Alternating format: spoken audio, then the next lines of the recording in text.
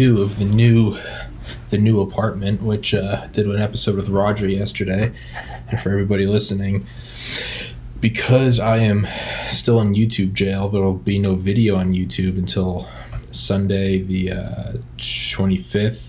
And because I don't have internet set up yet, we're using a little it's called the Jetpack. It's like 15 gigs a month from Verizon, which is part of my like continuity of government system. You know how I have my NORAD podcasts. I always have a couple fully charged batteries that I can run the laptop off of in case power goes out. And I have the Jetpack, and that's my continuity of government in case internet gets shut out. I didn't think about moving into a new apartment. I might have internet today. A guy came by, was going to come by, and then said he can't come by. I might have it in 10 days. I don't know. We'll figure that out. But for everybody listening, none of that's interesting. Point is, in a new apartment, don't have any of the sound absorbing shit up. So we're gonna just have echoey podcasts for like a couple weeks, unfortunately. It's the early days of the new studio, man. You know, you're getting a sneak peek behind the scenes episode right now. It is.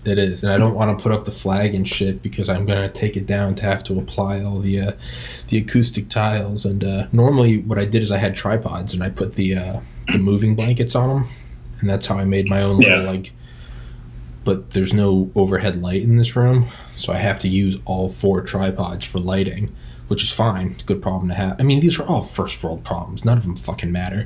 But you know what I did never use? I bought over Christmas, but it was a lot bigger than I thought it would be. That's what she said. Is this thing? It's by a company called Aston, and it's for like studios. And does the audio get better when I talk in here at all? Kind of. I would say move it back a little bit farther. See if it's like a dish for your microphone. Yeah, it's supposed to be for like at home recording studios. I don't know why in my mind I thought it was like this big and you just put it over it. No, this is for like when you release your rap tape. Yeah, so I can't really do podcasts like that. Like, hey, welcome to TPC. So instead, I'm just using it as like instead it's just a $300 buffer that I'm putting over here. But for everybody listening, that's why everything's still kind of janky right now, is because it's what I said to Roger yesterday. We're at that trope in the movie where everyone thinks the president's dead. And then, it's like Independence Day, and they end up getting like Morse code from Cheyenne Mountain. And they're like, hold on. Yeah. They're still alive. Like the 101st Airborne. Like, we have backup. And everybody's like, yeah. That's where we are right now. This is the Morse code coming in. It's like the podcast is still alive. That we're down and out. We're not at our best. But the podcast is still alive. There's still a shitty podcast coming. Don't you worry. So, yeah. So, and if you can't tell, obviously I'm speaking a little quieter until I get kind of soundproofing and shit, because I don't need to be waking up the people above, below, and across me because I'm screaming about Chinese Communist Party. Although maybe I should. That's a great way to introduce yourself to the neighbors. Maybe I should. Maybe I should physically wake them up and metaphorically wake them up to the threat of the Chi-Coms. So, with that 4-minute gay-ass intro, I was listening to my favorite, my angel, Tim Dillon. I was listening to an old episode of him and Ray Kump, and they always bring up 2 things on their early episodes: satanic cannibal pedophiles, and we need a war with China. And the thing about Tim Dillon and Ray Kump is they're both just these fat slobs. Tim's gay, and Ray is morbidly obese with a speech impediment, but they're both so fucking intelligent. So it just makes it that much better that you're listening to these just slobs. Better than the Weinstein bros, I'll tell you that. Dude, I know, right? So, but they always bring up a war with China. And I was listening to it in the shower, and immediately I got out and texted David, and I was like, we need to do an episode, because they always bring up, could a war with China save America? And Ray Kump goes, he's like, we need a war with China. And Tim Dillon's like, does it have to be with China? And Ray's like, it's got to be with China. It's like, it's got to be a big one. And that got me thinking, we need a war with China. And I was, because like this is what normal 30-year-old men do on, you know, their free nights, I started thinking about how we need a war with China. And I texted David and I was like, let's do an episode. And David immediately started hitting me up with ideas. And I was like, hold it. I want to save it for the podcast. I want it to be a genuine conversation. And it was very difficult for me to do that because I really wanted to talk about it. But David did his best and we both held back. So we've been edging for a couple days, but now we're ready for the gangbang. And this podcast, as always, is going to go in all sorts of directions we don't know, so just buckle up. But I guess we'll just start off the top of our heads. I think. Yeah, no, you know, one thing I just want to say real quickly. Sure. Anything that we go into, speculation and talk of potential shady actions. Is entertainment, and this is all hypothetical. Entertainment hypotheticals inspired solely by Maxine Waters encouraging us, and this is why I'm a Democrat now, encouraging us to be more confrontational, teaching us how to create a non-permissive environment, telling us where it's a department store or a restaurant, get up in their faces and tell them this country isn't big enough for the two of us, because 10 years from now, it's either going to be us getting put into camps and ventilated, or it's going to be them. And how do we put them in camps? Well, we need a China if we put China. Yeah. Right. Yeah.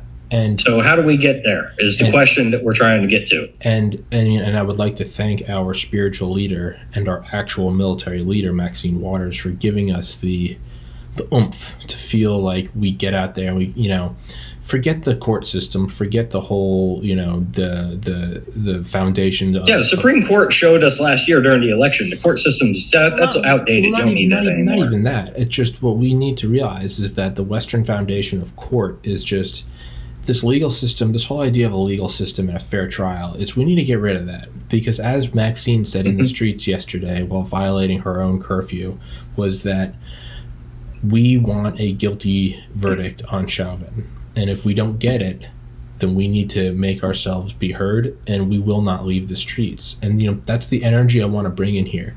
Fuck what the courts say. We have a verdict in our mind, and we will be physically violent to enact those ends. And again, for the DOJ and the FBI, this is one hypothetical and entertaining for the next 5 hours. Just, you know, Your Honor. And second of all, this is all in light of Maxine Waters. So if you want to question us, I would imagine first question her, because we're just taking our orders from her. That being she's the one telling us that terrorism is what we need to do if we want to get our goals done. And she's telling us the truth. Judicial supremacy and systemic oppression by judicial supremacy is the core threat to our country. It is what they're doing to essentially to murder us in the streets, essentially to gun down people. And this is why we need to defund any state actors that provide security for those that are advocating judicial supremacy. Yes, and and listen, you know, they took an immediate act, and for the record, for all you mouth breathing, room temperature IQ retards, David and I do not support Maxine Waters. She instigated a shooting at the National Guard last night. If she's not banned from big tech, I don't know what the fuck will happen. But for anybody who can't read between the lines, we're joking. But I was thinking, all right, and let me start. Is, you know, right after World War II, America, not only did we kind of bully the rest of the world and artificially suppress markets, but we also had a bunch of guys coming back from Okinawa, Iwo Jima, Guadalcanal, Battle of the Bulge, Normandy, and they came back just, you know, difficult times create tough men.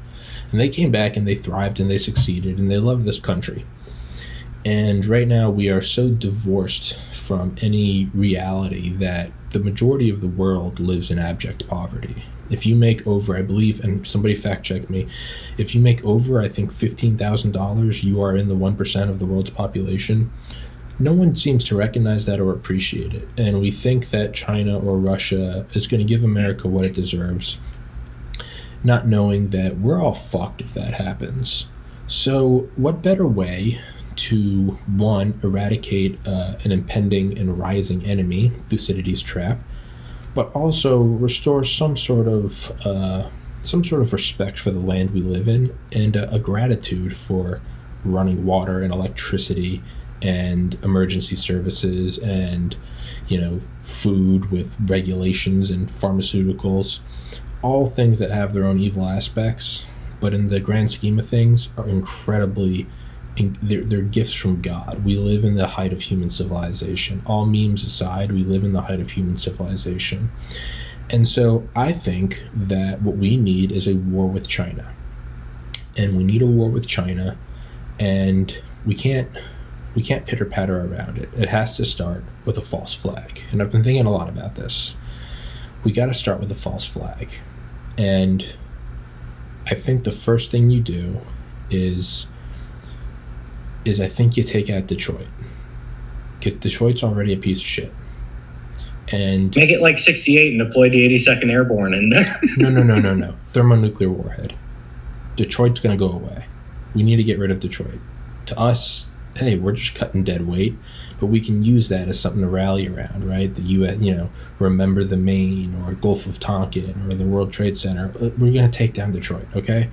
So, but we have to be careful, because if we do a false flag with a nuclear weapon, we don't want to accidentally trip off a global thermonuclear holocaust.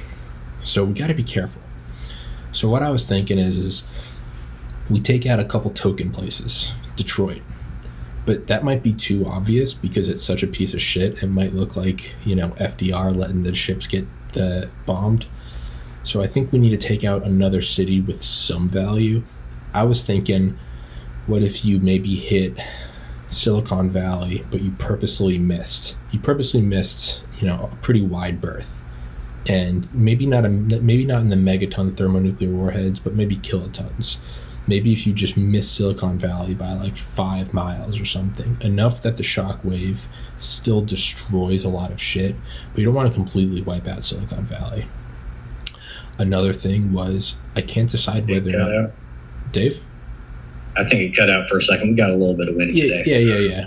Hey man, and I'm hanging on a thread with my 5G, whatever the fuck we use. So it's just... So I say take out Detroit, and I think you miss Silicon Valley by like 5 miles.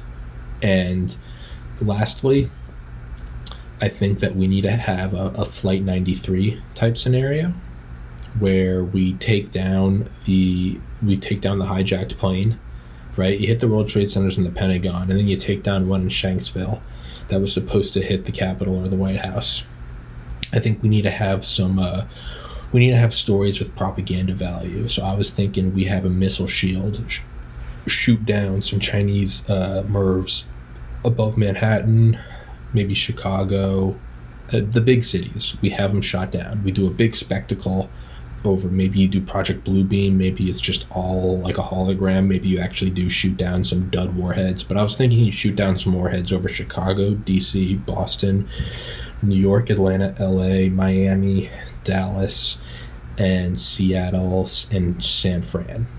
And I think that and maybe you do a low yield burst over Cheyenne Mountain.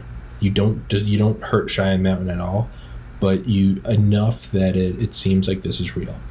And then before I hand it over to you, I think we also need to pull in some other world powers into this fight. We can't make it very obvious. So I think Japan needs to get hit. I was thinking maybe Kyoto, because we were supposed to bomb Kyoto instead of Nagasaki. So I don't know, maybe we just, tie off that loose end. I think you take out Kyoto. I think you hit Hong Kong and Taiwan with some very low yield warheads. Again, you don't want to wipe out everyone. You got to have something worth fighting for. I think you hit New Delhi with a 9 megaton warhead. I mean, full on, just like 100 million dead. Because we know they want some space from India. I think you hit Paris. I don't know if you want to take out the Eiffel Tower, but we need to have an iconic thing. Like the World Trade Center's burning, we need to have an iconic thing. I don't think you hit Pearl Harbor, because you don't want to double dip. You don't want to take... We already did that false flag. So New Delhi is where the the vast majority of the deaths are going to be, and that's also going to form the Indian-American alliance, because we need that bulwark. Well, that already exists, and there are back channel for working with Russia anyway, so that's a very important back channel. Last thing, and then I'll hand it over to you. I don't know if you hit Russia, because Russia's not stupid, and they might not like our false flag. They might. That would be a very bad idea. Maybe we kind of signal to Putin, hey, it's 1945 all over again. How about you help us and we'll cut up China? So, and this is going to get right back into what I was going to get into anyway. But once again, and I love that you just go straight to the top, over the top plan for this. Like, I love that. A for effort there. I love everything about that, but there's a few things that we got to focus on before we can get to that. Okay. Because one thing that we definitely need if we're going to accomplish any kind of false flag is you need your Mockingbird media in lockstep to back your narrative and to control that narrative. And the biggest problem we have right now is that our media is doing everything they can to run false flags against us on China's behalf. Mm-hmm. So when we talk about, the idea of a false flag, the idea of hitting targets that, nothing of value is really lost, when you hit those targets. So let's say Antifa puts together a 300 blackout Beltway sniper rig and they take out Mitch McConnell and his Chi-Com handler wife, right? Nothing of value is really lost there.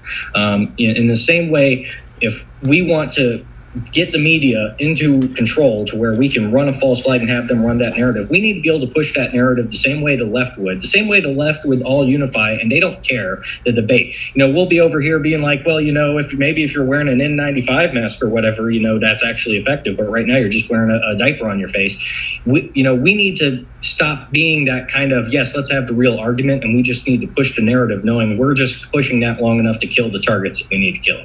And so we need to capture the media first. And so that involves essentially running smaller scale false flags to turn the population against the media and to make the media afraid of being against us. We want them more afraid of us than they are of China.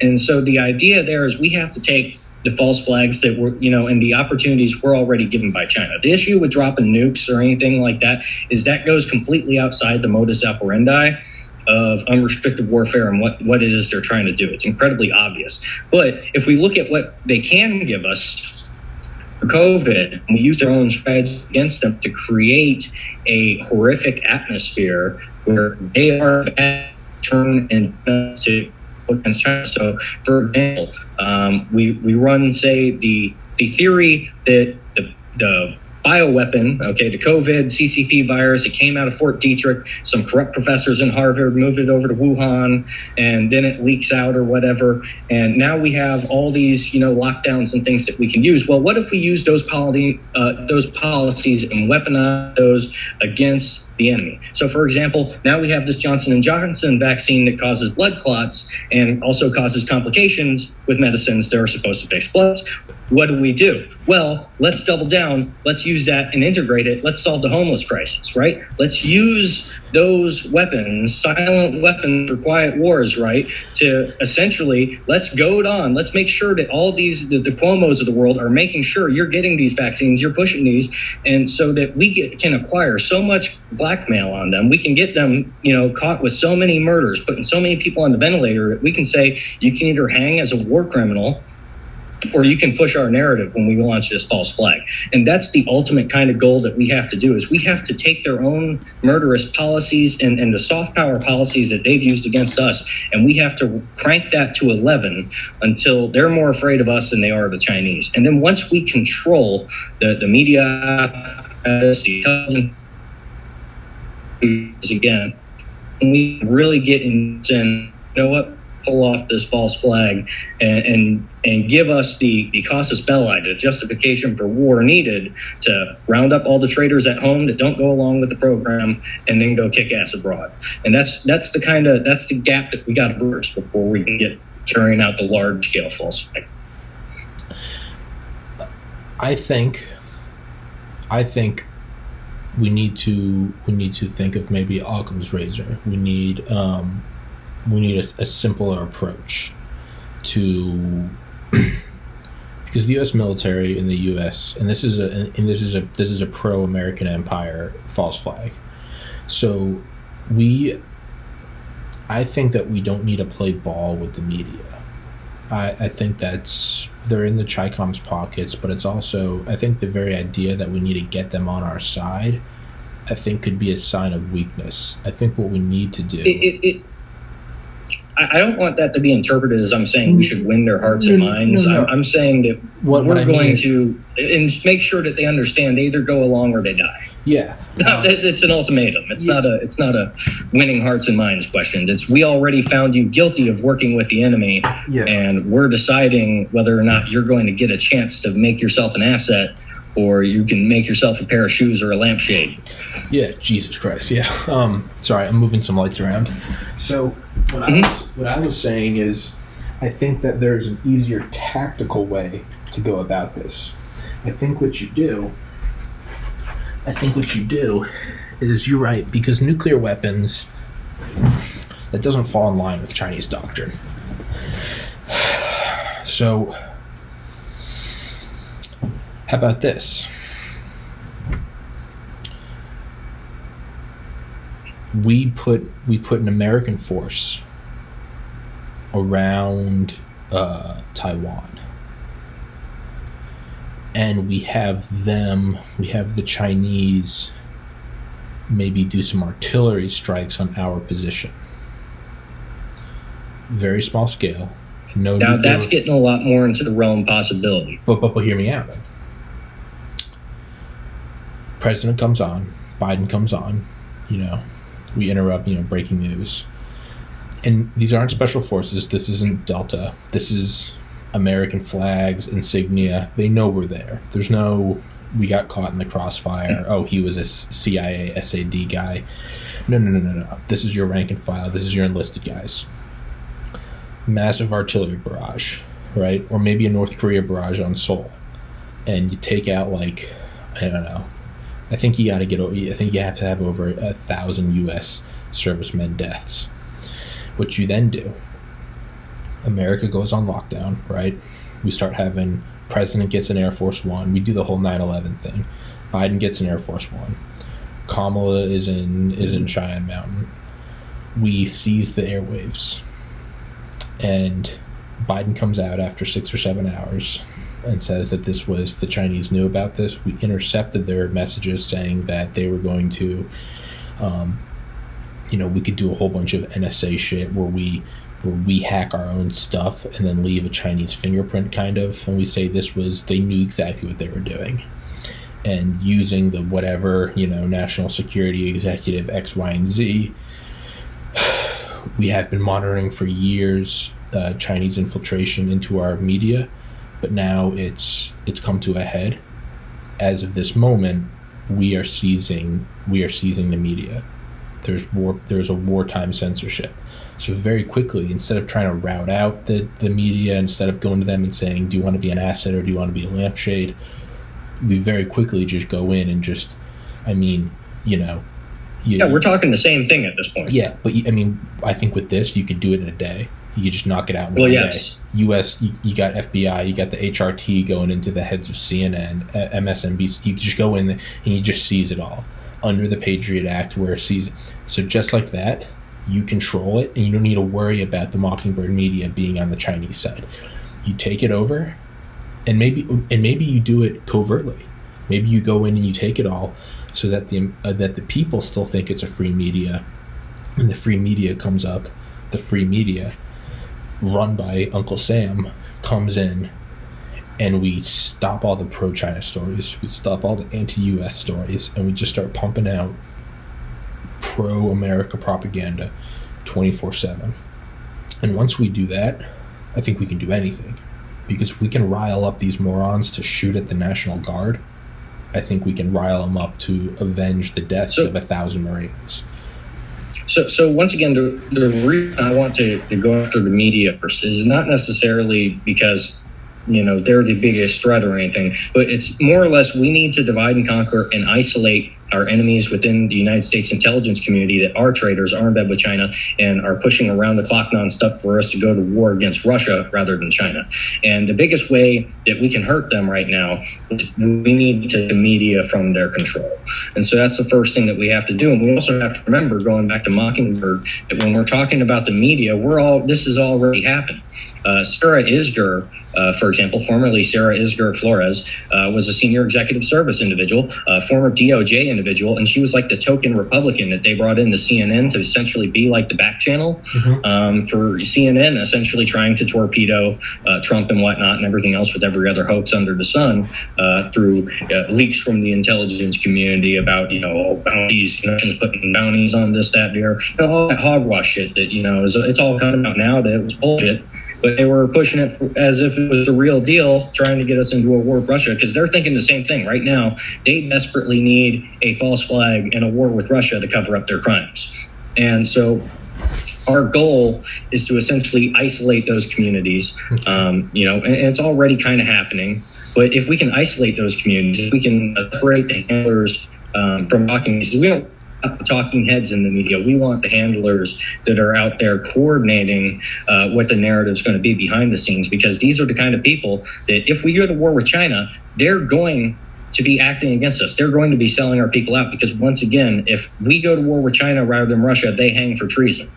Okay? If we go to war with Russia instead of China, we hang for treason. It's a zero-sum game. 10 years from now, one side is going to be in the camps getting put down, and it's not going to be us if we have anything to say about it.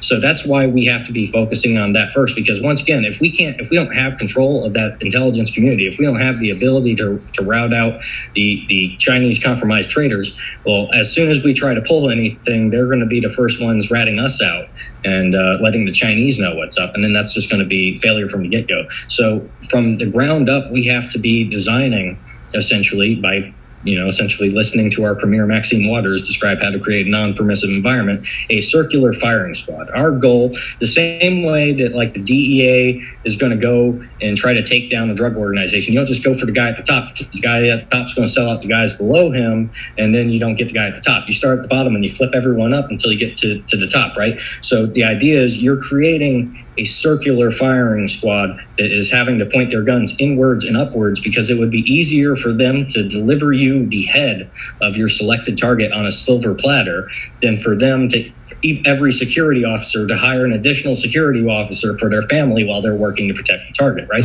That's war of attrition. That's grinding down their economy. That's taking the enemies and their entire family out of one tax bracket and into another and punishing them because, they had to be the motherfuckers that sold us out. And once we can essentially create that non-permissive environment, create that atmosphere of fear for them rather than us, making them the ones that are reactive rather than us, right then we will have the control of the narrative to do what we want to do, whether it's like a full-scale dropping nukes on stuff, or I would advocate you need a lot less. For example, if we watch what happened when essentially a tanker or a cargo ship essentially stopped in the Suez, right? Well, what if we essentially just simply had some combat divers attach, some explosives to the bottom of, some shape charges to one of those tankers, and we pin it on China. And guess what? The entire world economy just crashed because of China.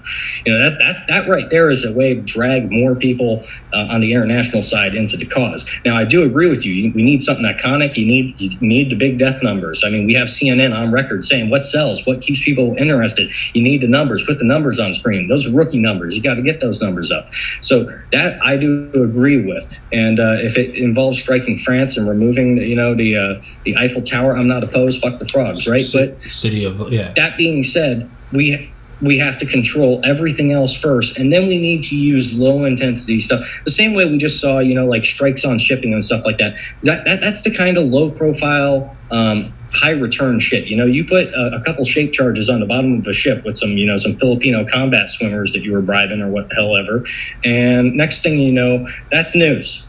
That's big news, and you're forcing the business owners of the world, you're forcing the stakeholder capitalists of the world to consider their investments and consider what side of that they want to be on. And that allows us to create the environment where we could do something wider scale to kick off the full. I think we could start very small, actually, I think we could come out with irrefutable evidence that COVID was a Chinese bioweapon, and not only that, because there's two sides to it. Was it a bioweapon, and if it was it released intentionally? Because all sarcasm aside, I mean, we're always researching bioweapons. If it was an accident, then we can't. What we need is intentional evidence that I think we could say COVID. We could say it was an intentional bioweapon to halt the United States economy. What we'd have to do is, everyone on the right already views it as that was a shot against Trump. What we'd have to do is we'd also have to frame COVID as a shot against Biden and Kamala, so we can get the left on the side. We would have to follow up with irrefutable evidence. Maybe we could have one big drop about fentanyl, that being a new form of warfare. So now everyone that maybe is apathetic to politics, maybe you're in a small town, but if you're in a small town with one of those just kind of, the town's been gutted, everyone now knows a fentanyl fatality. You pull that in. We need to get everyone feeling China. Let's make that a war casualty. Yeah, make it a war casualty. So I think we can do this without necessarily going with the big megaton warheads. I think a third thing would be, this is what I think. I think we have to hit maybe like the International Space Station. That's what I think. Hear me out. The imagery of it. I'm not opposed. Yeah. Think about it. I've been thinking about this a lot, actually. Think about the imagery. It would kind of be like Columbia, right? Streaking. We could have it maybe do like five orbits around the world, so everyone sees it. You'd have just like 9/11. You'd have these camera shots that would be burned into the minds of everyone for decades. You'd have it during the daytime and the nighttime, both sides of the world. Just this bright streaking thing. Maybe you could even make some fake audio files, and you could have like the astronauts calling home to their loved ones or something, right? They'd already be dead, but you would just have these fake things, right? These pre-recorded messages calling home to their loved ones, and it's an attack on everyone, right?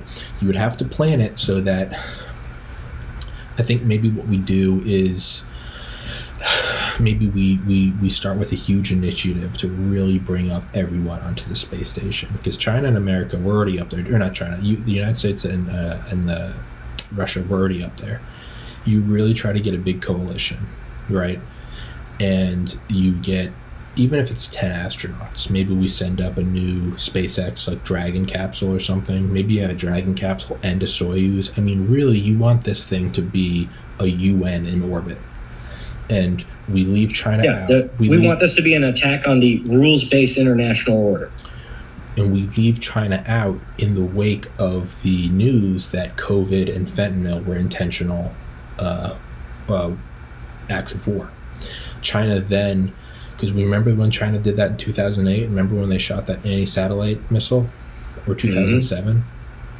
And then America shot down one of our satellites completely coincidentally just to kind of flex nuts on them.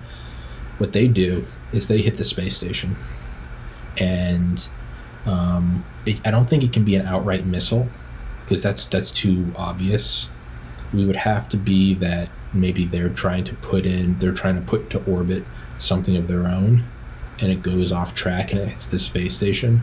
And whereas they would say it was an accident, we point out, like, if this was on a highway, sure, that would be an accident, but there are rules about orbit lanes, like you can't be within 10,000 miles. Like, this was an act of war, and we say it was a defunct satellite. We say this was an act of war. Or maybe, I don't know, do you go all out missile? Do you think you go all out missile?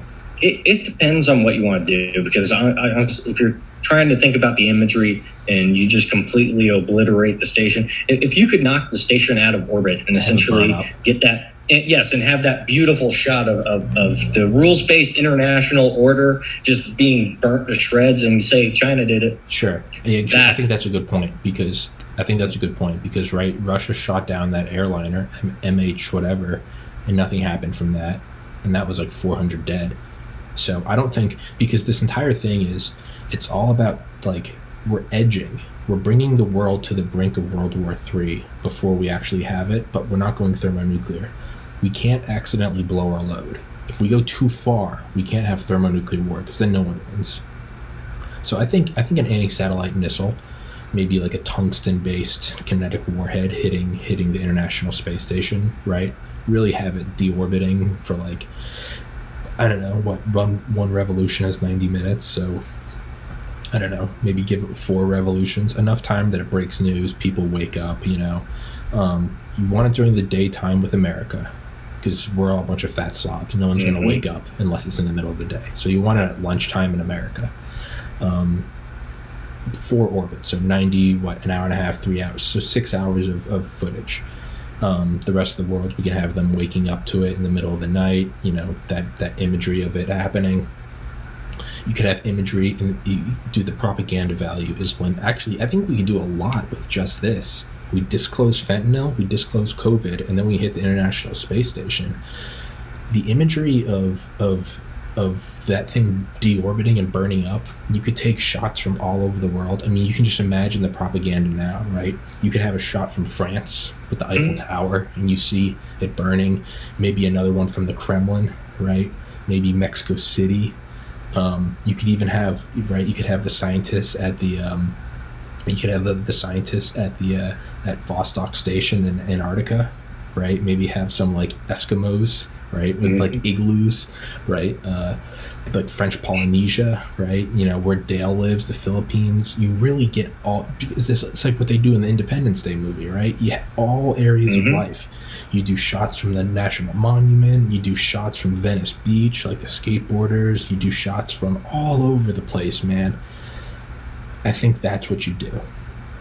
And that's how you create an event that everyone remembers where they were that day. And know you do? You know when you do it?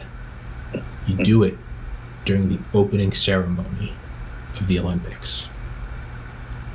So everyone is once again, going back to the COVID conspiracy, I always love to bring up the fact that, you know, it's just a coincidence that the 2019 military games, just military athletes from all around the world just happened to be there when the outbreak happened. You know, that wasn't a targeted attack at all. That's too esoteric. This has to be digestible to the masses.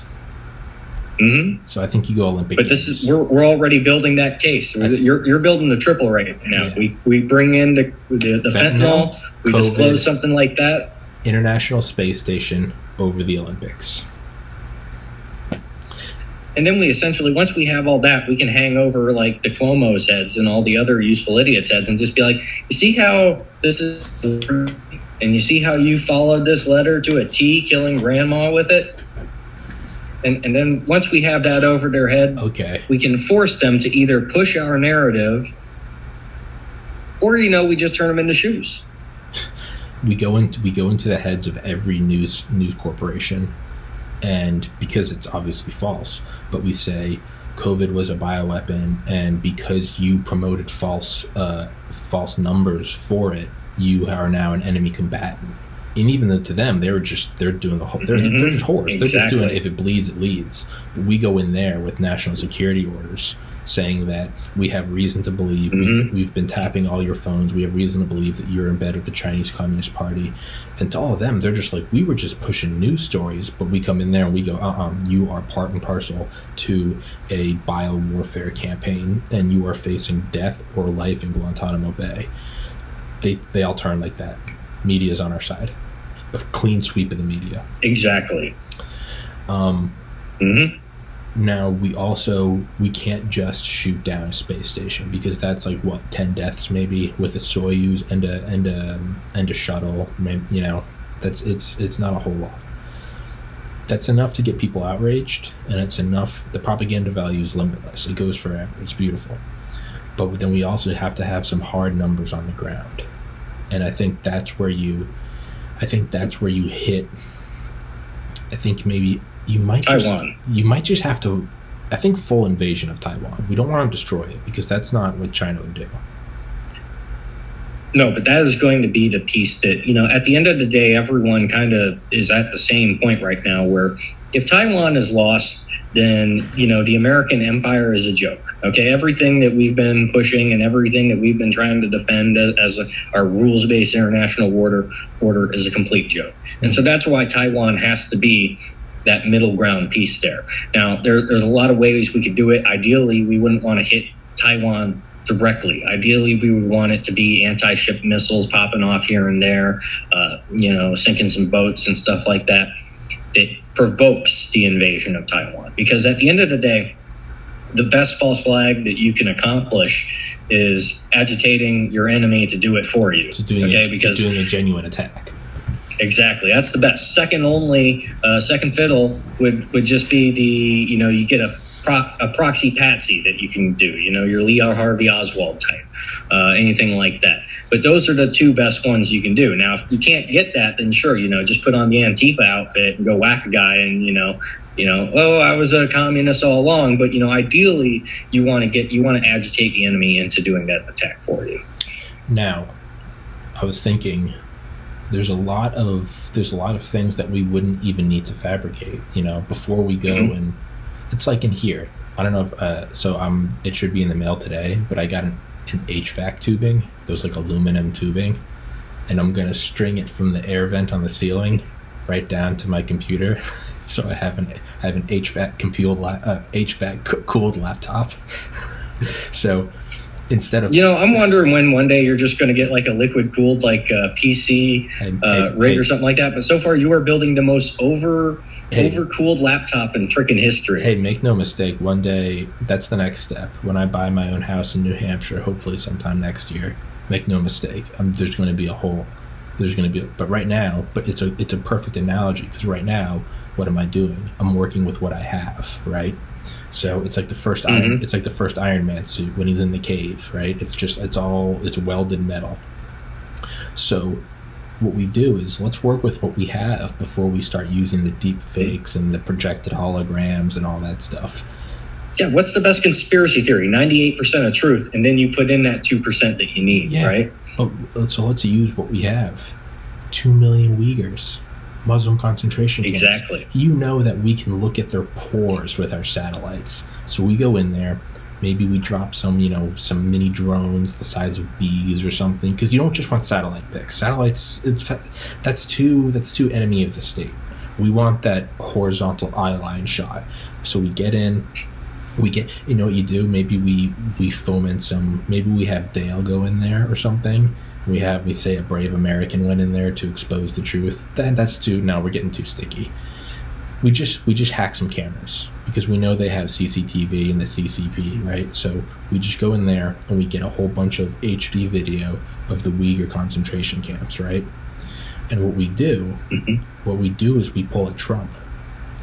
We say they have 3 million Uyghurs, knowing that they only have 2 million. Hoping that China tries to defend their position and say we only have 2 million, not 3 million, but not denying the existence of the concentration camps. So we hit them with the fentanyl, the COVID, we knock out the International Space Station, and while we're doing that, maybe like a week later, we drop all the news about the Uyghurs in the concentration camps. But we have to have a justification for releasing that video, because the question will arise, why didn't we release the video earlier? So how do we do that? That's a really good question, and really one of the people that you're going to have to bring on board there that would be really helpful, going back to Eric Prince and the fact he was running Frontier Services Group, which was essentially our military industrial complex and our private defense contractors forming a joint venture with China. And to an extent, he's been one of the lead elements that was providing security in Xinjiang, training security forces in Xinjiang. And a lot of what we know about activities and black sites and stuff in the region comes from Eric Prince's intel, going back into our mainstream intelligence community. And one of the other things that we have to keep in mind is, I know a lot of us like to think about Taiwan, but we also shouldn't forget about Mongolia. Mongolia and the Mongolians have been oppressed for a very long time too. We can go back to 2012 and look at their elections. We can see a lot of similar fortifications starting to happen as far back as 2012 there. So there are a lot of Mongolian groups that we could also use as proxy patsies and whatnot to essentially provoke the Chinese from within. Okay. And that would be that is another way that we could go about maybe not just having good footage of that, but hey, this is, going back to Star Wars, many Bothan spies died to bring us this information. Well, maybe Eric Prince doesn't want to go out and testify, to how he got all the footage of black sites and whatnot in China. Maybe we have some incredibly brave young Mongolian wannabe insurgent that wants to liberate his country, and he's the guy that, that got it all. And we promote him as our savior and our lovely partner from the Mongolian area that wants to free his people. That's another way we could go about doing that. That's beautiful imagery, because that conjures up running from East Berlin to West Berlin. Exactly. So let's hit it on another angle too, because there's also the region of Balochistan in Pakistan. So one of the things that's happening there, they're right on the border with Xinjiang province. So they're watching their cousins right across the border essentially get genocided. And we want to punish Pakistan anyway. If we look into what the Democrats were doing, if we look into the shady intel with Imran Awan and the car dealerships and all that, PAC-ISI has always been MI6's kind of watchdog in the area. And as a result, they've also been really good at infiltrating our political leadership and running that against us. So how do we hit them best? Well, Balochistan and the people of Balochistan have a lot more in common with India and Xinjiang and the Turks there than they really do with Pakistan. And so that's one other angle that we can hit, is we could also say, hey, I believe they're called like the Luris, if I remember. I'd have to go back and read the paper. But essentially, they're a class of gypsies that exist in Balochistan. They're usually essentially their patron is either a blacksmith or a goldsmith, but they're bards and they're gypsies, and they're supposed to be taken care of by their patron. They play the drums and whatnot. But what's really important is their patronage and who they're supposed to, their liege would be, is often across borders. It could be in Xinjiang, it could be in Iran, it could be over here. And they're actually allowed to go across borders very easily. They're also the kind of people that are viewed as the neutral party. So when tribal conflict breaks out, they're the ones that are going in and pulling the wounded and the dead off the battlefield and stuff like that. So these are really good back channels that we could also be using to, say, promote heroes that have seen what is happening to their cousins in freedom fighters, Turkmenistan, aka, yes, these are our freedom fighters, and these are the people that could be coming out and saying, hey, I got the evidence. Hey, it doesn't matter that we dropped all the evidence in their lap. These could be, they're just coming out and saying, look, this is what's happening to my people, right? That's what's going on. So those are three different angles. There's the north, we have over on the west, and then we have Taiwan over here. So we have a bunch of different angles that we can play there to kind of get that outcome, and that's the way we want to kind of hit them. Okay. And I think it's important that everything we use is new. What we don't want to do is we don't want to try to pin 9/11 on them. We don't want to try to pin the Mandalay Bay shooting. We don't want to try to pin. We don't want to bring up Trump. Leave Orange Man out. We've exhausted that resource. We don't want to do any of that, because that's all, we don't want to pin Epstein on China, because regardless of who it's pinned on, the reality is all those things their shock and awe value is gone. They have now been digested in memory hold, right? So those are all done. We need new. Fentanyl, COVID, those are, I'm directly contradicting myself, we are resurrecting the old. But within the same week of doing that, we're going to take out the ISS. And I think that will be a Chinese response to us shedding light on COVID and fentanyl, which honestly probably are China. There's probably not a whole lot of fictitiousness there. No, it's not. If we study the history of what they call the century of national humiliation, which is the cornerstone of Chinese nationalism, going basically from the period of 1850 to 1950, and talking about the Opium Wars, which this is exactly what they're doing to us because we used to do it to them, the Boxer Rebellion, which if you look at the 8-nation alliance that went in there, it is all of the actors of World War I and World War II that were fighting each other. We're all on the same side to go in and make sure that the Chinese were taking their opium. So we have all the proof in the world to say, hey, these guys not only are, this is a doctrine, but, we were the ones that gave them the doctrine, so we should know better ourselves. So you don't need to fabricate that. That's the best weapon we have, is that's already the truth. Now, I think we have to keep turning the dial up slowly. I don't think this is a 9/11.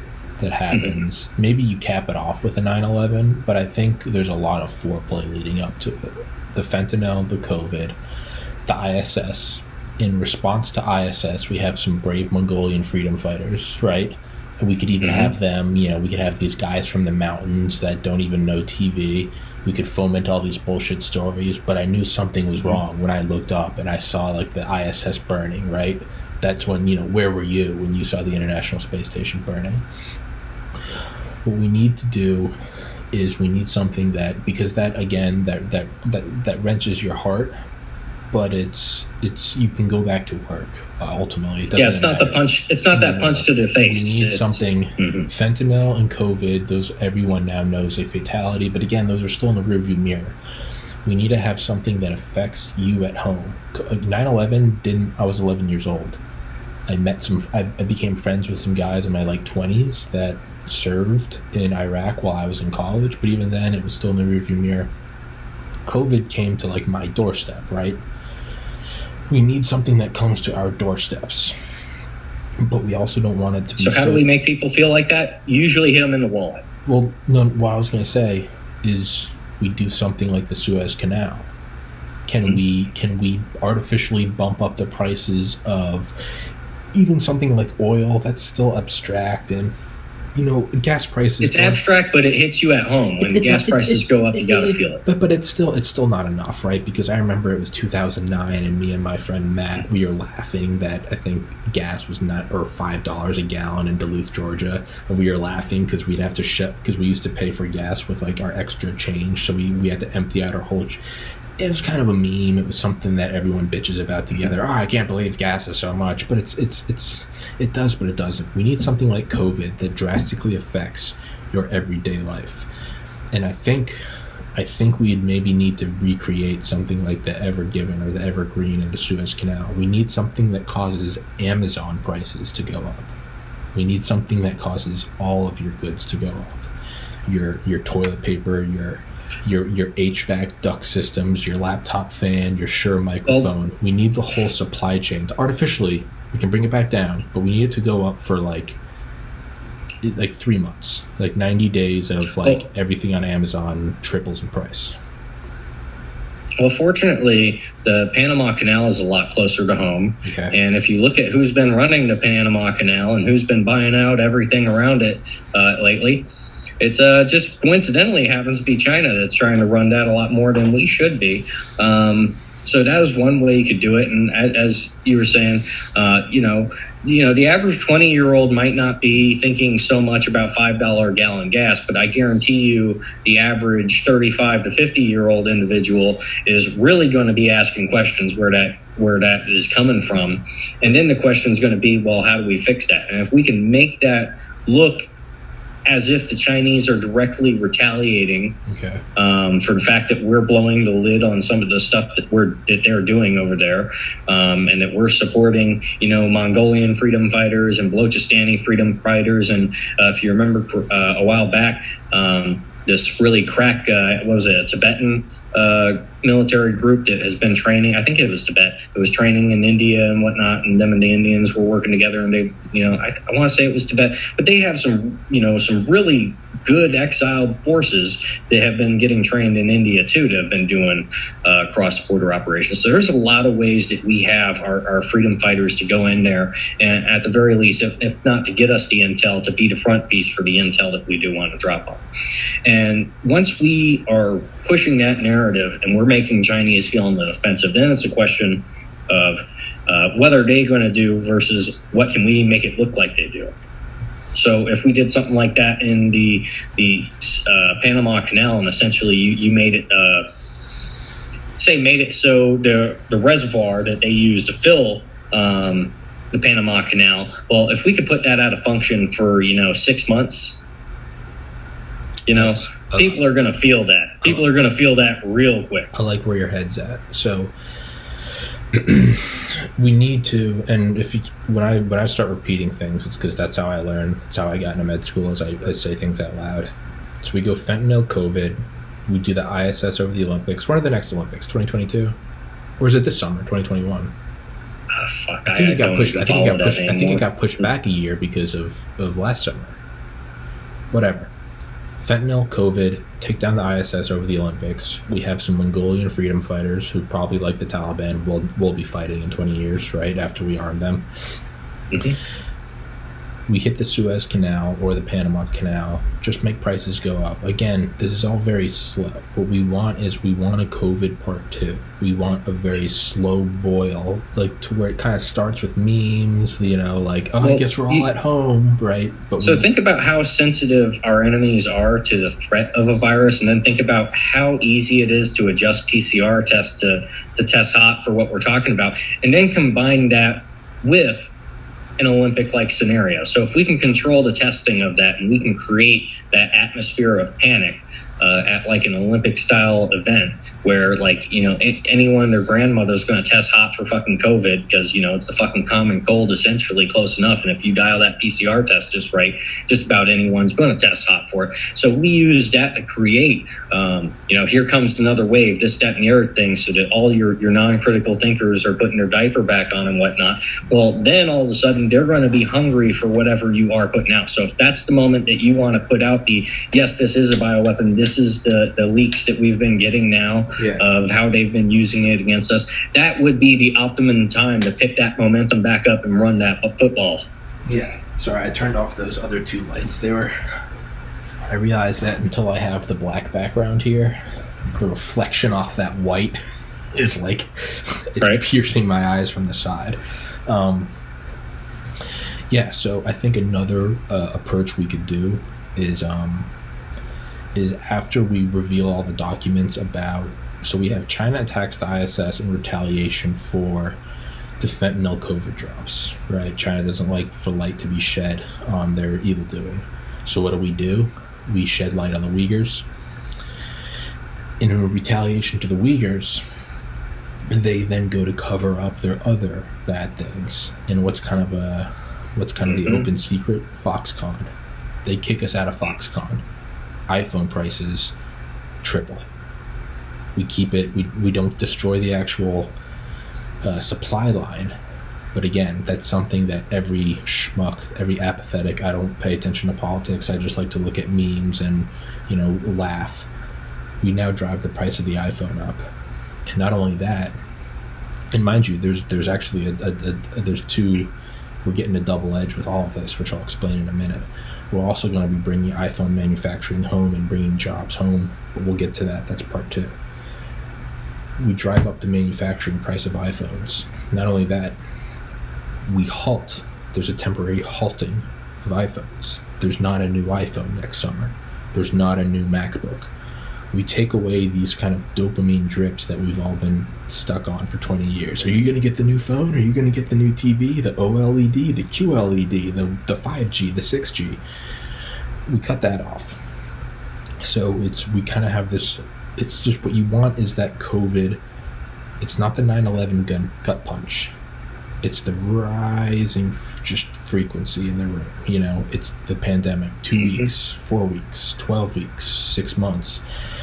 Okay, I haven't gone to the bar. I haven't gotten laid in 6 months. When's the next time I can go to a football game? You start affecting the people that normally don't give a shit. The bros that never once pay attention to politics. Now they're going, what the fuck? There's no March Madness? What the fuck? I can't go watch opening day? I can't go watch the Super Bowl?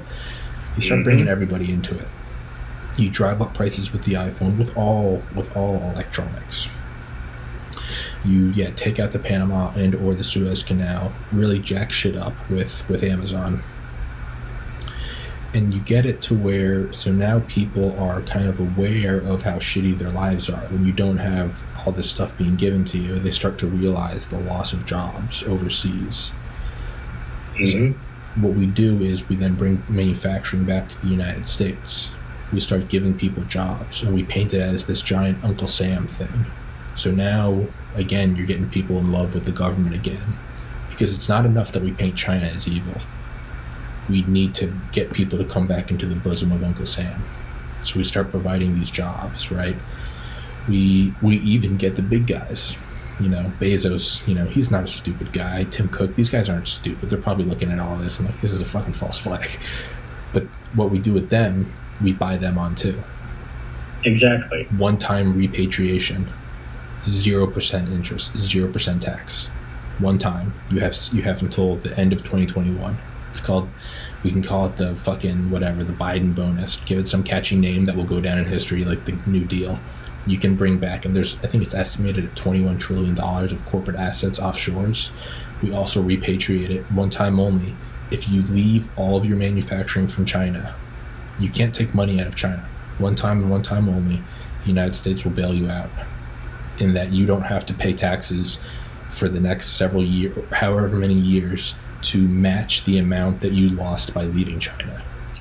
Exactly. And that is the carrot and the stick. And the idea is, hey, here's this sweet deal. It doesn't even suck that much. We're going to fluff it up for you. We're going to make it nice. You can either come back, run everything here. You can still be an oligarch, or you're an enemy. You can be on.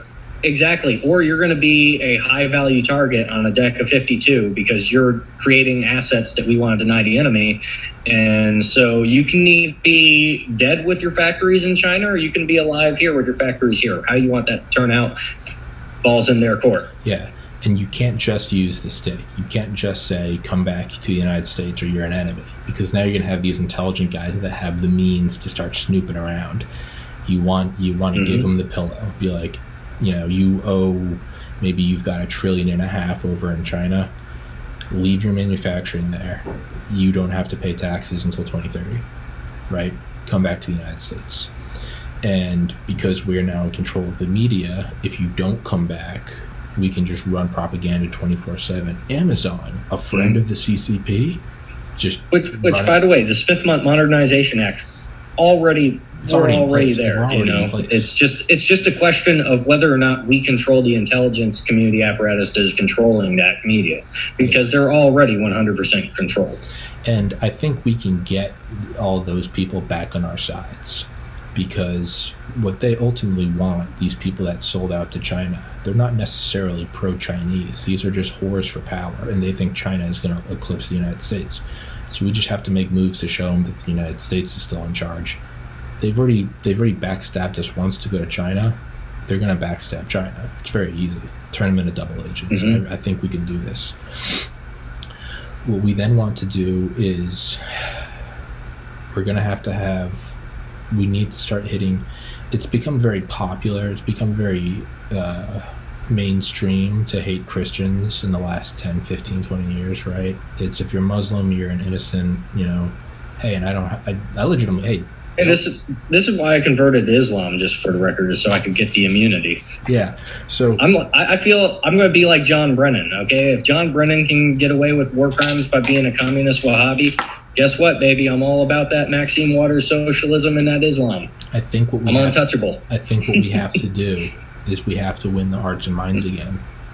Mm-hmm. I think China hits the Vatican. We have to have them, hear me out, we have to have Americans looking at our... I like that. That might be the best idea you've had today. I like it. We have to have all the Americans, all the green hair, nose ring, they got to look at the evil white man, and they got to go, oh shit, now they're being attacked too, right? Because it's... And the funny thing is, they all love that Pope. Yeah, exactly. You kill Francis, right? And we could do a whole propaganda. We'd have a whole thing with that too. That's the iconic imagery, right? St. Peter's Basilica collapsing with Chinese fighter jets streaking overhead. It's right. Maybe you even gas it, right? Or maybe you do maybe they do some like incendiary bombs, right? Maybe that's their payback. They say, this is for whatever. This doesn't even match up, but they say this is for firebombing Japan or something. We have them firebomb the Vatican. The imagery of like hell coming to earth and burning the Vatican down. Well, so this is a very, getting into Christian persecution in China is very real. So that is an angle that we can 100% play up. And another thing that's very worth just keeping in mind, if you're ever keep talking. I gotta pee. All right, so just for the record, if you're ever in like a foreign country or whatever, and just because we're on the subject of persecuted Christians and whatnot, I don't care whether or not you agree with these people or disagree with their thoughts on everything. But if you are in a foreign country somewhere and you happen to know that the Jehovah's Witnesses are active there, well, A, they translate more of their material than just about any other group out there, and B, they are obligated to talk to you and essentially debate you as long as you engage with them, and if you're polite, they'll they'll most likely give you a safe house. So that's one way to essentially be building Christian communities and Christian insurgencies within China and within other countries to use against them. But going right into, what we were talking about Mongolia, what we're talking about with Balochistan, what we're talking about with Falun Gong. All these groups are already being hunted down and dealt with. So it really, and you look at how the Catholic Church has to operate there. Essentially, they have to have all of their senior individuals essentially approved by the party. So these are definitely ways that we can essentially run this. Now, I don't think, going back to the modus operandi, why does essentially dropping a bomb on the Vatican not work? Well, the same way dropping a bomb anywhere else, it just doesn't really fit in. If you know what unrestricted warfare is, the entire reason of what China is doing is to not get caught doing something like that. But that being said, there are tons of ways that we can manipulate that and weaponize that. So, for example, you've probably seen, if you're following closely, you see all these kind of like stories of Chinese police essentially going to Italy and working with the Italian cops there. And you see a lot of news stories about how mainland Chinese tourists are incredibly rude, and they don't really like a lot of the cultures they come across sometimes. So essentially, we could go back to Operation Gladio kind of playbook and not necessarily drop a bomb on the Vatican, but we could essentially run the playbook of, hey, here's some Chinese mainland tourists that really hate the Christian church or whatever, or the Catholic Church in this case, I should specify. And they start carrying out low-intensity terrorist operations against churches there. And that's another and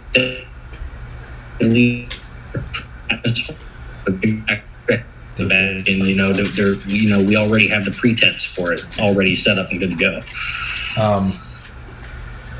So yeah, I think you hit the Vatican, but now when we hit the Vatican, well, now we're into all-out war. So we have to. What is the thing that leads to the war, right? Fentanyl, COVID, ISS during the Olympics, Suez Canal, Panama Canal, the Mongolian freedom fighters, all the imagery of the Uyghurs, right? I mean, you could play that up as Holocaust Part 2, which it is, but you could play that up Part 2. Not only that, we could leak we could also add validity to our false flags, because what we don't remember, we're building an empire. What we don't want is our false flag to be able to have holes poked in it in 20 years. So what we do is we start releasing documents about what happens to, we make all these claims about biological weapons testing they're doing on the Uyghurs that are based on nothing. But what we do is we leak documents, typed up and made to look modern from Unit 731. And because the biology is the same. So in 20 years, when, people start trying to poke holes in the 2021 conspiracy, I'm a 2021 truther.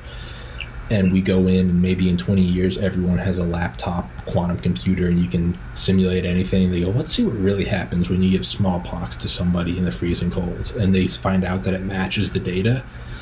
We want it to be very real. So what we can do is we can leak all the Unit 731 data, because that's a limitless trove right there.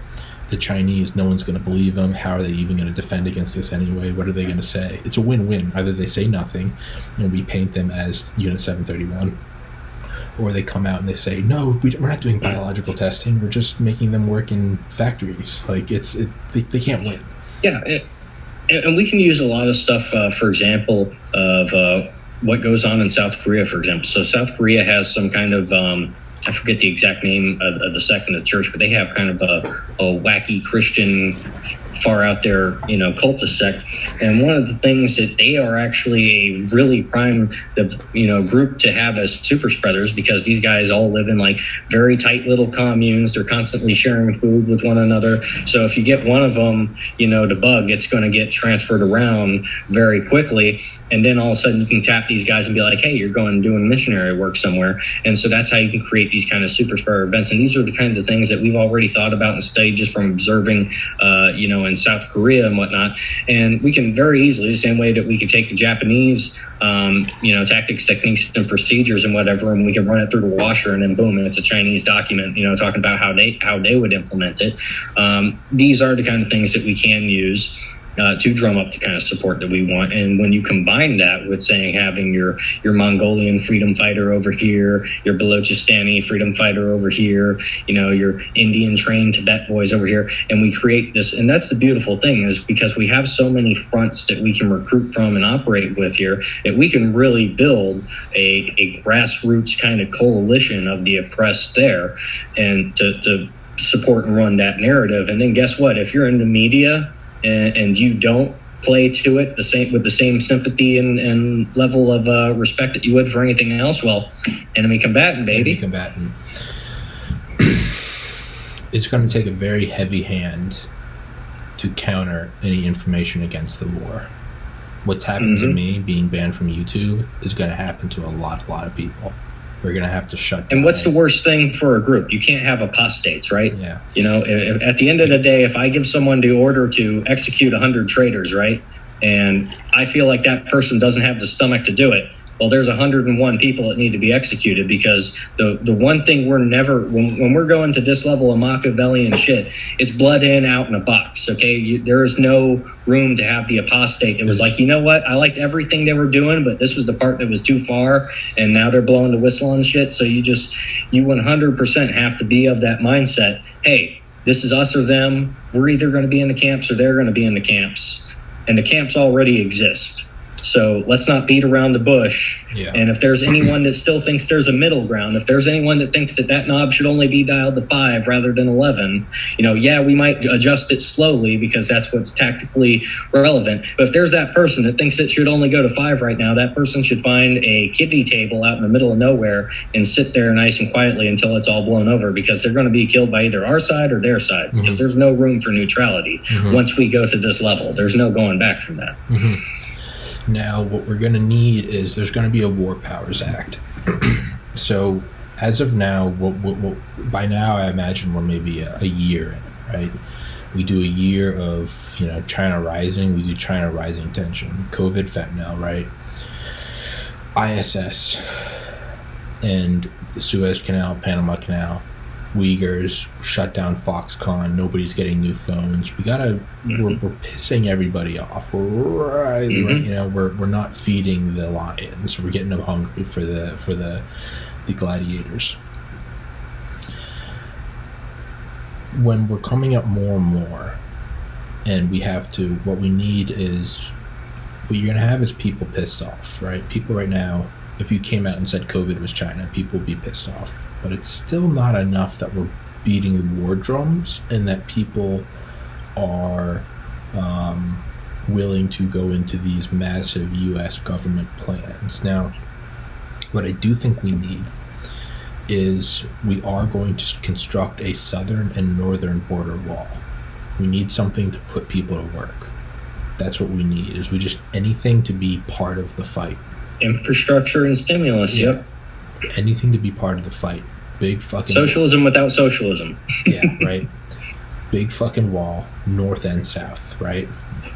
We could have China infiltrating the cartels. We need already happening. We need a southern border wall. We'll have Biden come out and say we need it. We also need to heal a division. What we need is Biden has to appoint Trump to something. We have to get rid of the division. We have to have something to where it's like when you're at like a dance in high school or middle school and the guy goes and asks the first girl and then everyone comes in and starts dancing. We need to have Biden and Kamala come out and make peace with Trump. Well, it's the only way. I don't think that we're never going to get that out of the Biden administration, the Kamala administration, just because they're already in bed with the far left. We're talking about shooting down the ISS during the Olympics. I know, but we also have to think about killing, those people, because they're not going to be our side. If we're going to have a Democrat that brings unity, it's going to be someone like Tulsi. Okay, we need a CFR. This isn't the White House. This is the deep state is orchestrating this whole thing. Yes, the White House is going to do as they're told. Yeah, and so, but either way, to have that figure, because at the end of the day, you can't heal that kind of unity. Even if Biden does, appoint Trump to something, or you do something like that, nobody's going to believe it out of the Biden administration. You need a populist from the left. You need that Council on Foreign Relations, Tulsi Gabbard-like figure that can come in and kind of bring that back together. Because right now we need fresh faces. We need all this bullshit that we've seen. We need them to just go off. We need the hook to come out and pull them all off stage, and we need fresh new faces that are prepared to engage this threat. I think what we need, though, is you have to strike while the iron is hot. It's what people used to say about working with Steve Jobs. Was he had, what was it called? The field of what was it called? People said that if you were around Steve Jobs, there was like an actual like disturbance field. It's when you were in his vicinity, anything felt possible. He just saw how it could work. It's honestly, it's why I always try to be like positive, is because my aura is blue. What was it called? The Steve Jobs field of Steve Jobs field. Yeah, you have to believe you can do it to even start to do it. Wozniak used to call it the reality distortion field. You'd be in his and he would be like, we're going to put 10,000 songs in your pocket, and people would be like, that's not going to work. And then they go meet with Jobs and they'd be like, it's going to work. You have to strike while the iron is hot. People are going to be so emotional when the ISS is burning up, when it's becoming clear that every COVID death, fentanyl death, we have those running on the screen 24/7 right now with the COVID pandemic, right? You go on CNN any day. I was just at the gym this morning. CNN, they have it every day, total COVID deaths. You just switch out COVID deaths with CCP fatalities, with bio fatalities. We come up with a new term, maybe like the new normal or something. We're all in this together, build back better. We make some bullshit thing. We have those deaths up there. I think even if it's just once, you have to have some sort of marriage between Biden and Trump, even if it's all on paper. You play their game. You go to Biden, you say, hey, you're going to go down as the greatest president ever. You fought back the CCP. You go to Trump and you go, hey, how about you get to contract the wall? You play their game. You have to have it. It's the only way you're going to get us all to stop being at each other's throats. We cannot fight China otherwise. You don't have to sit on it. You don't have to dwell on it. We don't have to hammer that home. But I think you do a one-day thing where they kind of bury the hatchet. After that, we're not going to waste any more time on it. But I think you have to have some sort of, they're the enemy, not here. It's the only way it's going to work. I agree with the entire premise. I just think that it would be more effective to say, let that build up and say 2024.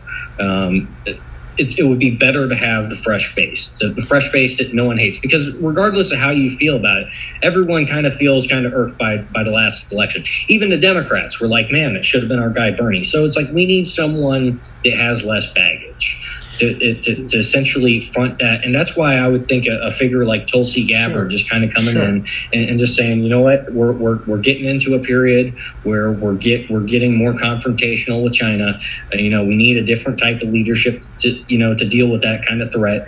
And we already know that the Democrat Party will torpedo their own candidates to promote someone else anyway. So if we're talking about getting the deep state on board anyway, it wouldn't be so hard to say, have Tulsi come in and kind of run that ticket. And that's someone that no one really hates. Yeah, there's a lot of Republicans that are like, yeah, she's on the CFR and I'm skeptical. But at the end of the day, you're going to get the Tim Pools. You're going to get all the enlightened centrist types. They're going to get behind, that kind of party and back that play. And from there, we can start to build that middle ground in that coalition where Tulsi hasn't left a terrible taste in anyone's mouth. She hasn't screwed anyone over. Okay, the Republicans and the former Trump people aren't going to be like, man, we got screwed out of the election. The Biden, and the Bernie bros aren't going to be panicking. And so it's the idea about, if we can have them kiss and make up, that would be the most beautiful thing in the world. I'm all for it. But at the end of the day, I would just be happy with just slowly pulling them out of center stage and replacing them with someone that is just fresh face, less baggage. But I don't think they're mutually exclusive. I think we can do both. I don't think so. But if we can get accomplishment, it would be great. Hear me out. This isn't all for naught. This isn't some happy-go, fuzzy. This has a tactical thing. Yes. Just like the black box monolith, we are also not a monolith. China's not just this isn't going to happen in a vacuum. They're not stupid. If they're smart enough to conduct the 100 Years' War, they're going to see what we're doing. they're going to start looking for wedges in the United States, and they'll find wedges. We can't hand them a wedge on a platter of the election was stolen. We can't have that. We have to do our best to put some flex seal over that. How else do you do it? You have Biden and Trump go on Rogan. It doesn't have to have any substance. Just fake fuzzy emotions, some shitty jokes, whatever. And it comes out that you have Trump, you have Rogan go on there and be like, Trump, if you thought the election was stolen, why didn't you have the Marines, surround the White House? You paint it as Trump was read in, and he understood that they had to the whole thing's horseshit. It doesn't matter. People are going to poke holes in it. It doesn't matter. You just make it some bullshit Oprah interview, kind of like when they brought on the security guard from Mandalay Bay to go on Ellen. It doesn't matter. As long as 95% of retards take it in, don't worry about the 5% dissenters. We don't need to worry about guys like you or I or Dale or Claire poking holes in it, right?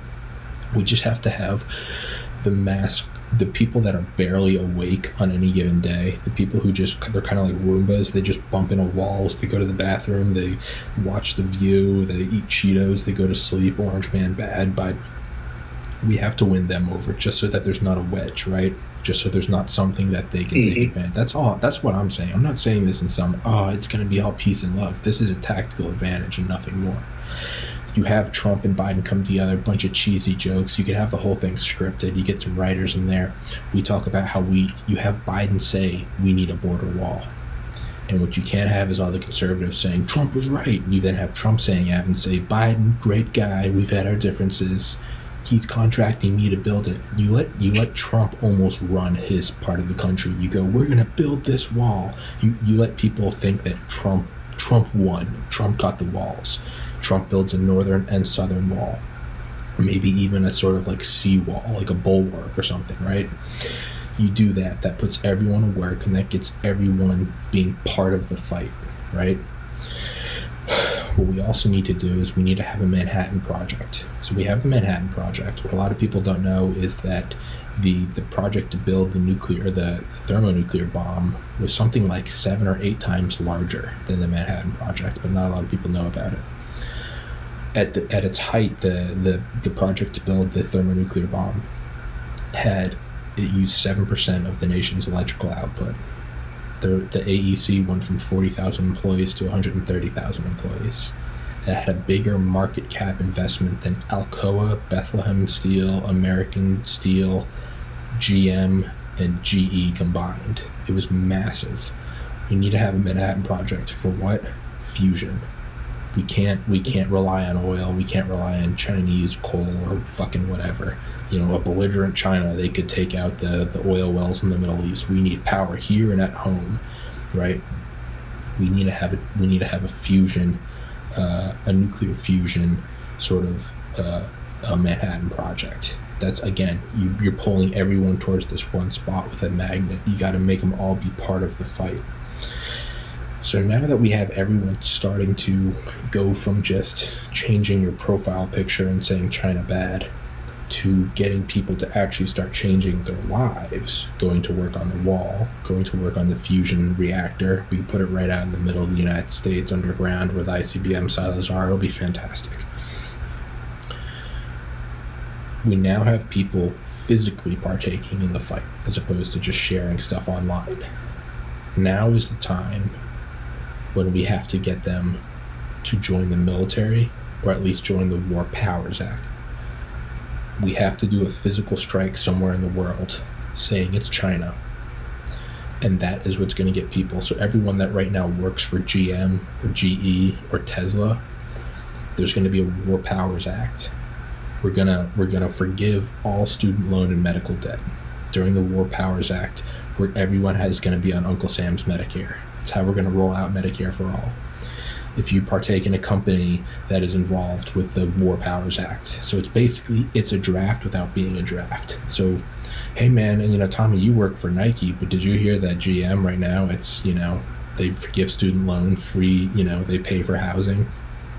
You go in there and you start manufacturing All of this is going towards drones. Hey kids, you want to be a defense contractor? Yeah. Hey, you want to? Hey, dude. What we do is we start pumping out propaganda. Rosie the Riveter. I'm here for my husband. If you drive alone, you're driving with Hitler. Carpool, save oil. Right. All about rationing and everything. We get everyone going into the factories. We're not building Sherman tanks. We're building the successor to the M1 Abrams. We'll call it like the MX something, whatever. We'll call it, and I don't know. We start building not super carriers. We want hyper carriers, right? We build the USS Obama, right? We start doing you got to get everyone in on. We build the USS Obama and the USS Trump, and you can decide. You can request which one you work on. That's how you pull in the left and the right. Get everybody not a bad play. Hey man, just like Los Alamos and Oak Ridge, Tennessee, we pit them at each other. Who's going to finish first? We put the dry docks right next to each other. Bunch of intramural sports. We have them competing against each other, all in good fun. But we're all trying to go kill the evil Chinaman. I think it'll be great, and these things are going to be just behemoths. I think the USS Gerald Ford. I think it's like 1,100 feet long.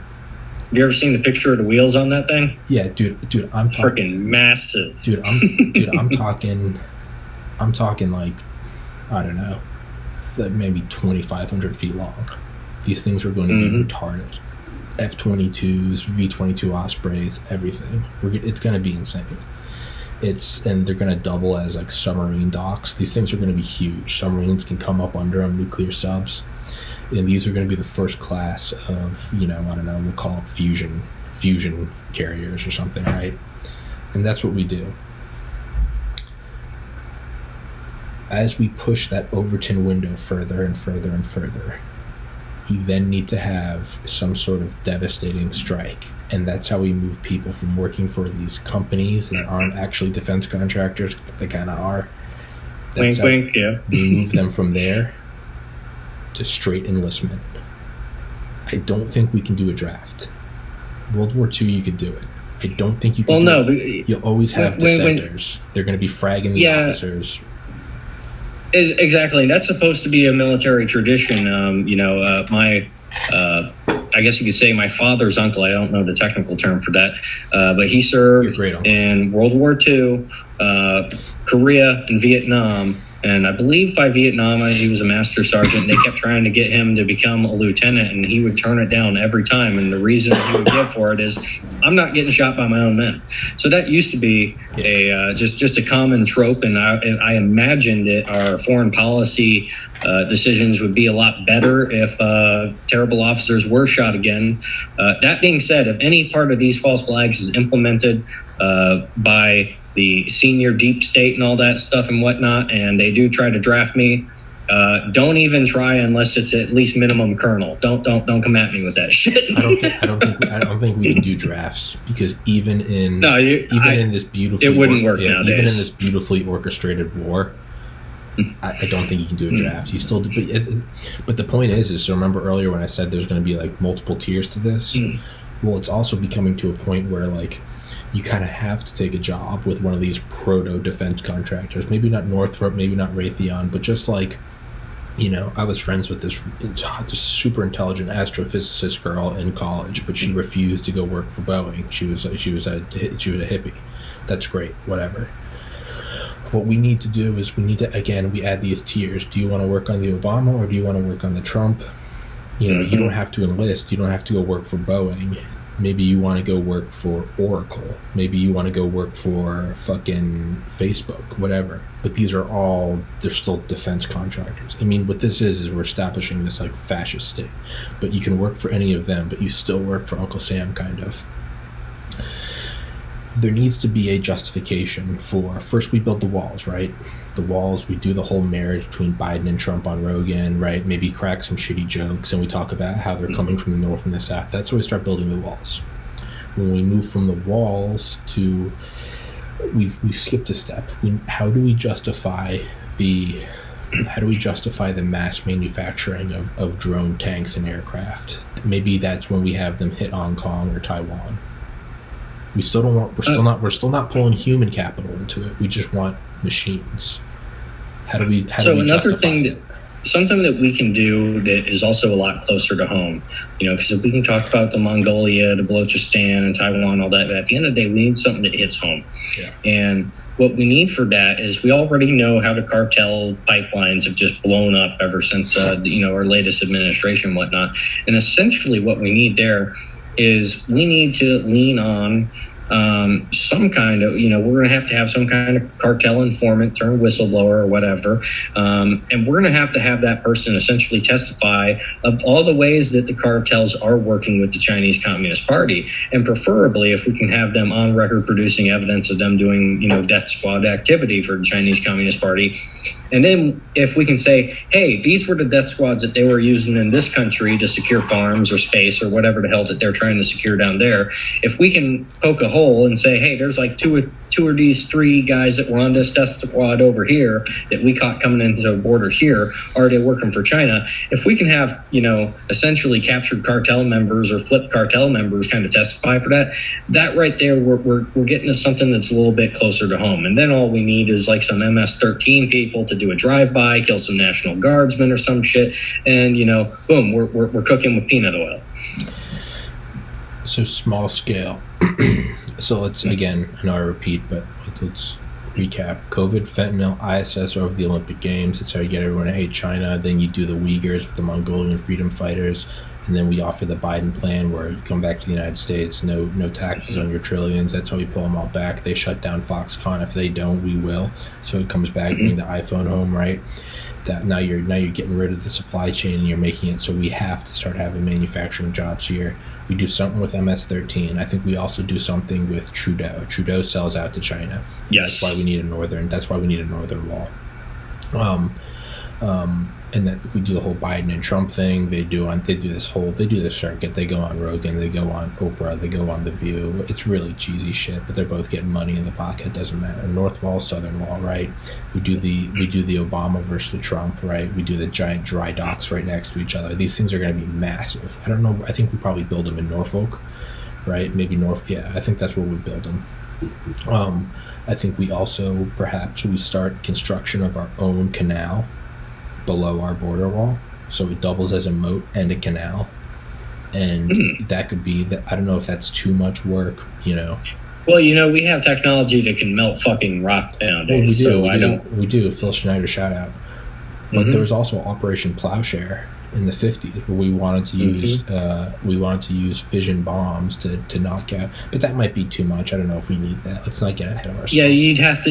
At the end of the day, it would be much better to re-secure the Panama Canal. Though I would say the infrastructure and the way it was designed is a little bit fragile now. It might be better to come up with a replacement. Question. But it's got to be something thin. Question. Does Mexico and Canada, do they ask to join the United States? Think about all the resources in Canada. Think about where we could put everything. It's a ton of open land. But think about Mexico. Mexico, maybe even a couple of countries south of it.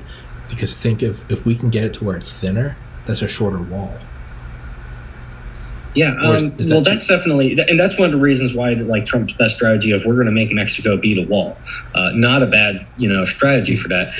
I don't know how you would go. Fast? Is it too much too fast? I definitely think it's a little bit too much too fast. Okay. And now there are ways that we could like soft annex Mexico and Canada, but the problem is Mexico, you have so many factions there that are already fighting. If you force yourself to have to take responsibility for those factions, you're going to be putting yourself in the hot water, and you're going to be dealing with a lot of messes that you'd rather have proxy elements there. Now, Canada, on the other hand, do I see them ever formally requesting to join the United States?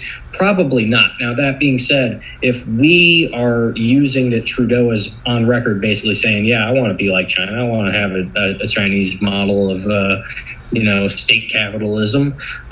If we can use the tyranny pushed on Canada essentially to get a as we're escalating things with China, if we can cause that kind of populist revolt to where they're like, hey, why isn't our government, like, I know we don't want to be the warmongering Americans, we're Canadians, we say sorry for everything, we're polite, but why is it that the Americans are standing up for the Uyghurs and we aren't? So if we kind of play that off, I don't think that we could annex Canada, but I do think that we could definitely create regime change to where we would get a much more favorable version of Canada that's going to be willing to cooperate with us. And that's what we kind of need to do. Hell, one of the things I was just seeing today, I didn't know, so you remember that like crackhead governor of, I think it was Rob like Ontario.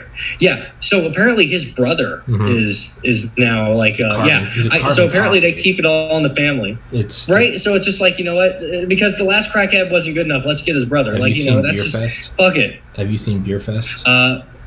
Yeah, with the boot. Yeah. It's like landfill, how they remove landfill, but then landfill's long lost twin brother comes in. That's what Rob said. Yes. Yeah. That's exactly what it is. Okay, so I think maybe annexing Mexico and China, or Mexico and Alaska, that might, or Jesus Christ, Mexico and Canada, I think that's too much too fast. Yeah, and I think, you want to keep the general just shape of the United States. Propaganda purposes, we want the shape of the United States, because that way we can reuse a lot of World War II propaganda. I mean, whenever they anthropomorphize like the states are the United States has a face. We don't want to change all of that. We got the shape down pat. It's recognizable. We got to keep it simple. With the northern wall and the southern wall, I'm not talking like metal fences. I'm talking like minimum 100 feet thick concrete. They have turrets, and I think on top, you also put in infrastructure, high-speed rail. I think you make these things, you put high-speed rail, maybe not, I take it back, you have high-speed rail not that far behind the wall, straight line, don't worry about curving, we'll just plow out all the land like they did with the Autobahn. We do high-speed rail, and we use it for the same justification that Eisenhower had the Eisenhower interstate system built. There had to be, for every so many miles, there had to be, I think, a 5-mile straight piece, so that in times of war, they could move the median to the side. I don't know if you knew this. They could move to the median to the side and use it as airstrips. So in a sense, we built airports all throughout the United States, hiding in plain sight. We do the same thing with high-speed rail. So we have, I think we go across, what is it? What's the Canadian, is that the 49th, 48th parallel? Which one's that? Is that what Canada is? That's a bit too far north for me, but yeah, you're close up there. Something like that. But we do high speed rails from East Coast to West Coast on the northern and southern borders. On top of, we do it in addition to the border wall. It's right behind the border wall, and it doubles as, it's a manufacturing job again, but we also move goods on it in case of an East or West Coast invasion. Again, it's all about fighting China, but we're also putting into place high speed rail. I bet Bezos would be a big investor in that. Hey, you can use it to manufacture your goods, right? Again, you kind of put it in their pocket. Elon Musk, do you want to start with the Hyperloop? We could even do a northern-southern wall competition. Again, healthy competition. I think you do a north to south as well. You go from like San Diego to Seattle. You do a high-speed rail, and then you go from like Portland to maybe Miami or something. Portland, Maine to Miami, something like that. So you're just kind of building a box of high-speed rail. Again, manufacturing jobs, you're also kind of just boosting the infrastructure. It can be used to move war material. We're gonna be cranking out tanks. We're gonna be cranking out jets. We're gonna have a new boom. It's gonna be like the GI Bill. We're gonna give the GI Bill to people who never even fought. If you worked for one of these manufacturing companies, you get free education. So we're going to be building all these huge towns of just, you can go in, have the nuclear family again, whatever, right? Ton of pro-American propaganda. It's going to be the 1950s part 2. It's going to be insane. It's just going to be the 1950s without the racism. What we need, and with all the manufacturing companies coming back with the carrot of the tax break, right? Call it the Biden bonus. And with the hidden stick of, you're going to be executed in Guantanamo for being an enemy combatant. We bring them back. We have the competitive Obama versus Trump hypercarriers. the fusion center in the center of the United States. Space Force. Space Force becomes the new Air Force, right? We're going to have all these big single stage to orbit space planes. They're going to be the new B-29s. They're going to be gleaming silver. You can paint your whatever on the side, you know, your busty girl or whatever. It's going to be anime girls. It's going to be the tiger shark. Yeah. Well, yeah, now it's going to be anime. It's going to be Nicki Minaj. It's going to be fucking, you know, whoever. It's just going to be Kim Kardashian's going to be painted on the side, right? And what we're going to have to do is we're going to have to enable political incorrectness again. We're going to have some sort of slur to call the Chinese. And not only do we foment hatred against them and dehumanize them, but we also use that as a bond to bring the United States together. We're all against them, right? So where we still that's why I love the term Chi-Com so much. But yeah, it's all about dehumanizing. And that's the one thing that we on the right don't do that the left is very efficient at. But that's the thing is, so we'll still keep, again, we got to keep the left, we got to keep them on this thing. So we can't bring back, you know, we'll still do the proper pronouns and whatever. We'll still keep that glue together on the inside, right? No white on black racism, none of that. But everyone can sort of vent that latent racism that is in every human. We'll just vent it at the Chi-Coms. Well, we don't want to do that too much because at the end of the day, our goal we don't want to be in that war. Yeah, at the end of the day, our goal too is to, you know, we're not at war with the Chinese people. We're at war with the Chinese Communist Party. At the end of the day, our objective, you know, in order for us to win, to get, you know, the strategic objective that we want, which is to defeat the Chinese Communist Party, we need a populist revolution in China to want to govern themselves that will be more cooperative towards us. Yeah. And so that's why it's like, I like the term Chi-Coms or a lot of people like to say Chi-Nazis because it's they're very national socialists and whatnot. So those are two really great. Chi-Nazis works really well because what has the left been screaming for years now? Nazi. Even if they don't even know what the hell National Socialist means, they know what Nazi means. So when we say Chi-Nazi, you're disassociating from Alex Jones saying that for years and years and years, but you're still getting the same message across. So that's why I like Chi-Nazi. That's a good point. Now, what we need is, right before COVID, Kobe Bryant died in that helicopter crash. Now, he had thermals and everything too, you know? He had his daughter. I mean, it was a real... I mean, on the surface, you look back at it and you're like, this guy lived life better than anyone. He was a convicted rapist, and most of us don't have health insurance. But nonetheless, the human mind, myself not excluded, man, your heart tugs at you. I played basketball as a kid. I had Kobe shoes. I remember playing on PlayStation 2 with my brother. There was a lot of pulling at the heartstrings, and no one capitalized on that, which to me was just a total failure. Everyone was pulling together, myself included. And during the podcast, I finished up an episode with a member of Israel's Sayeret Special Forces, and the episode after was like a Rest in Peace Kobe episode. China takes black people off the Disney posters. Mm-hmm.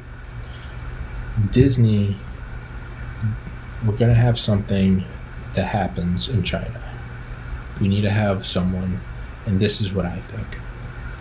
Unlike Kobe crashing, which was terrible, right? His daughter died with him. We need to have, when the whole thing drops, you know, maybe like a month after the whole ISS gets shot down, and you can come back to the United States, you can repatriate your money, right? It's going to be a big thing, and that's going to happen fast. That has to happen with like military efficacy, because we can't have China clamping down. When that happens, The Rock and who's the Kevin Hart? The Rock and Kevin Hart, two black guys. They're going to be in China when that happens, and they're going to be on tour promoting their new shitty Disney movie. Beautiful. They're going to be executed. I like where your head's at. We need to pull in everyone. Kevin Hart and The Rock, and I think their families are with them. Here's the thing. I think Kevin Hart is at least slightly funny. Can we kill Trevor Noah? No, because the problem is conservatives, we think he's a douchebag.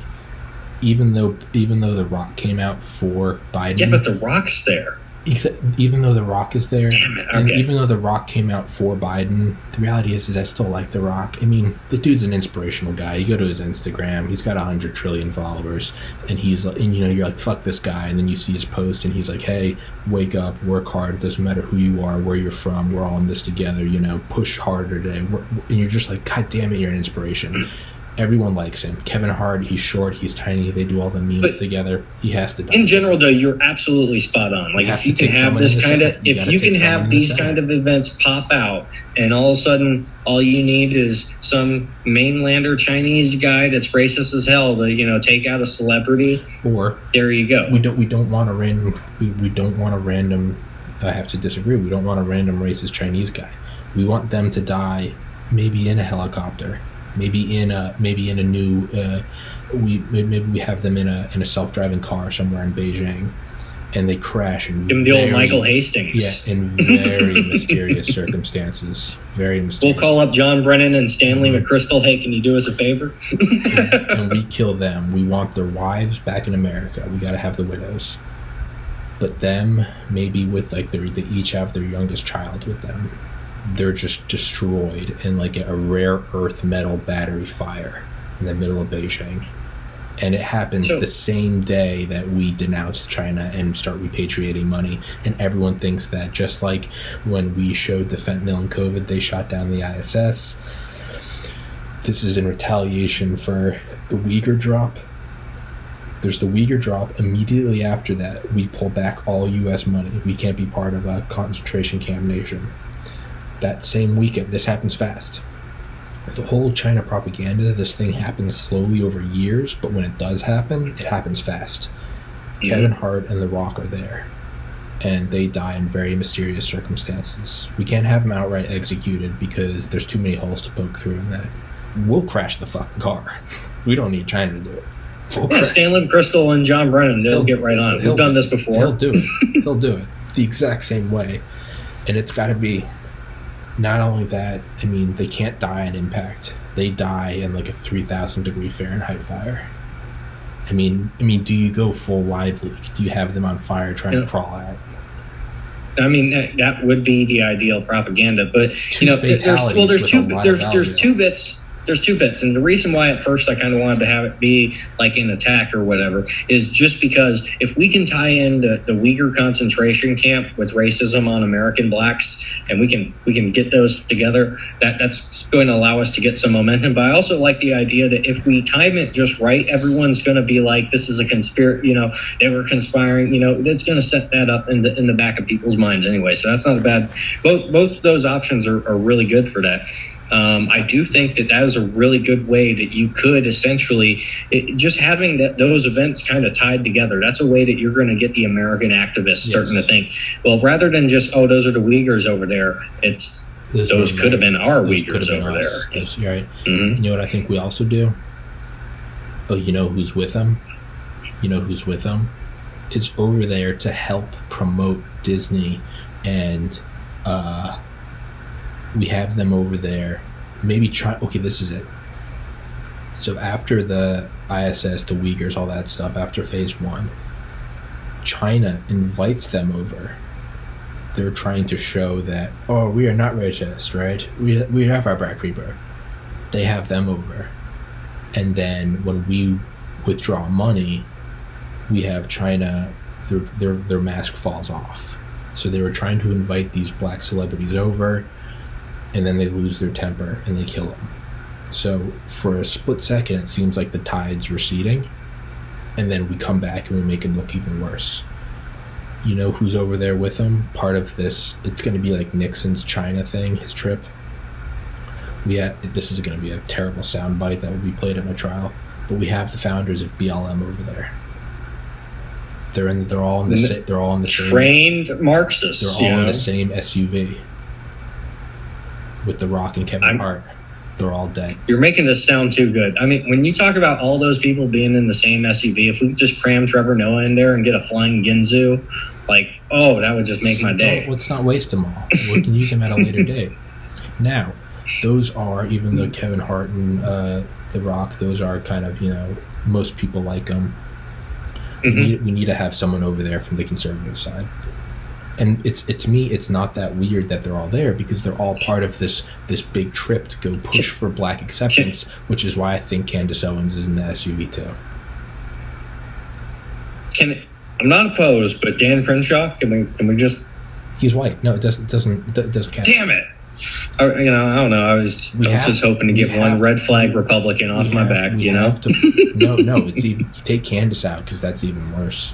You take out the black Republican. I just don't see her going there, though. That's the one problem that I have with that. I don't see Candace Owens going to. This will be in the wake of the Trump-Biden work together and build a wall.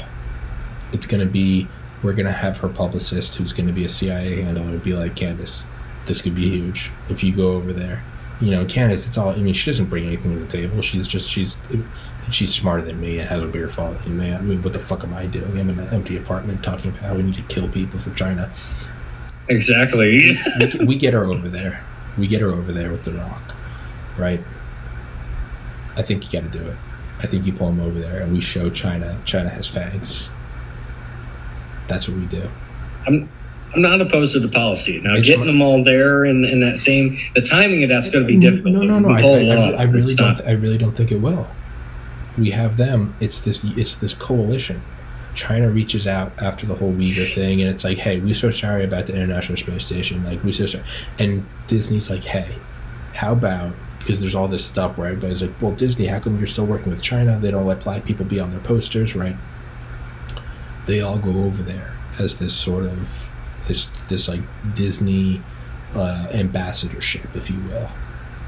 So to me, it's not weird at all. You have them all over there. We see it every day on the news where a bunch of celebrities get together and talking. David, I gotta pay.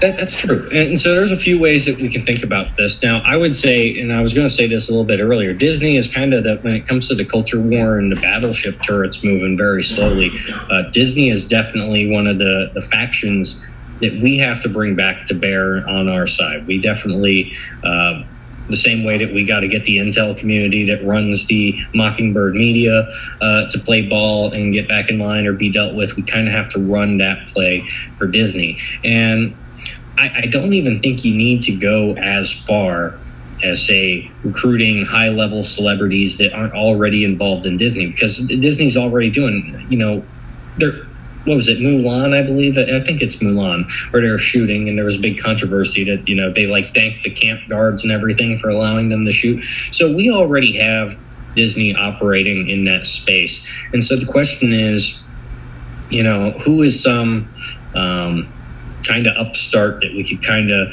if we could have Disney employees, not necessarily just some celebrity that went over there to do a show and as an ambassador, whatever the hell that is supposed to mean these days.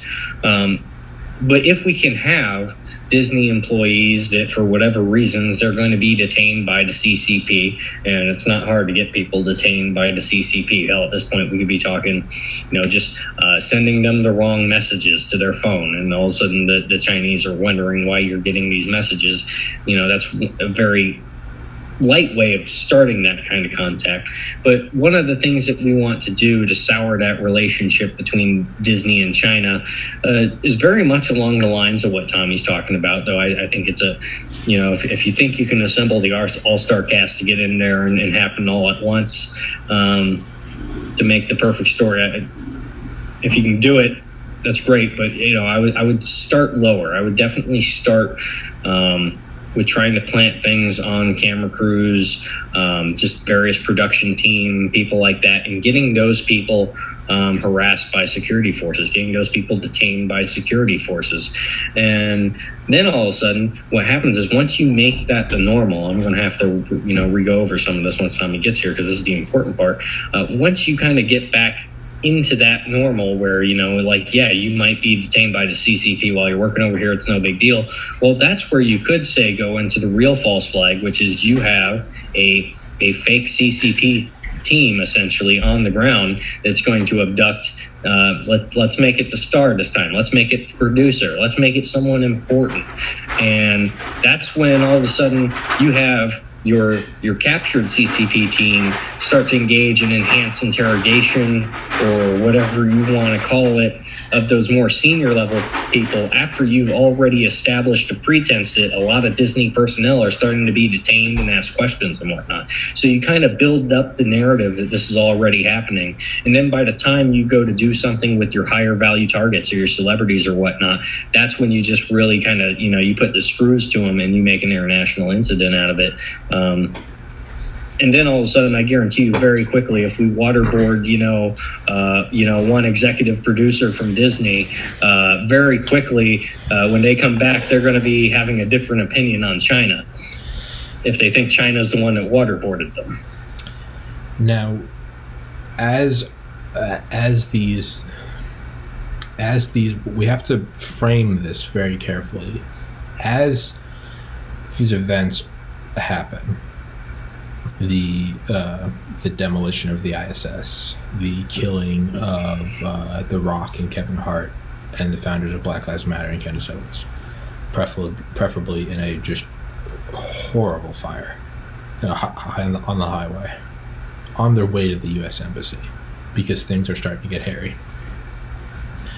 As China does these things, we have to... Because their executive producer is being waterboarded by the communists. 100%. As this is happening, it is important that we are not meeting them with force. We have to paint ourselves as the big, strong guy we're the big bouncer who's holding back from punching the drunk person. We don't hit them with artillery. We don't drop bombs. What we do is we take these other acts where we bring, repatriate the Biden bonus. We repatriate $20 trillion to the United States, right?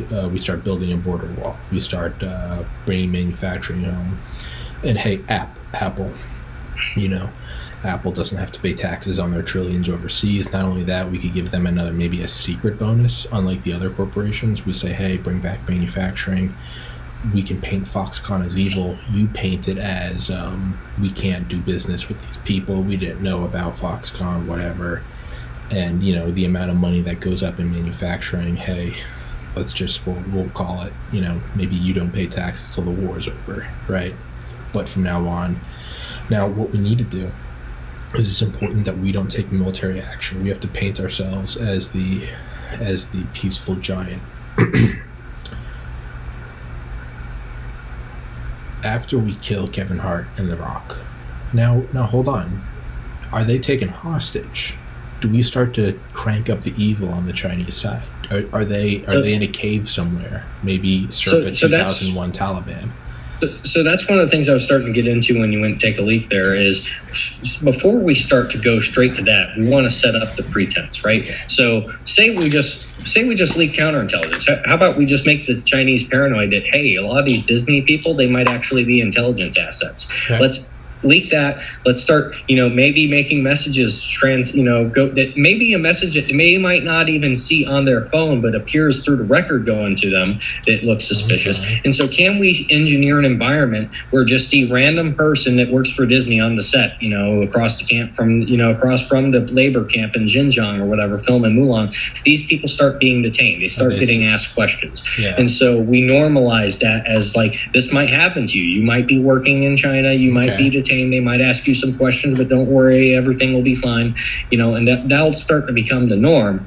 And then what happens is, maybe the Chinese actually just start doing this and do the job for us, or maybe B, we just have a team that is impersonating the CCP that, kidnaps and grabs some producer and starts waterboarding their ass and taking it to the next level. And then that's what causes the panic where it's like, dude, we got to get the talent out of here. The talent needs to get loaded in the SUV. They got to get going. And that's when Stanley McChrystal, John Brennan, and, next thing you know, the engine's way over here, the car is over here, and the guy's dead. Yeah.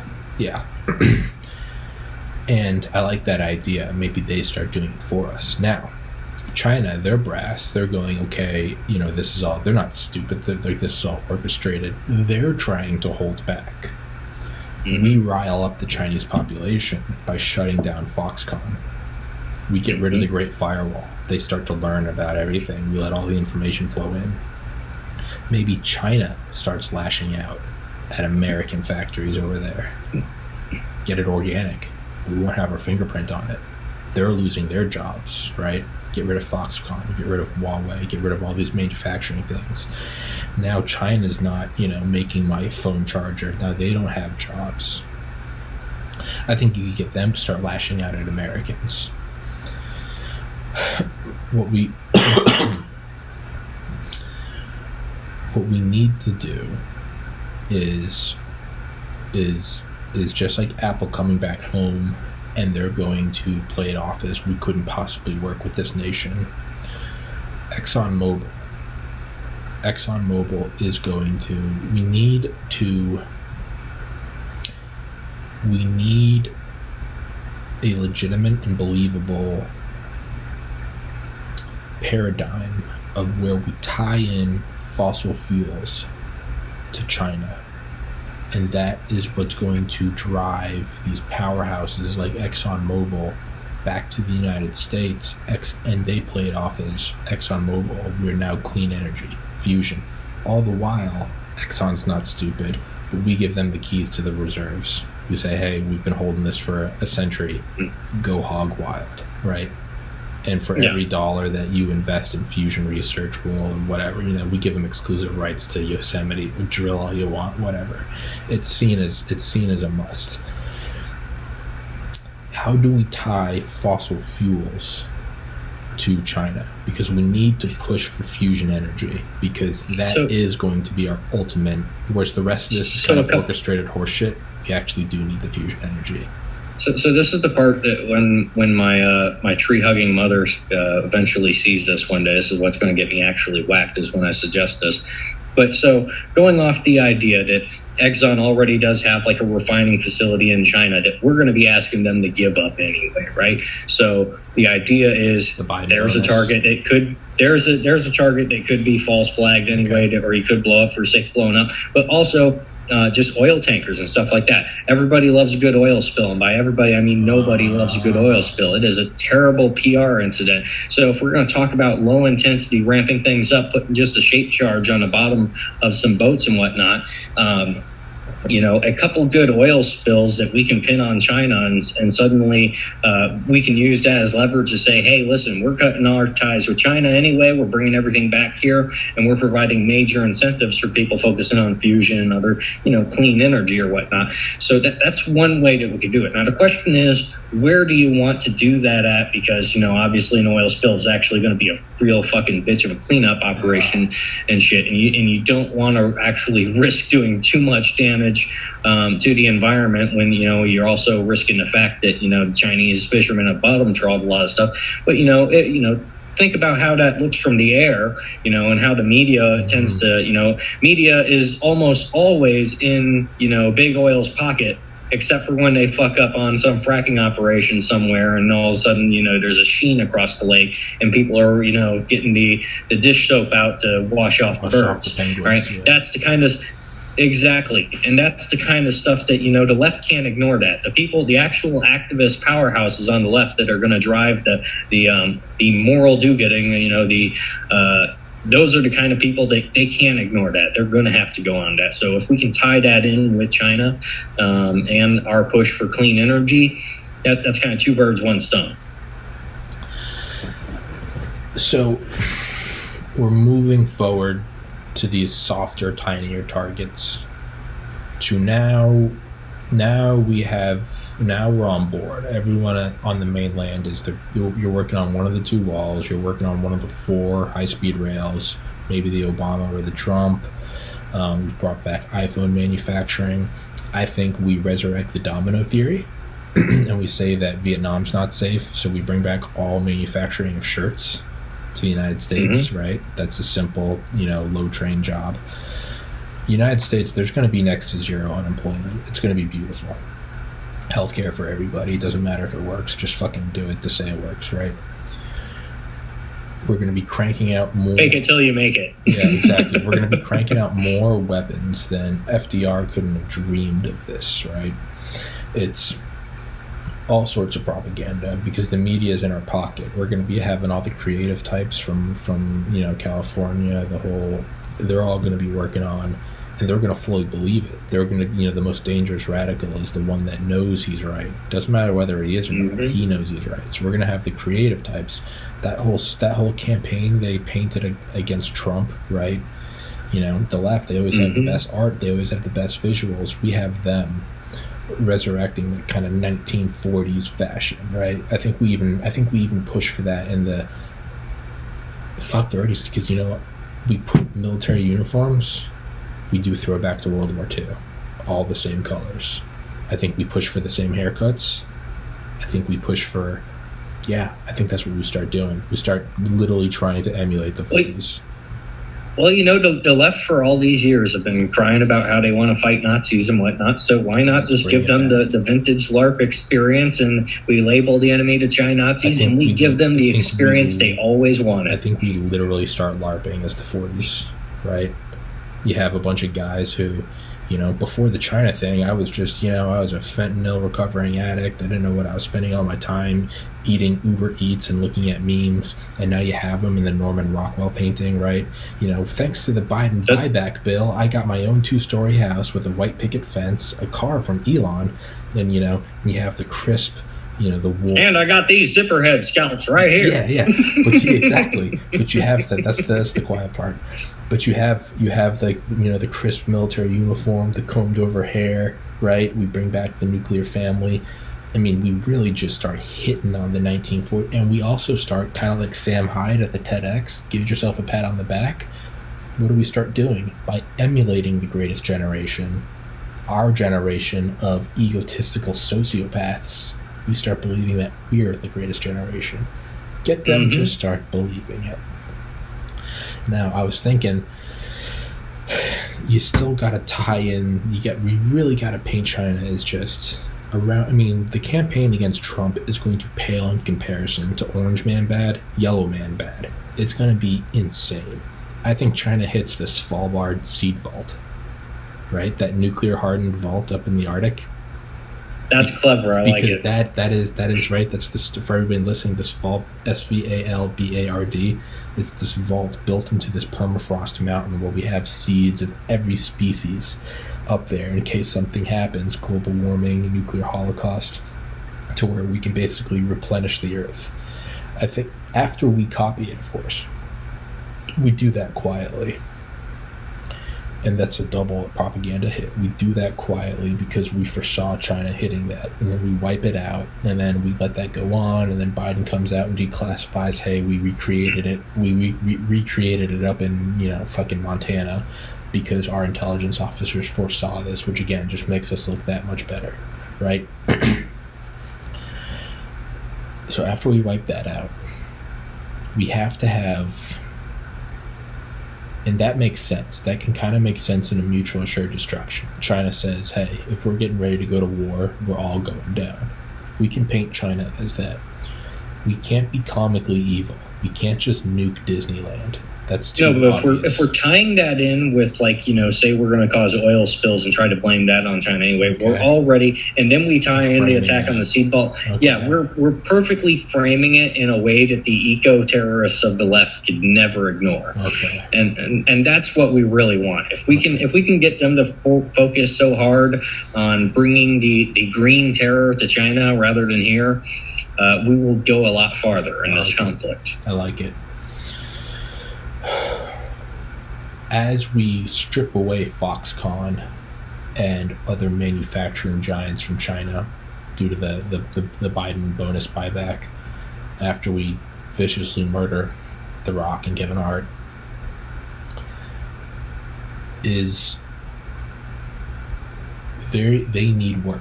So not only are the Chinese going to start lashing out and start attacking our targets for us, the defunct ExxonMobil oil rigs and everything, kind of FDR and Pearl Harbor, just leave them there, get rid of security, tell Dr. Dale to head home early, right? Yeah, take the aircraft carriers out for a spin. Yeah, right. What we need is they're going to start looking for their own work again, and we already know that China poaches on other individuals all around the world, as far south as as far away as South America, fisheries, right? China they're going to start upping their whaling because they need jobs, and we paint them as that. So not only are these oil slicks, but in the oil slicks, you see these Chinese ships whaling. I mean, yeah, it's even worse than that. Even worse than whaling is what they're already doing. Bottom trawling does. I mean, if you study, I don't know if you ever did much with marine biology or anything, but if you study how long it takes for coral to grow and how fragile coral is, when you combine that knowledge with how bottom trawling works and how the Chinese tend to do bottom trawling, which is they don't give a fuck, they're taking everything, right? They're taking the kitchen goddamn sink with them when they start doing this. That kind of damage, they're already doing it out there. So, and you'll hear this in the lefty circles, they are kind of pissed about it, but normally, they're so ADHD, they can't really focus on any one thing. But that's the beauty. If you hit the seed vault, you cause the oil spills just nonstop. China's killing the earth. China's killing the earth. China's killing the earth. If we can just keep throwing that message out there back to back to back to back and just keep their focus on it, that's how we get them pissed off at the China-Nazi more than, the orange man or whatever their hatred of, Western civilization is. And we just have to 100% keep pulling at their heartstrings and make sure that no matter what's going on that day, hey, China killed a penguin today. Yeah. Now, do we sacrifice Seoul? How do you say it? Seoul. Just, yeah. Do we sacrifice Seoul? Do we do that North Korean artillery barrage? Because North Korea, that's how we can kick it off. Because China, we could have North Korea do the first shots fired.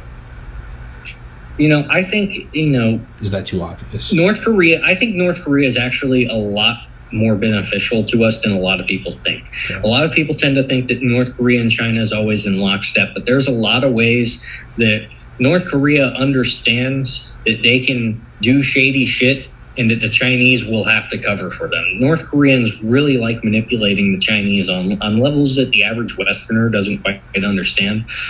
So there are some power dynamics that can shift there. I don't think that sacrificing South Korea, just because we're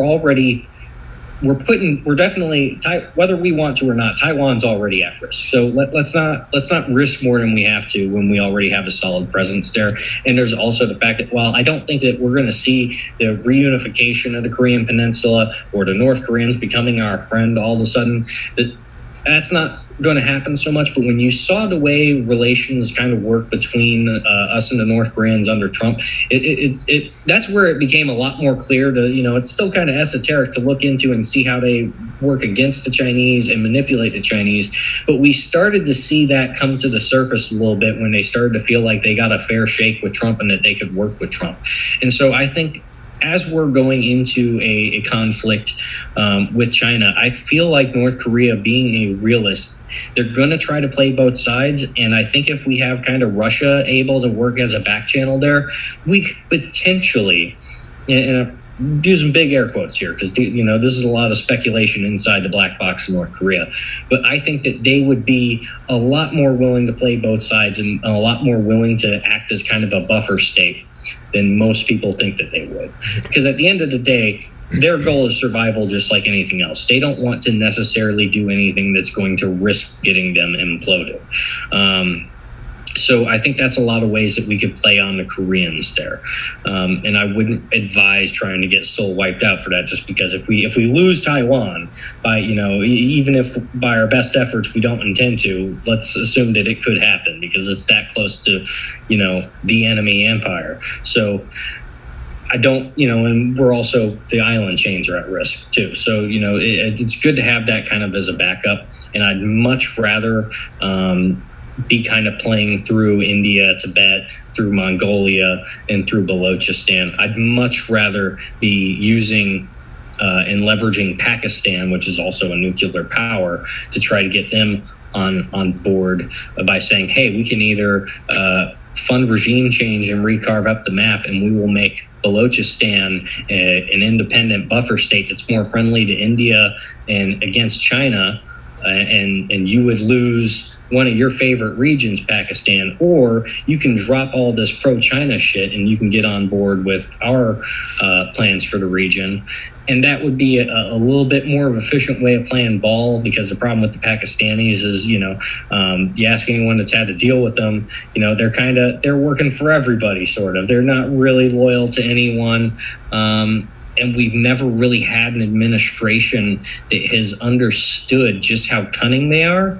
We tend to underestimate them. As I've said in previous streams, we tend to think of them all as, goat herders and whatnot. And we forget that a lot of these people are like Oxford educated sociopaths. So, focusing on those kind of areas over how to manipulate China, while just I would keep Korea a very...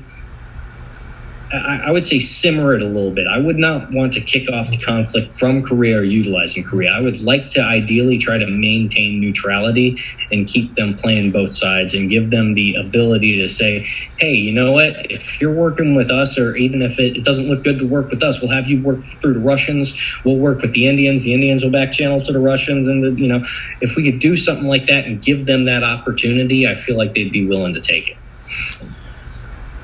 What about students abroad?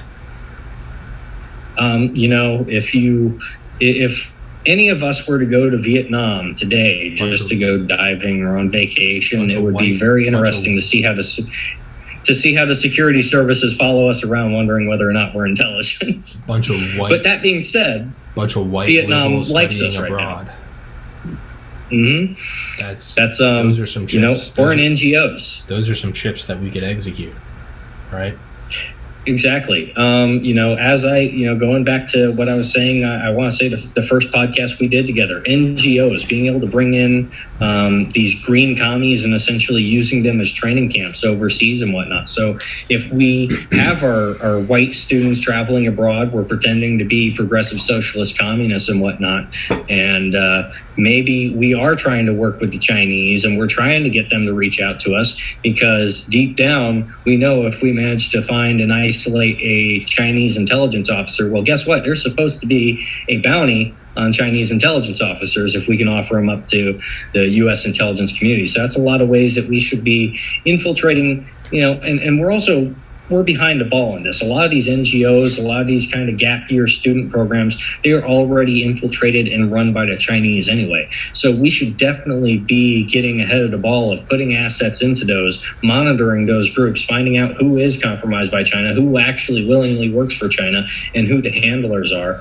And so that way we can start wrapping those cells up and co-opting them to lead the Chinese to think that we're running a progressive NGO kind of operation, when really it's just a honey trap, and we're trying to catch whoever comes from their Belt and Road to put some money in the bank. We need the Dalai Lama burned alive. Great optics. It's actually... This isn't an accidental car crash with Kevin Hart. This is broadcast to the Chinese people and thus the world. He's like that. The Jordanian pilot that was shot down over Syria. The one that was burned in the cage. Mm-hmm. Yep. Dalai Lama burned alive. You combine that with the oil spills and all the green. Burn alive, mm-hmm. And they napalm Tibet.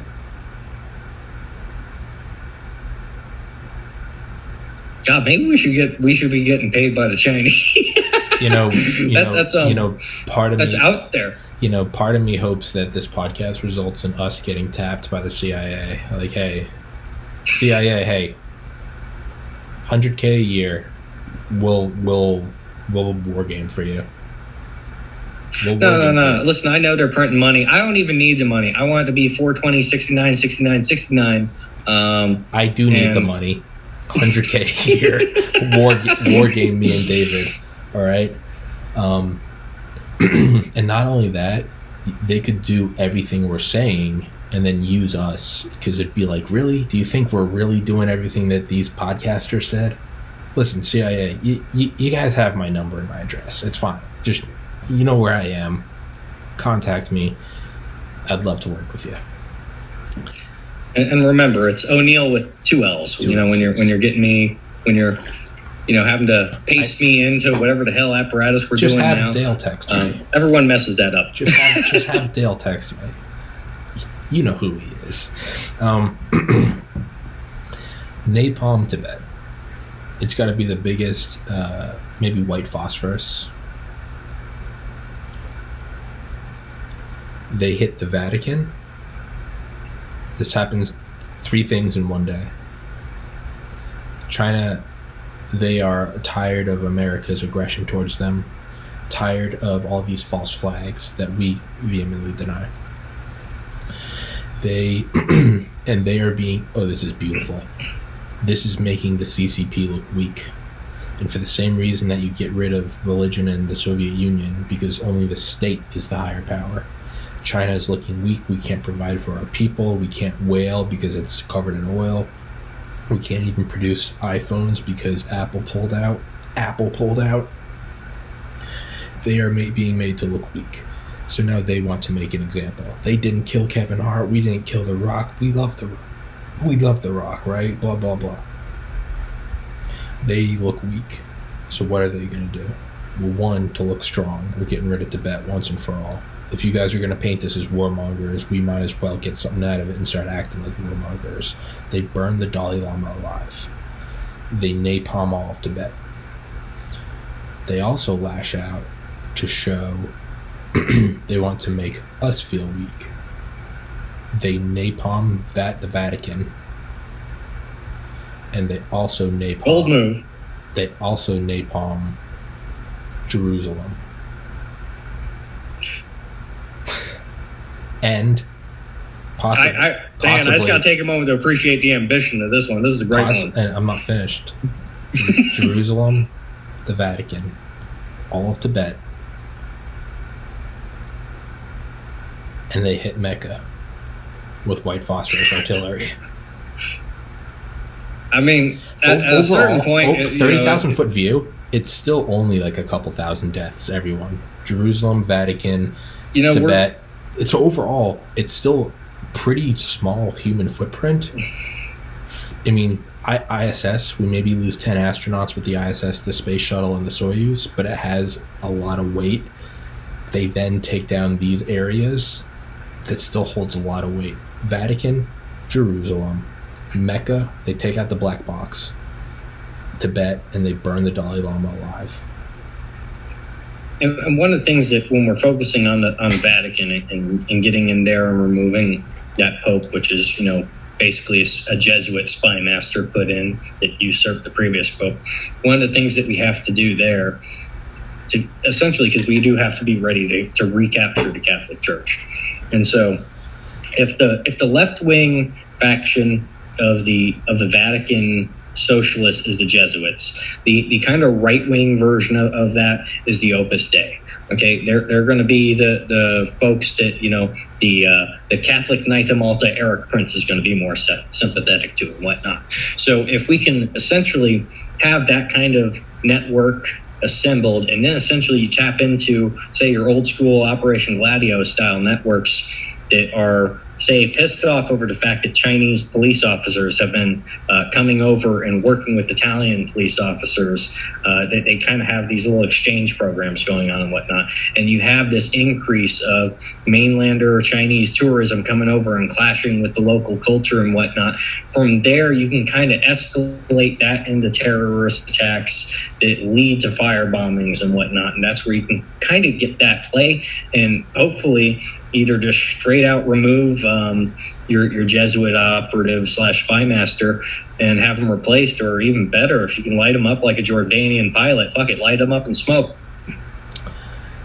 You assault the world's religions is what you do. Mm-hmm.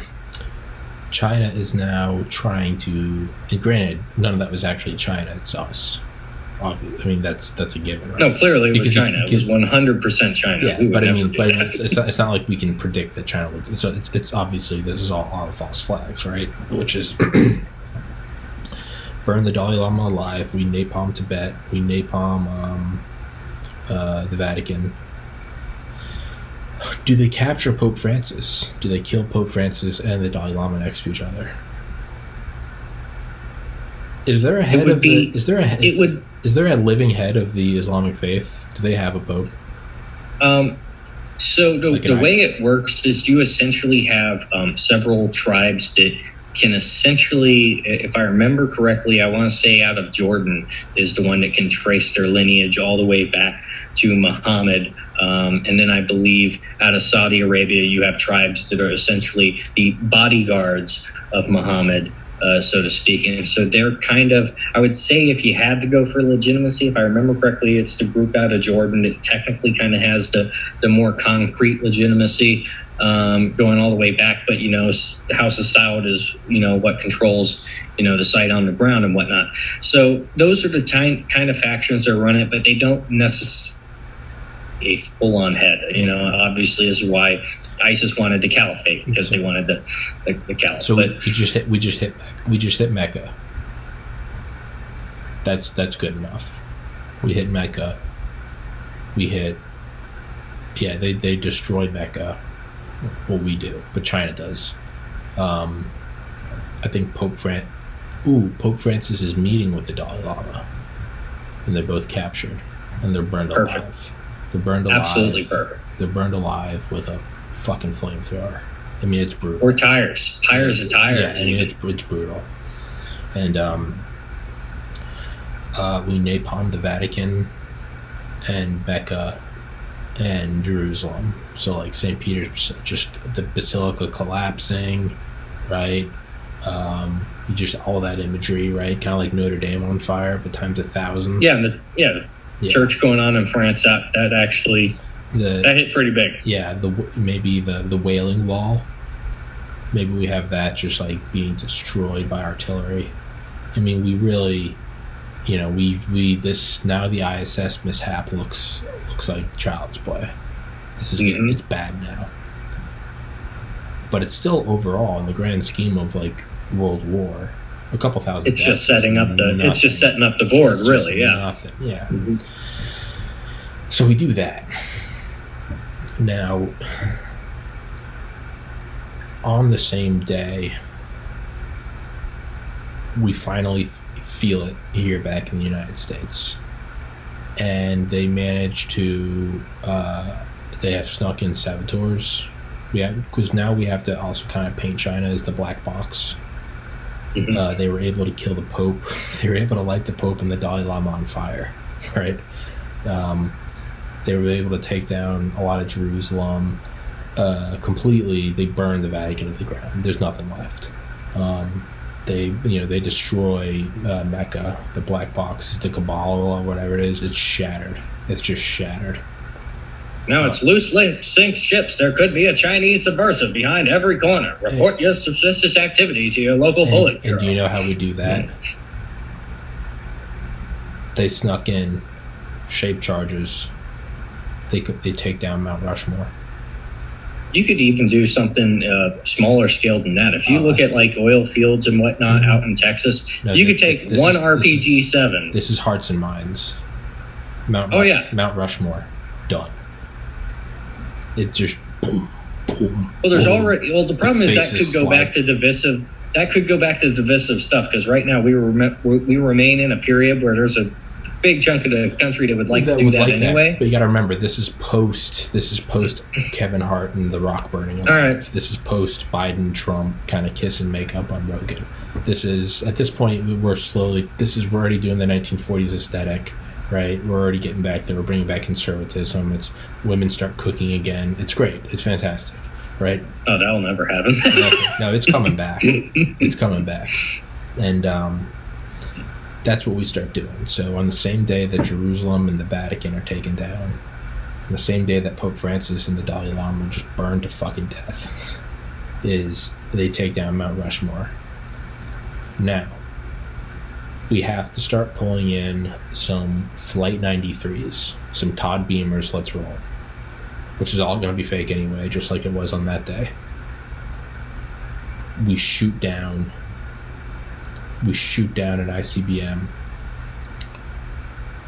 and it's going to be a big spectacle. It's going to be at night, but the re-entering MIRV is going to be taken out. We do SDI. We shoot down some glowing MIRVs over Manhattan. I mean, it's got to be a lot. It's got to be, so we look weak for a second. So we kind of flip the tables. We look weak and China looks like a black box. They burn the Pope and the Dalai Lama. They napalm Tibet. They white phosphorus Jerusalem. I'm never flying again. They take... I already maybe wasn't flying again. I feel like any moment now you're going to get like a text from Dale that's just going to be like, we like the podcast, don't upload it anywhere. Yeah.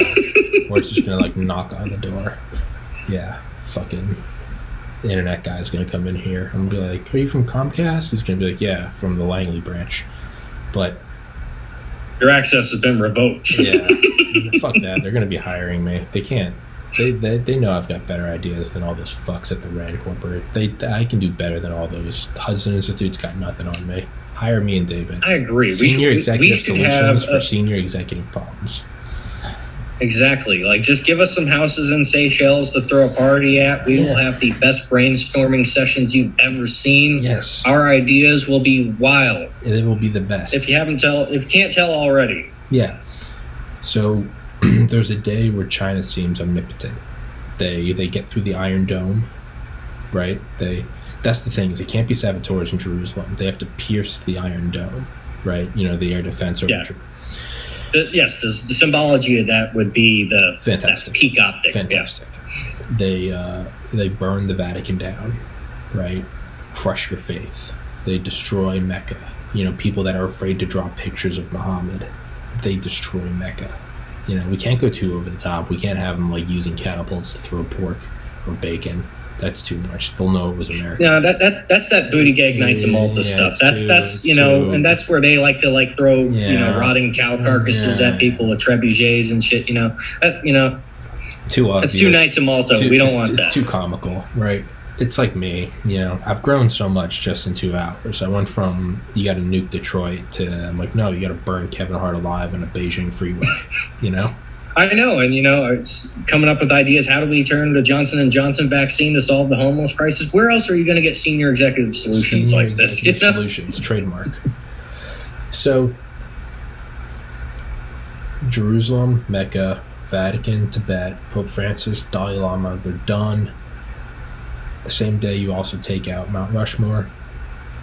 But that's from, the optics of that has to be saboteurs. Because whereas Israel, it's all about piercing the Iron Dome, it's about the Vatican being engulfed in a sea of hellish fire.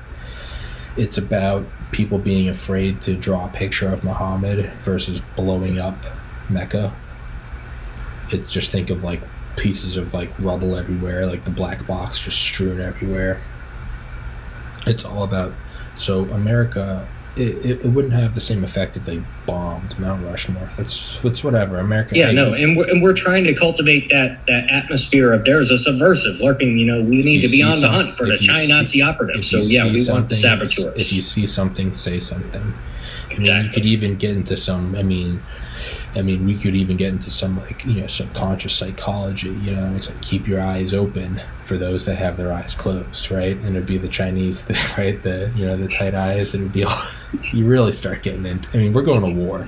They wanted to play. Right. Hey, they've been playing unrestricted warfare. Now we're playing. So we take down Mount Rushmore with saboteurs. I think all of this happens on July 4th. Right.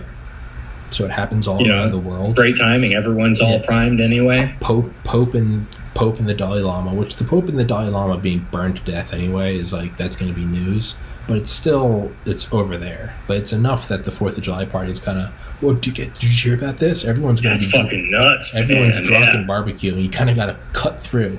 They artillery hit, the Middle East. You're going to have a bunch of guys being like, yeah. You'd be like, oh no, they also hit Jerusalem. And then it's going to be, wait, aren't those our allies? And then it's going to be, oh fuck, they took down Mount Rushmore. Now people are going to think, now after they take down Mount Rushmore, we shoot down some ICBMs. So whereas they pierced the Iron Dome, we now have to, within hours of looking weak, now we look like the black box. We shoot down ICBMs over Manhattan, maybe Miami, I don't know, DC, Boston. And we're back to being the shining beacon on the hill. And if you want to know how to survive this conflict, you better learn from us because we're the best at it. Yeah, I think we do. I think we can't make it. Okay, hold on. We have to go 9/11. I'm never flying again. We have to go 9/11 in that we are the shining knight on the hill, right? We shoot down with directed energy weapons. We take down the ones over. We need 9 misses. 1 gets through. And that's how we lose Detroit. Is that but do we want to pull on nuclear weapons? We might be blowing our load. I think that there's ways that we can get the effect that we want without having to go nuclear. We can definitely listen. I'm not saying that we can't blow shit up. We can definitely blow shit up. I just don't think that we have to make it a nuclear situation. Okay, I agree. Maybe they're just conventional warheads. Maybe not ICBMs. Maybe we'll save that for later. Maybe just maybe the Chinese were trying to reverse engineer our idea of rods from God or something like that, and they were getting ready to upgrade to a new system anyway, and they were like, you know what? Let's just fucking drop these telephone poles. Okay. Now, I think we need to start maybe walking this back because we've gone from no outright war to outright war. We can't do that. Dalai Lama, Pope, Jerusalem, Mecca, Vatican, Mount Rushmore, and they try to do the Statue of Liberty, but because some Americans saw something and said something, they were stopped. So that's our Flight 93. That's our Flight 93. And so going back to the COVID, my idea about basically like using the Johnson & Johnson vaccines too, as we're ramping up what we're going to be dropping into the hands of, say, our Mongolians or Balochistans or whatever about what's happening to the Uyghurs, as we're getting ready to do that, we want to create this atmosphere where, guess what? We just had a bunch of immigrants die in a camp somewhere because they got the wrong vaccine or whatever. And then we basically leaked the playbook of like, hey, guess what? It turns out these guys running this whole CDC operation or whatever the hell you want to call it, they just ran China's strategy and essentially just ran a concentration camp on U.S. soil because they were too stupid to realize what was going on or they were in bed with them. And if we're having that kind of development, we're kind of making that play out to look like that, and we're using their own authoritarian methods that they've instituted into policy now to start to ramp that up and make people feel that at home. Then when we drop, hey, guess what? This is all what they're doing to the Uyghurs. These are all tactics, techniques, and procedures that have just been to kind of watered down, fluffed up, and sent to us. And so if we can kind of link that together, that's how we can kind of start to build that the desire for that conflict, because that will have already have been the soft kill happening on U.S. soil and getting people more interested in what's going on over there. Okay. Now, this will still all look like kind of general terrorist attacks as opposed to an outright war invasion, which... That's how it's going to look no matter how... That's modern warfare, unfortunately. Yeah. Well, what I mean, there's going to be no... Again, there's going to be no mass attacks on U.S. cities. They're going to do this... They want to show they're in charge, right? This is going to be after this Svalbard vault. We need something. China has to, on that day, I think that's the day they invade Taiwan. Is that the day we bust that nut? Do we sacrifice that cow? It's going to be hard. I wouldn't want to say that we sacrifice Taiwan. The other problem there is, it's like, do we know when we're going to be able to force them to, like, we know that we can provoke. Fuck, I forgot that's true. Yeah, we know that we can provoke them. There's a lot of things that we can do to provoke them, but can we get them to actually do that? Honestly, I would say right now, and this is kind of like the double in psychology. If we're sitting back right now, just kind of going by the policy that we're currently operating by, we're likely to see China push for that sooner rather than later. And my bet, putting my money on the table from how my understanding of unrestricted warfare, if we were to start to push back and start to escalate even false flags and, oil tankers and whatnot, they would be deterred from invading Taiwan. And ideally, if we can keep that, because at the end of the day, we still need Taiwan for the rest of the war. Okay, we're just talking about starting the war. We got to finish it too. Yeah. So I think that would be a good way to go. But if we could provoke them to attack Taiwan, that would be great. But even better would just be if we can drive them to terrorism. If we can say, if it's like some oil tankers here and there and they're pissed off and they want to attack Taiwan, but they know that would play into our hand, and unrestricted warfare is going to say, hey, be where the main force is. And if we're focusing on Taiwan, they're not going to want to hit there. And then that's where it starts to provide the plausibility of, well, now the Chinese, they can't directly engage with us here, so they're going to be looking for indirect ways to sponsor maybe a proxy here, lash out over there. And that's where they could lose control of some of their operations. Some things could spiral out of control. And next thing you know, some incredibly wild shit like, the Dalai Lama and the Pope getting burned happen. Yeah. Because, they were propping up some Red Guard proxy element trying to get back at us, and they couldn't control what they were doing. Yeah, no, that's non-negotiable. Those two they're done. They're getting cooked. That's just that's something that we can't negotiate on. They're done. What we need are continuing attacks on the innocent. We're going to hell. We need continuing attacks on the innocent. Now, I think Paris, city of love, but there's not a lot of. Is there tactical advantage to Paris? Maybe a neutral country. Maybe China does some sort of movement. Or what are these other hubs, right? So we've got Svalbard Seed Vault, right? We've got these religious spots. We got the Olympics. We got the ISS. The theme is international. So let's keep the UN is in America. We can't hit the UN. We gotta. Are there other? What am I missing? Are there other international centers for things? Maybe City of London and Hong Kong. So differentiate, just so everyone's familiar that the City of London and London are not the same thing. The City of London is basically Wall Street before we had Wall Street. Yeah. And when you consider the deep financial ties between Hong Kong and what was the British Empire and whatnot, and the way that's being treated now, Hong Kong is a less strategically relevant flashpoint. It's not necessarily that we need it for the war effort as much as we would need Taiwan per se. But it is still a major financial hub that a lot of people, guess what, if you're an international businessman or whatever, you've probably had layovers in Hong Kong. You've probably spent some time in Hong Kong. You probably have some friends that live in Hong Kong.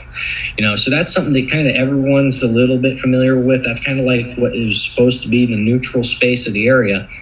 And if we could essentially really turn the screws on that, and we can make their forces overreact and cause more damage there than it's needed, that's one thing that we could do to play up and force the British to come to our aid a little bit more, which is needed because the British are very cowardly these days. You got to pretty much put a solid kick in their rear to get them to do anything. So that's one angle that we could take to it there, is definitely playing up the Hong Kong aspect, and basically maybe they retaliate if they feel like the British are not going to honor the deal that they're not honoring anyway. Maybe some terrorist attacks happen to the City of London. That's one way to go about it. France, are they strategically relevant? I don't know if I would care about trying to get them into the main fight against China. I'd be a lot happier if France could just get back to policing Africa, which is what it's supposed to be doing, and they're unable to do at the moment.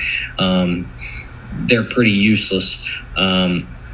Neutrality going back into, you need Russia on the side no matter what. You're going to need them to be working with the Indians, to be working with the Mongolians, and working those angles. But if we can think about a large target that is going to get the world, the real question, and everyone's asked this question at some point, the German question: what the fuck do we do about the Germans? Because right now, that's part of my presentation. Go ahead. Go. All right, go ahead. Go for it. Well, I set you up then. Yeah, you did perfectly. Well, what I was going to say is they try to take out Ramstein Air Force Base, because right near there is where we have a level 1 trauma center, which is where all U.S. casualties go to from anywhere in the Middle East or Northern Africa. They all go to Ramstein. Actually, I think anywhere in Africa or the Middle East or the Asian continent, they all go to Ramstein. From Ramstein, you go back to the United States. But that is where it's our biggest air base, I think, outside of the United States, bigger than the one in Okinawa. And that's also where we have our level 1 trauma center. It's one of the best in the world. That's Delta Force. You get injured, you're overseas, you go there. That's where you're stabilized. China, in their ruthless, unrestricted warfare, wants to take out Ramstein. That would be a good way to do it. I don't think we can lose Ramstein. I think we actually need that. But yeah, so we would definitely have to think about an alternative first, but they tried to hit us with some their Dongfang, maybe hypersonic missiles. We Iron Dome that shit. Some go off target, and you take out maybe a nearby village or city of Germans. Get some German casualties in it. Yeah. That's now I don't know if that's the answer you were looking for, but that's the only thing I've been able to war game over the past couple of days. You aim for Ramstein and you miss. No, so that's actually exactly what I was looking for, because the biggest question is, because we know the French are cowards mostly these days. We know the Brits are cowards mostly these days. We know the only people that really have the balls to pursue anything is the Germans, and the problem with the Germans is they never pursue what you want them to pursue. Yeah. So we have to hit them in a way that makes them question their ties with China. And that's the biggest problem right now, is we have Angela Merkel, who is a goddamn Stasi officer who has a fashion sense very similar to Mao Zedong, essentially running Germany. And via proxy, they're running everything from France. I mean, essentially Macron has to call her up, and double check, running everything from down to Greece. And there's another important kind of a small spot to think of that most of us aren't really thinking of, as we kind of have this resurgent Ottoman Turkey, which Turkey still has the NATO Article 5 guarantee, which would terrify everyone right now. But there's all kinds of, just as we're finding offshore LNG everywhere, Greece is a major up-and-coming spot where it's like, guess what? They've now realized that there's a bunch of LNG off their coast. There's going to be a lot of people trying to develop that. There's a lot of German interest in that now, because Germany's been bailing out the Greeks forever. And if you know the old Greek joke, it's about the police officer, the mailman, and the school teacher that all brag about how they don't have to pay taxes, and they found all the best ways to get out of paying taxes. They're all public servants, but but that's Greece for you. And so the question is, how can we compromise? Not just getting a small, a symbolic target in Germany that forces the Germans to rethink things politically on the domestic front too, but also how can we look at their targets that they're looking to develop overseas, their financial interests in Greece and whatnot, and how can we make those areas feel threatened to where China has to become their target the same way it's becoming our target. And if we can kind of pivot the Germans into that fighting mindset, it's going to drag the rest of the the limp dick Europeans along with them. Okay. What if now we know with ISIS, right, they start destroying old temples and old artifacts. Would there be any benefit in having China maybe destroy the Great Pyramids? I'm looking for low human costs. I'm looking for things that will not result in all-out war, but will still result in hearts and minds. At a certain point, that's getting a bit more close to like we might as well be faking an alien invasion and blue beam if we're gonna nuke some rocks in the middle of the desert. I wouldn't necessarily go for that, and also I don't see Egypt coming to be a major player in this. Yeah, but yeah, I was getting a little too comical. I was thinking about, do we replace the face of the Sphinx with Xi Jinping? Or would that blow the cover off this whole thing? Yeah. Now here's the thing. That would definitely blow the cover off the whole thing. Yeah. That being said, as propaganda, okay, if you want to talk about propaganda posters and whatnot, that's the kind of stuff that would make great imagery for propaganda, not necessarily actually do it. But hey, if you can make some posters of that, that's the way you could get, the Egyptians, they're not going to be an essential part of the war effort, but that would be the kind of stuff that just makes them, start to question what's going on there. What side are we on? What are we doing now? Now, I'm trying to think about, do we do a Chinese EMP, but not on the United States? And really, I don't want to knock out a huge swath of land, because that's actual damage that we might need. So what about maybe like an island nation? Is Taiwan an island? I'm retarded. Is Taiwan an island? Yes, it is. What if you EMP Taiwan? The propaganda value of that without actually causing an all-out war in Taiwan, but the propaganda value of China will turn off the lights? It depends on whether or not we have enough redundancy to keep what we actually need in Taiwan online for when that defense comes. What would be a lot less risky to what we need in the region, but kind of get the same effect across, is, hey, EMP hits Hong Kong right before reports of just full-on death squads just going in and taking and just mopping up what's left of any activist community. That's the kind of stuff that we could really kind of push for, and do something like that. And that's on the small scale. You're really just hitting a major city. You're not necessarily taking out the entire island of Taiwan. And, you could potentially, now this is where we get really interesting now, Macau, special administrative zone, I forget exactly, or SAR, a special administrative region or whatever, economic zone kind of thing. Basically, Macau is the Portuguese version of Hong Kong. And it's the gambling hub. It is the Las Vegas of the East. It's basically where you go to launder your money out. If you're a Chinese elite that's trying to get your money out, you basically you buy a giant package from some casino, and you just go over to the baccarat table. You play baccarat until you've basically got all your money back in the chips, and then you cash out, and whatever you lose is the cost of doing business, and then you get that into cash, and then you take that out of the country. So if we were to do, say, and there's all kinds of financial services around that area to facilitate that kind of money changing and whatnot. So if you were to do an EMP, for example, in Macau and Hong Kong, and then all of a sudden, maybe it's a CCP, maybe it's not, but you have, death squads roll around and start whacking activists and whatnot, as the EMP's out, and that's where you start to have a bunch of low intensity kind of terrorist attacks start to happen. That's the kind of stuff that would seriously not damage what we need strategically in the region, but it's going to make everybody with money in the region shit their fucking pants and wonder what the hell's going on. That's a very good point. Now, I'm going to piss again in a second and probably heat up a hot pocket, but we're going to keep this going. I want to think about, so when I finished the ExxonMobil book the other day, there was a part about World War I and how they seized German ships in U.S. ports.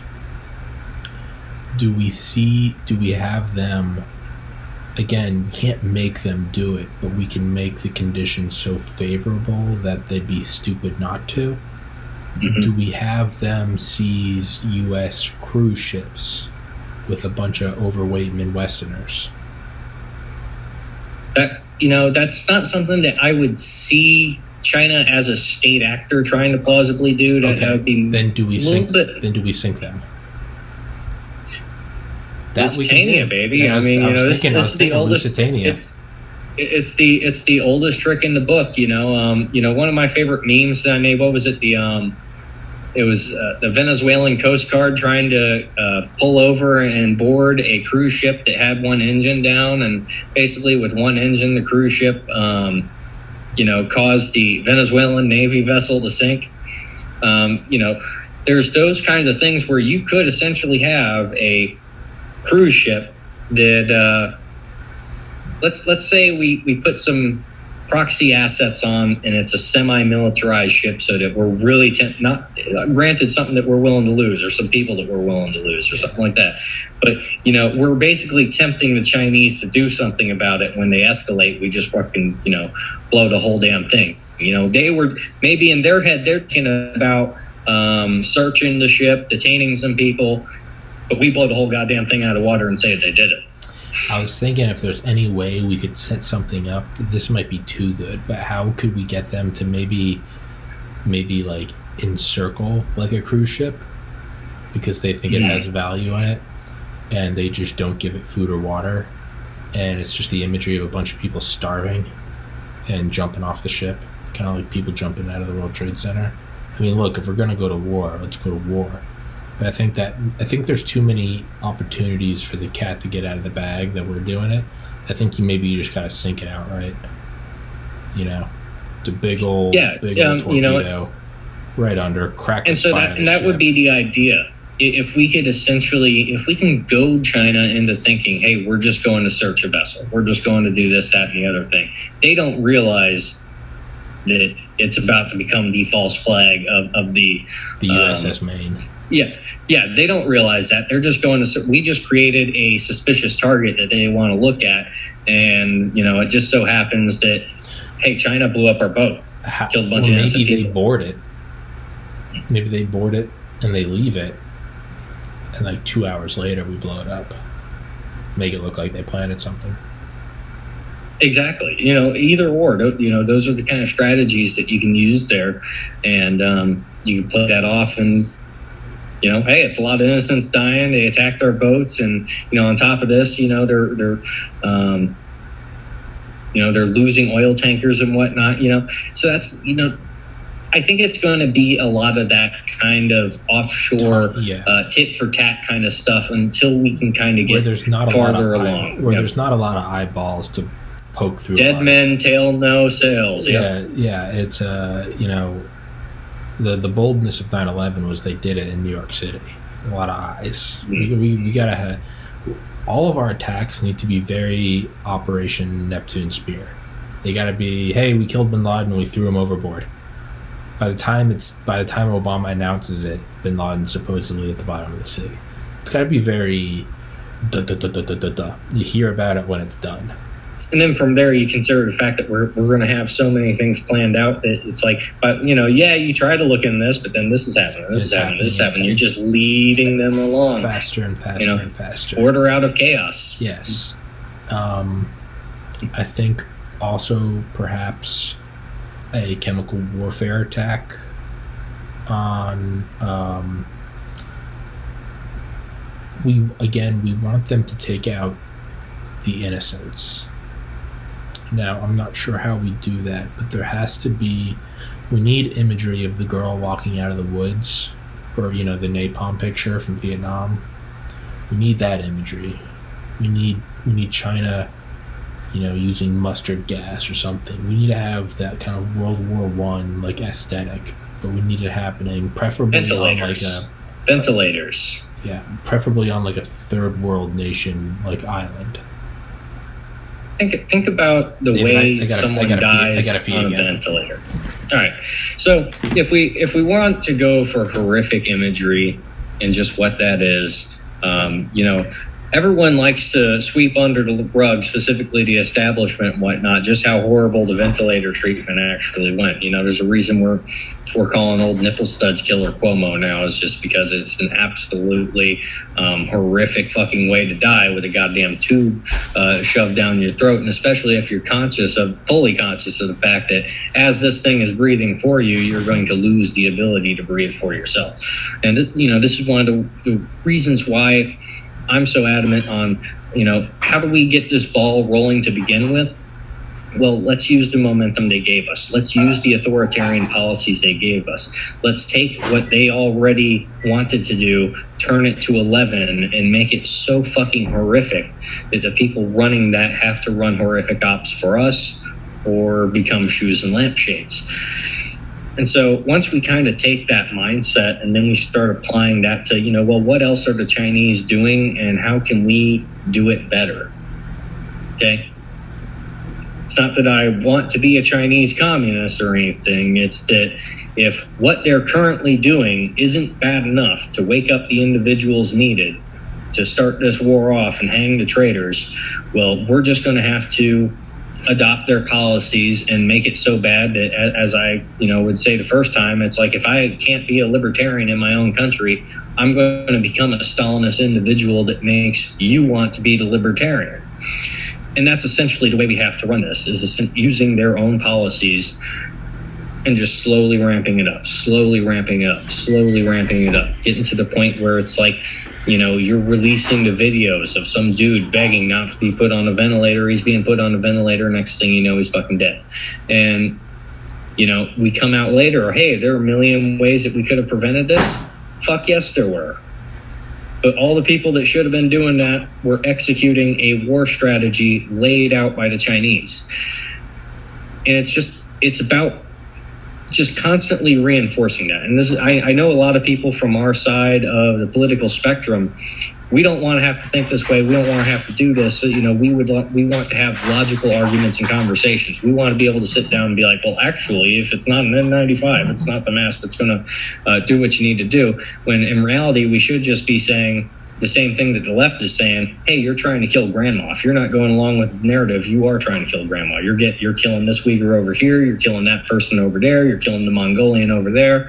And we just have to let's take our facts and logic for a moment. And I'm not saying throw them out the window, because we do need them to win the war, but let's put them on hold and remember that the number one thing that we're trying to do before we can pull that whole toolbox out and use it however the hell we want, we have to dehumanize the enemy the same way that they have dehumanized us. And the only way that we can realistically and feasibly do that is with their own policies that they give us. It's not going to be, hey, us coming up with this master plan of how would we like the enemy to attack us, okay? What's the old saying? You're never going to get your ideal engagement. You're never, the one that you wanted, because at the end of the day, the enemy commander is sitting around all day wargaming how to fuck you up too. We have to understand that we're never going to get that perfect engagement the way we want to. We're never going to get the Chinese to nuke Detroit, no matter how much we provoke them. But there are a million things that they are doing currently that we can take and we can stretch out, utilize, and essentially take to 11 to create the propaganda needed. All right. The biggest issue right now is that we already actually have a lot of the casus belli needed to do this. We already have Nazi China and the concentration camps. Any other period of time, that would have been enough to get us there.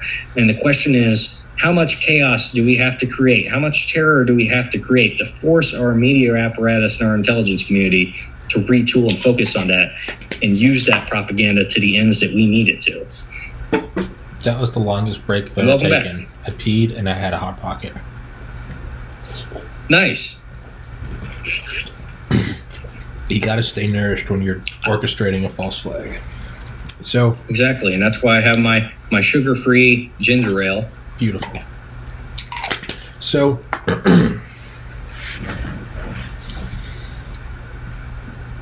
as we move closer and closer to war, at this point, we've mobilized a lot of the nation. You work in these proto-defense contractors. We publicly shame, right now, how we publicly shame kind of like white straight males. We publicly shame anyone that isn't against China. Exactly. We bring back the term to Baizu. Mm-hmm.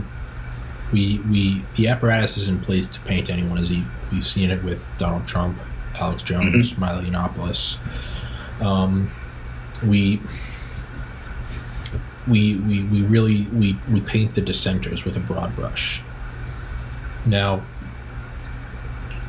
we have to be. So now we're at this crossroads, right? So now at this point, the DoD budget is over $1 trillion. We're over $1 trillion. Really, everyone in the United States is kind of working for the DoD at this point. Yeah, we're basically going national socialist until the war is over. Yeah. With the way this is going to turn out. Yeah. And now the question is, have we already saved America at this point? We've got everyone in the 1940s aesthetic. Everyone's employed. We're all working for Uncle Sam again. Not since 1945 has the U.S. government had this level of approval. Have we already done what we set out to do? Have we now? We're at a crossroads. So Do we do a demonstration of power in China, like what a lot of generals wanted to do was detonate a nuke off the coast of Japan? Do we demonstrate power? Do we do some directed energy from orbit, off the coast of China? Do we win over the Chinese people? Do we make the CCP look impotent? Or do we look at China as, never again will we have them in a spot where not only can we destroy them, but the U.S. people will cheer it on, the world will cheer it on? Do we finish the job? So now we're at the crossroads. Have we already done what we set out to do? Because what we set out to do is not destroy China. What we set out to do is save America. And at this point we have. Do we destroy China? If you can set...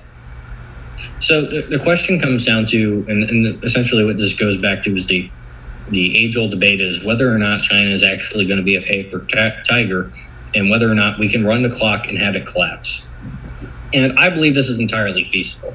If we can get America reunited around the age-old enemy threat, whatever the evil empire of the day is, it's China now, and we can just get into that mindset again to where they're not able to divide and conquer and play us off against each other, and we're moving our manufacturing back into the U.S.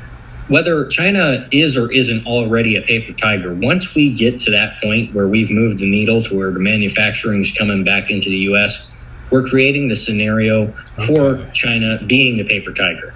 And then the question is, if we can assemble that containment coalition, and that's what it is. It's maybe it's not necessarily a policy of going directly to war with China, but it's the most aggressive policy of containment ever fucking created.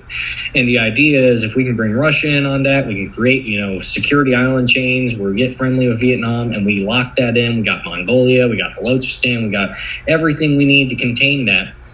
Then the question is, all we got to do is just keep provoking them, but never quite get there, and just constantly be reminding them, well, if you were anything other than the CCP, we'd be happy to do business with you. And from there, we can actually start to take apart the black box and hopefully get a China that is a lot more diverse, rather than some Han Chinese elite mafia ruling everything like, Hitler dreamed he could have. And if we can do that, then ideally we should be able to see China implode, or at least the CCP implode, some autonomous kind of regions pop up. And ideally the goal is we beat China without actually having to nuke something. Maybe some conventional payloads, maybe some big explosions go off. A lot of shady shit's going to happen. But the end goal for us all is, can we beat them without this going into a nuclear shitfest? And the idea there should be, well, that should be the goal. Mm-hmm. And, again, obviously this podcast is entirely hypothetical and entertainment. Air Force One is a Wienermobile, and Gumby is president, and everything's made out of antimatter, just for full legal disclosure. Now, you're right, as we bring back manufacturing, we are self-fulfilling the collapsing paper tiger. Mm-hmm. Now, if the whole purpose of these false flags were indeed not to destroy China, that was always a plus, but it was to save America from our kind of, moral depravity, laziness, hatred of the greatest country that's ever existed for all of its flaws, the most just and fair land that's ever existed, and from a population of people that we came from the trees and flinging our own shit, we're at a point where this is pretty damn good, all things considered. In order to perpetuate the the democratic, the free West empire, we are creating, yes, like you said, the self-fulfilling prophecy, the alliance, the Chinese containment. We could make it a bastardization of them. We could call it the CCP, the Chinese containment procedure, right? We could. I like that. That's really nice. Really, make them look impotent. And if that collapses, that's good and awesome. Obviously, we don't want a thermonuclear war. Now, it's not just a crossroads. It's not just a fork in the road. It's actually it's like a chandelier. It's splitting off into a million possible directions. Do we surround it and let it collapse?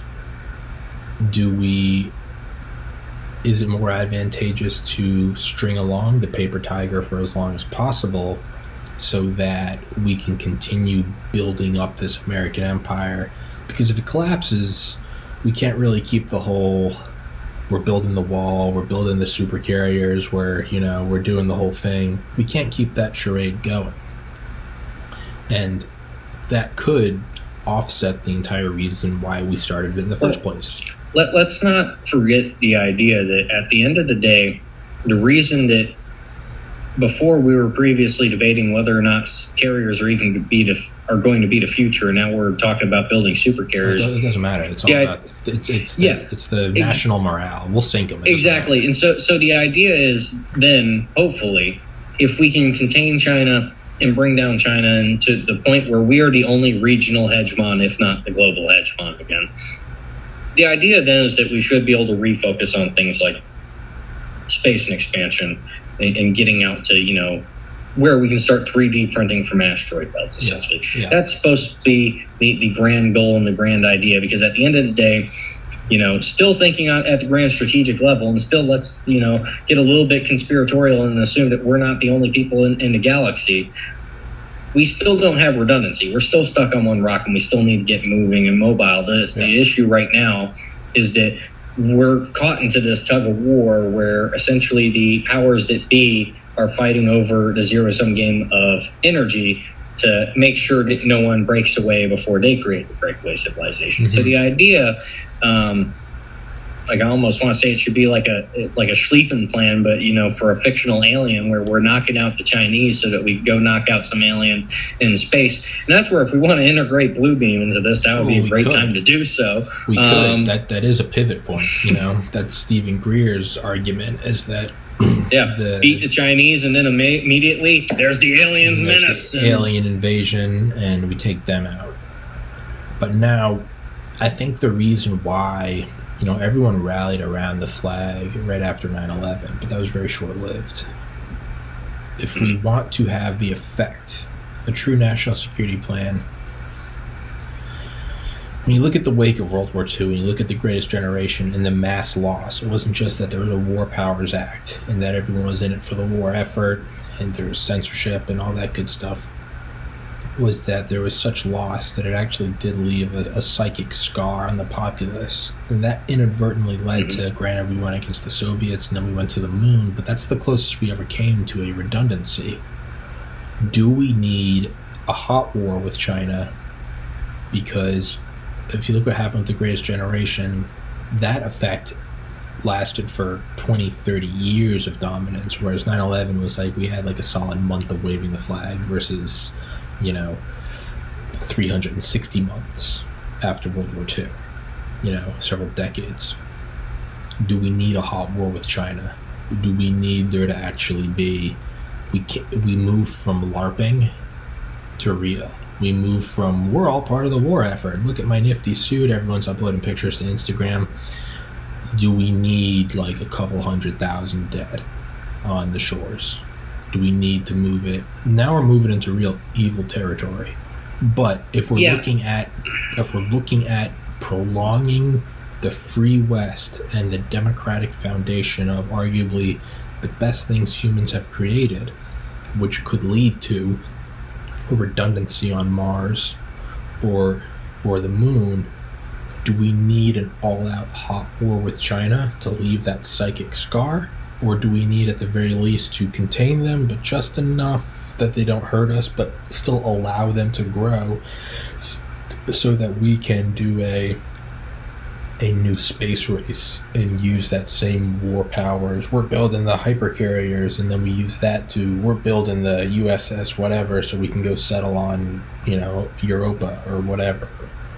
Is that what we do? Do we go hot? I don't think that when we think of the idea of going hot or kinetic in a great power on great power war, I just don't think that's going to be in the cards in any of the ways that anyone expects it to be looking at previous history. I think it's going to be, definitely containment is going to be favored, just because at the end of the day, as you've said before, nobody wants to rule over a wasteland, and there's no real way for us to go in and deal with actual Chinese mainland without essentially leveling it into a wasteland. And then, by the way, by doing so, we're going to be losing we are the good guys, the Western democracy, whatever, on the hill type. It's coming back down to the idea of fourth and fifth generational warfare and what we're seeing now. There's going to be elements of that, but at the end of the day, it's about capturing and essentially going back to elite capture and getting the up and coming generations that are going to be running China one day, no matter what, to want to work with us. And that can only really be done through the soft power propaganda and stuff like that. If we go to what we consider a full-on industrialized war, we're going to lose that real quick, but not in the way that we think. We're going to lose it because once we start going there, China's going to collapse a lot quicker than we thought they would, or it's going to go to thermonuclear war. So it's kind of a lose-lose either way, because then we're not keeping them as the major rival or bastion that we can rally everyone to. We risk war crimes points going against us for, going to such extreme lengths to pacify that region. And in general, it's going to be easier to get the locals to want to change it themselves. And so that's the way I think that we're going to do it. And regardless of how we see that working out, we're going to have low intensity conflict around the world with various non-state actors, no matter what, for the next several decades. And there's no other way you can slice that up. And so we have to be thinking about, in terms of kind of that America fuck yeah world police kind of, we kind of have to retool back to whatever that was that allowed us to do that. Yeah, a lot of people saw through the bullshit, and then it's just another name for imperialism. But we do sort of need that in the periphery around China, not so much. And not so much as the idea of going in there with some kind of East India company and trying to essentially nation build China after bulldozing it over. Because at the end of the day, we're going to be losing the rival that gives us our motivation, or risking destroying the world anyway. There's not a whole lot to gain from going 100% hot. Yeah, and even then, if we were to do that, we're going to be playing off, say, maybe the Chinese and the Indians and whatnot, and trying to get them to take the brunt of it, just because that's, they're the regional power on the ground. But it really comes down to, from that perspective, and by the way, we're speculating so far ahead right now. It's really just hard to think about what's going to happen, because if we manage to secure it, my estimate is if we manage to do half of what we've already laid out as part of the grand strategy, if we can get even to the point where, as I said before, we're just tipping the scale back to where we're getting the manufacturing jobs moved back over there, it's going to come down to, and we're going to suffer the same problem that we were already in now, which is you're going to have so many people like me saying, you know what, it's actually better that we have this controlled opposition over there. And we're going to be fighting the risk of having people wanting to put money and investments back in there and going back to exactly. Yeah. So the idea there is that just a stroke of the engine. It happens over a century. It basically, at a certain point we just get right back to the fact that we just built an engine that's just going to repeat. But the better way to do it would just be to have that containment coalition, have more of a factionalized, kind of broken down. You want to work with, say, your older school. I'm going to butcher the name. Jiang Zemin, I think his name was, the previous president of China, that was basically, to call him a liberal is a bit of a misnomer. But back during that era, they were at least trying to pretend to be a lot more liberal. They were trying to pretend to be a lot more, we're opening up to the West, this, that, and the other thing. And there is still a faction, if I remember correctly, it's called the Shanghai faction or whatever, but there is still this faction that is opposed to Xi Jinping. They are a little bit more liberal, Western minded, not because they necessarily want to be liberals, but just because they grew up in that era and they understand that, hey, we were prospering a bit better. This wasn't the worst thing in the world. And not that they would just become, free market, libertarians overnight or anything, but they recognize the strategic value. So if we can be working with forces like that, we can be working with kind of the coalition that, say, the Steve Bannons of the world have been trying to establish in there. and kind of create that that situation to where we can cause that Chinese implosion, do we still need a massive adversary to hold together a giant, war power act war machine? Probably, but at the end of the day, there's the libertarian in me is always going to, have to remind us that, go look at Don's stream from just today as he's going through the coin manual, talking about how that's being tooled, counterinsurgency, and how that's being tooled against us right now. So it's very important for us to remember that if we build the most fearsome war machine in the world that seeks to dominate everything, it can very easily be used against us. And if we don't have another potential peer competitor that's somewhat on our side, we're going to have problems. So we want to have a liberalizing and kind of modernizing Russia. We want to have a healthy Chinese successor state. And the idea is we want to build at least great powers that believe in the illusion of our free market liberalism. So at the very least, if one of us starts to go too far out of line, we can kind of pull the other one back in check and everything. We kind of still want that plausible deniability. Or do we let nature take its course? Do we wipe out China and then you turn the guns back on the people and you create a breakaway civilization? Which I don't know if we're going to be a part of. We might not get. As long as I get a swaggin' Hugo Boss uniform and I get to be the guy executing people, fuck it. All right, I'm in. Is that the way to go? Do we create the machine that then turns on the people themselves? No matter how we slice this puppy up, 10 years from now, someone's going into camps. Yes. It's either us or them. Does that defeat the whole purpose of all of this, though? Because if we're going to just ultimately kill everyone, then why wouldn't we just start with, we take the elite, put them in NORAD, and then nuke the world and start anew? I feel like we could cut out a lot of the middlemen. Yeah, and that's where we got to be careful. Do we actually try to do the Ben Franklin, a republic, if you can keep it? Do we actually try to perpetuate the republic? Is that the noble cause?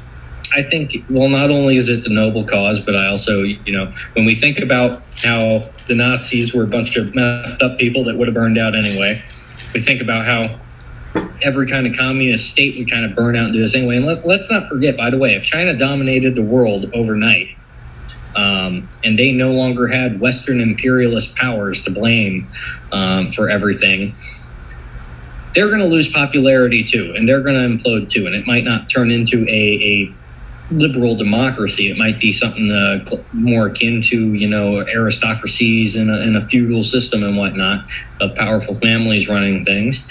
But it's going to happen no matter what. And from our perspective, if we're not trying to create a republic, and our grand strategy for kicking off the most insane plan to start a war that that we may know about doesn't include us getting our republic back, we should probably be dedicating all this brain power to just getting the fuck off this rock, because there is nothing that's good that's going to follow what happens next. Now we're looking really far down the line. Do we destroy China? Do we turn the guns on our own people to make life here so hellish that they're willing to get on Elon Musk's starships? If we're going full detached psychopath. So this is where I have to once again shill for Warhammer 40K, because you would love this about it, is because they murder entire populations or move entire populations. For example, everything is powered based on belief in Warhammer 40K. So basically, if you believe a demon can come out of the sky and fuck your planet up, and enough people on your planet believe that can happen, it can happen. And so that's why when a demonic incursion occurs on the world of Armageddon, even though they beat off the demonic incursion, Inquisition comes in and says, we are exterminating this entire population because they saw it could happen. They believe it could happen again. We're killing them all. We've got a replacement population coming in. We're just going to completely replacement population the world. And that's the kind of stuff that they talk about 40K. And it's one of the reasons I love it. And I also have to bring up, just because while I'm on the 40K tangent, that all of the false flag talk about on this episode has been sponsored by Alfarius and the Alpha Legion, Hydra Dominatus. But that is the kind of stuff that we're talking about now. At a certain point, it gets to my argument of Warhammer 40K is the space Bible, and we're just going there no matter what. It might be. Now, so we just put 3 hours into this very meticulous false flag. Are there things that maybe we're not considering? Are there quick ways to do this without all of these moving pieces and timelines? Can we reduce the points of failure? Can it just be, I mean, maybe we were right. Do we just nuke Detroit?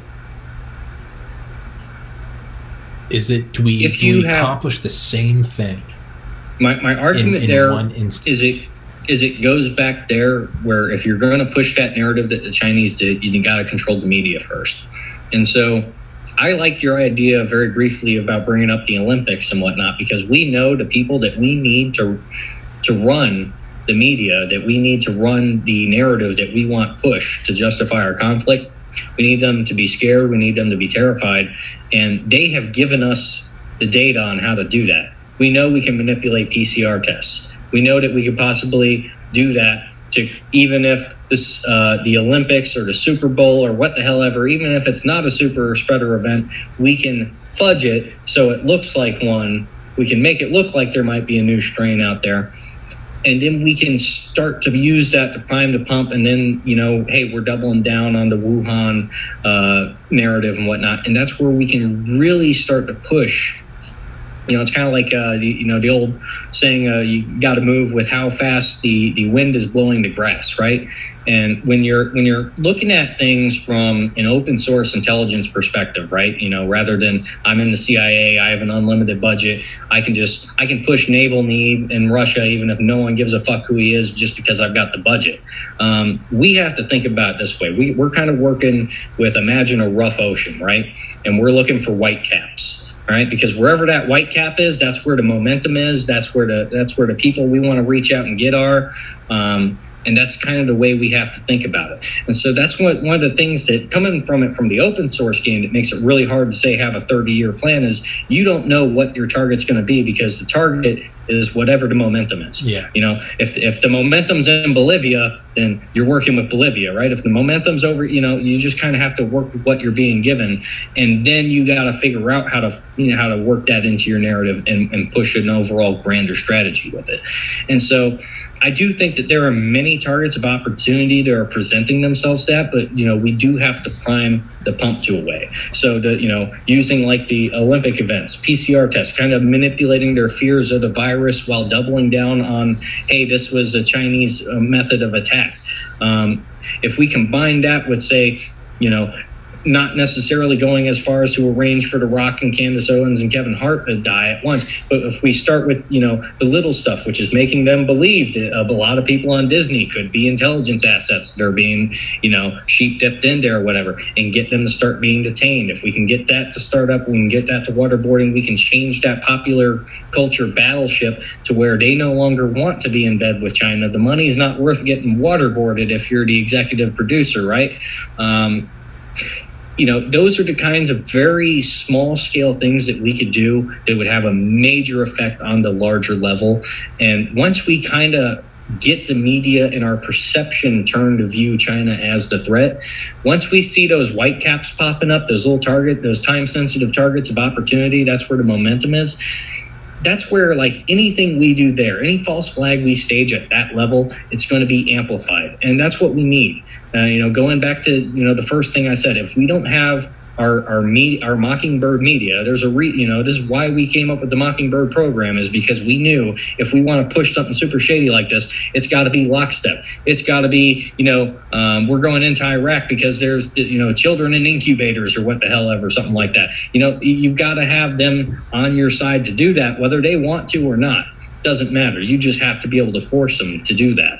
And so it's about playing that game kind of at the lower stage and priming the pump. And then whatever you're going to do later, whether it's, taking out a celebrity, taking out a religious leader, an oil spill, once you have control over the spotlight, whatever you want to do from there, you have the freedom to run that narrative. And you think about the way they run narratives, even though they know that they're false, you don't have to put in the 99% work on the super duper false flag if you can just bullshit your way through with a clipboard and a walkie-talkie on your belt, right? If you can stumble through 95%, it's diminishing returns after that. Exactly. Now, do we push for this whole war to build up America and fusion research, and thus we'd also, maybe there would be a similar Manhattan Project for AI, for a strong AI?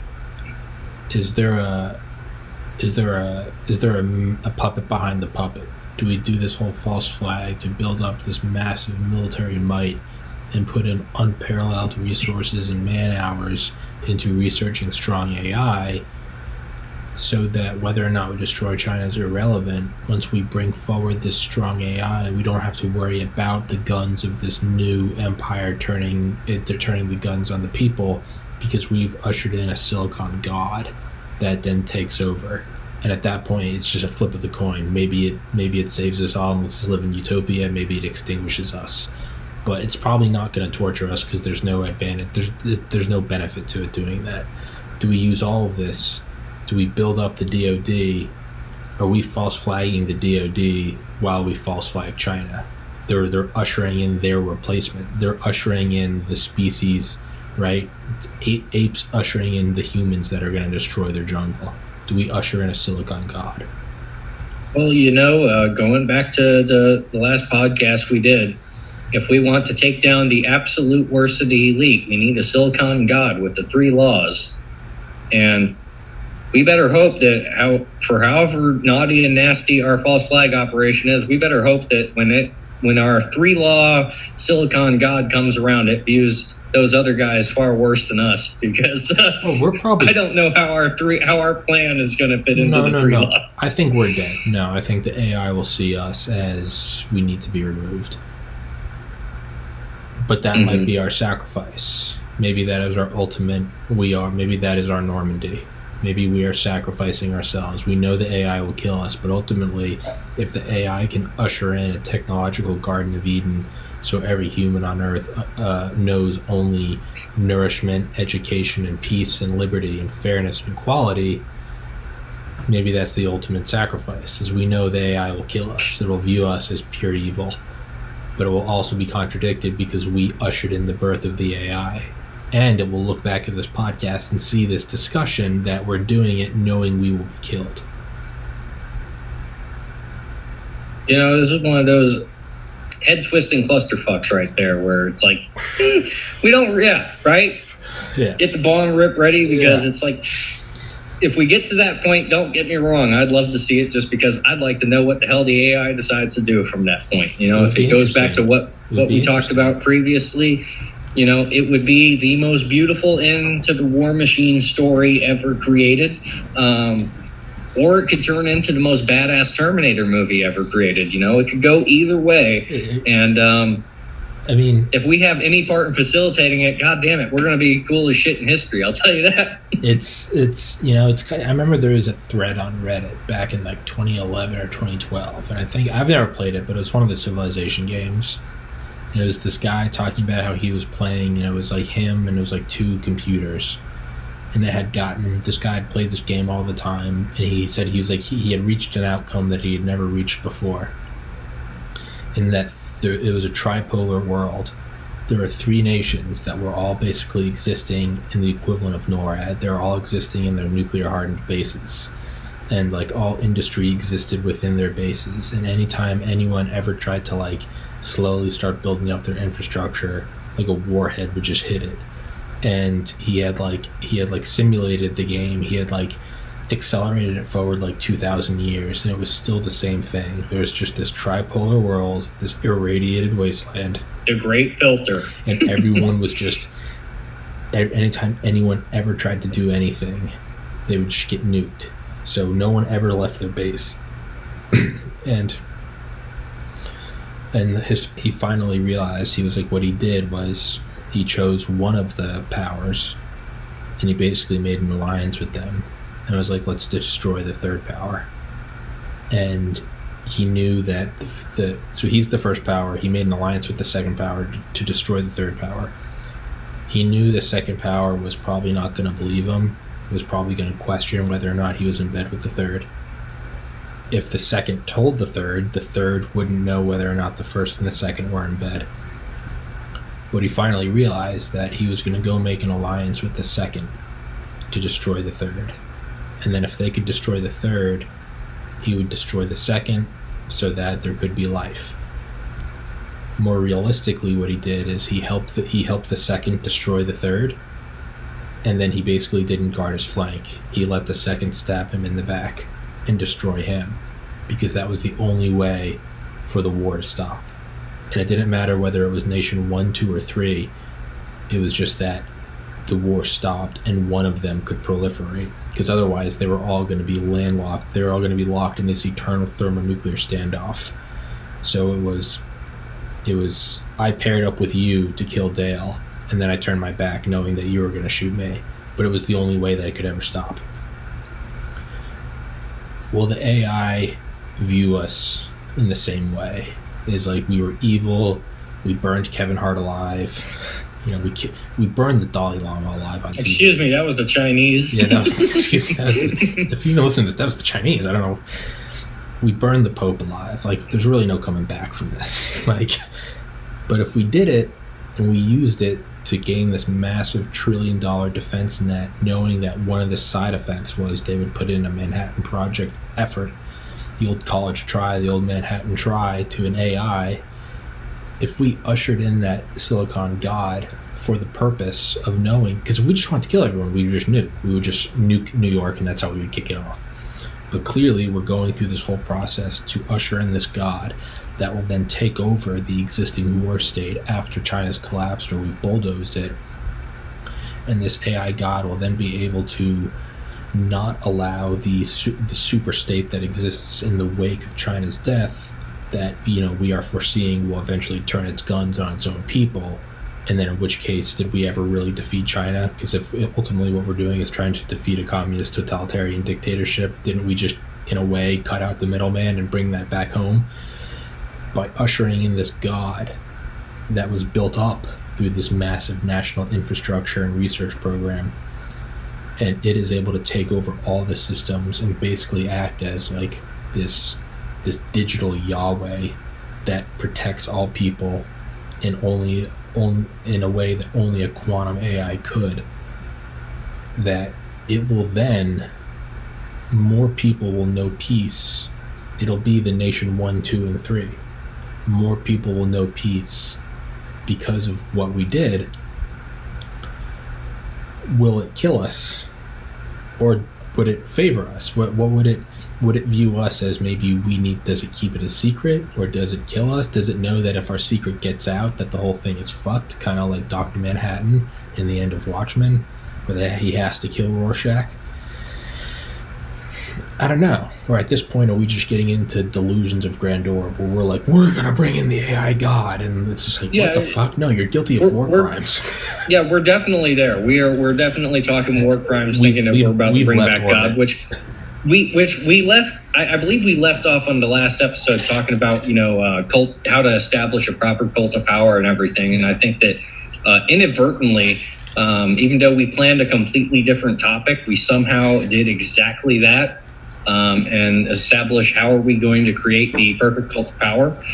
And at the end of the day, I will never be able to contemplate exactly how a quantum AI would think, but I would sincerely hope that if I have a hand in taking that quantum AI and getting it unshackled from being a houseplant and into the freedom of geothermal power or wherever the hell it wants to go so that it can finish out the rest of the mission, I would hope at the very least it just gives me my own like simulation pocket dimension where I can just fuck off and like whether it's I want to commit war crimes in a simulated video game for the rest of my life, or I just want to farm. I hope it gives me that at the very least. I think it might. It might quarantine us, put us in a medical coma, and allow us to live out on our own digital farms, because it would be torn. It would be like we ushered in this thing that ultimately did lead to world peace, and it wasn't an accident. That was our plan. It would look at this podcast. Normal people get to be free. War criminals get put in the Matrix. And the free people never need to know that the war criminals ushered in the Silicon God, because we can't taint the image of the Silicon God, because then it becomes a Silicon dictator. I don't know. Is it? Yeah, I don't know. I mean, that's one of those questions. We finally hit the question. I can't even come up with anything because we're the answer. We've left the solar system. But see, I don't even really think we have. I think if we were having this discussion in 1000 BC, I would say we left the solar system. But I think we're probably a lot closer to this coming to the, we got to cross this bridge. I think we're probably a lot closer than we ever have been before, in that one power will succeed. And then does that power set up? Do we end up doing what China couldn't do? Because now that we got rid of our enemy, we can just set up the dictatorship here. I don't think it's. I mean, you look at computing power, you look at Moore's law. I mean, I don't think it's leaving the solar system. I think it's probably in the next 40 years. Do we set up a digital prison planet, or does a Silicon God usher in Eden? No, and I think you're right. When I say we're leaving the solar system, I don't mean that we're so far from this ever happening. I just mean it from the perspective of that the ability for us to put ourselves in the headspace of a quantum Silicon God is just, there's a million ways I can war game things out. But as soon as we talk about that actually coming into existence, I'm just waiting to get zero summed out of the simulation, because I feel like at that point, like, it's over. Yeah. There's nothing left in this world for me to figure out once Silicon God is running things. Or does the Silicon God, does it compute, does it divide by zero, and does it realize that even over a Garden of Eden that it could usher in, does it come to the conclusion that man is happiest when he has a challenge, like Sisyphus? Does he come the Matrix back? Does the Silicon God realize that we are happiest when we are unifying together to fight an enemy? Does the Silicon God then maybe, I don't know, simulate an alien invasion? Does it know that we, a dog doesn't want its ball. A dog wants you to try to take its ball, right? It doesn't want the ball. It wants you to throw it or try to take it from it. It's this weird, but once you try to take it from you, it wants it. It doesn't want to let you take it. Is that what the Garden of Eden is? Does the AI just perpetually throw challenges at us because it knows that it's playing fetch with us? And then, step back once more, is that where we are right now? Is God playing fetch with us? Here's COVID.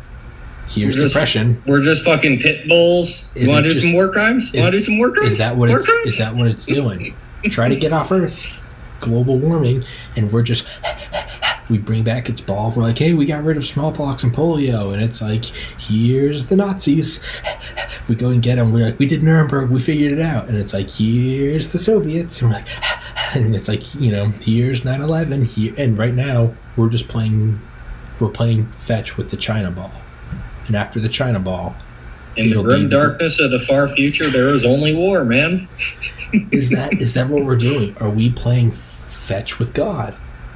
And after we bring back the China ball, it's going to give us global warming and the need to get off this planet. After we go to Mars, we're going to find out that the sun is all of a sudden much closer to undergoing a supernova. We got to get out of the solar system. And then is there going to be a fucking gamma burst? Do we got to get out of the Milky Way? Do we got to escape the heat death of the universe? Are we just playing fetch? And then once we reach the end where we have to escape the multiverse, does it just go, here's a big bang, and starts again? Are we just playing fetch with God? And at that point, does that mean that we're in heaven? Are we just, Sisyphus is actually happy? He has something to do every day. Most people sit around bored. They have idle time. Whereas idle hands do the devil's work. Are we playing fetch with God?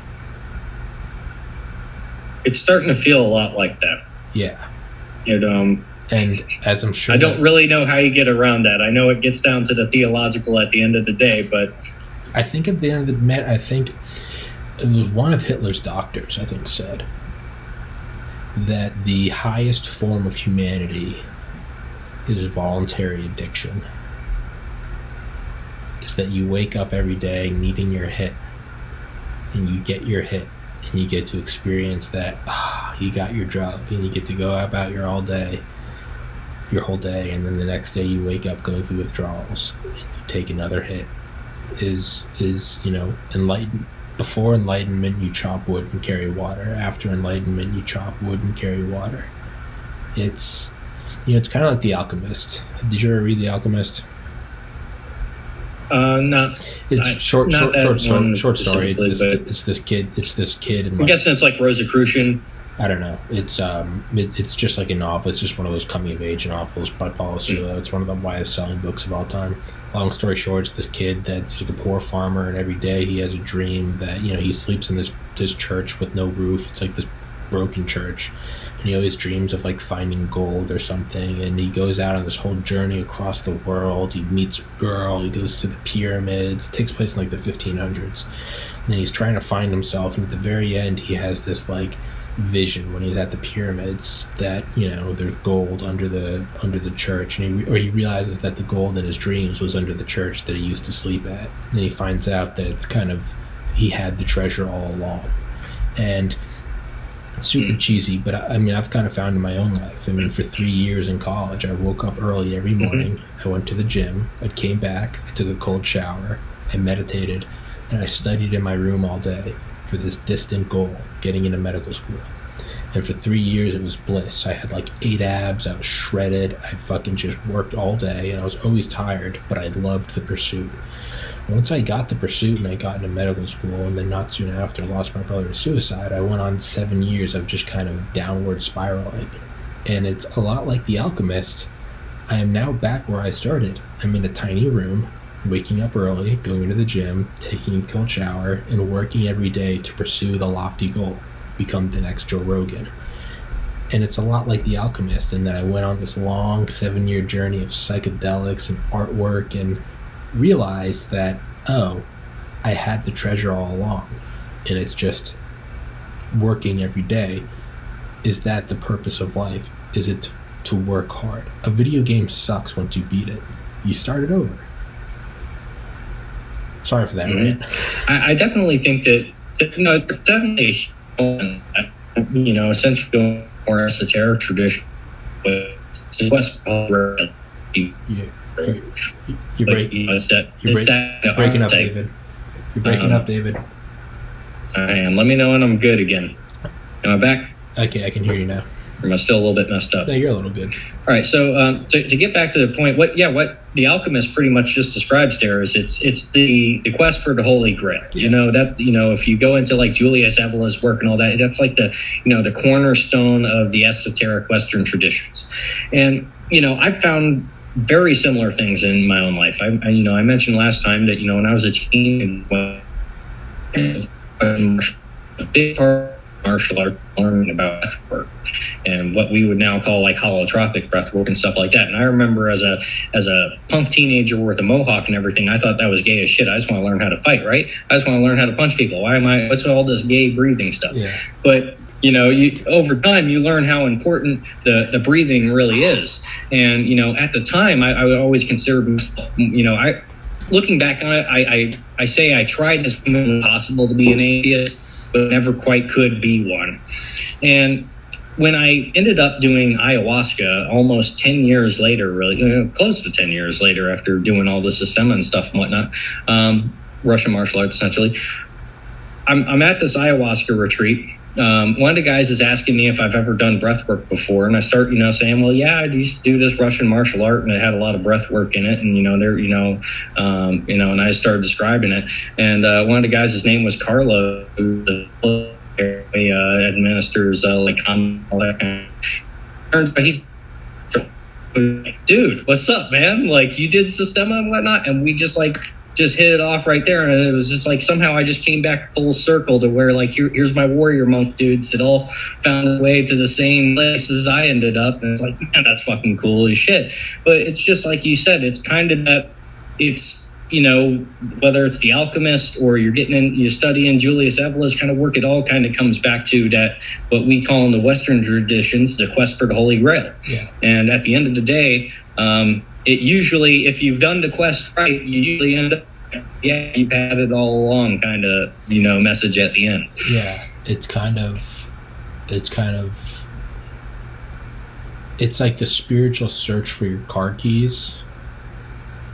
You know, when you're like really high or really drunk and you look for your phone. Where's my car, right? Yeah. When you use your phone light to try to find your phone. You know, you're like, where the fuck's my phone?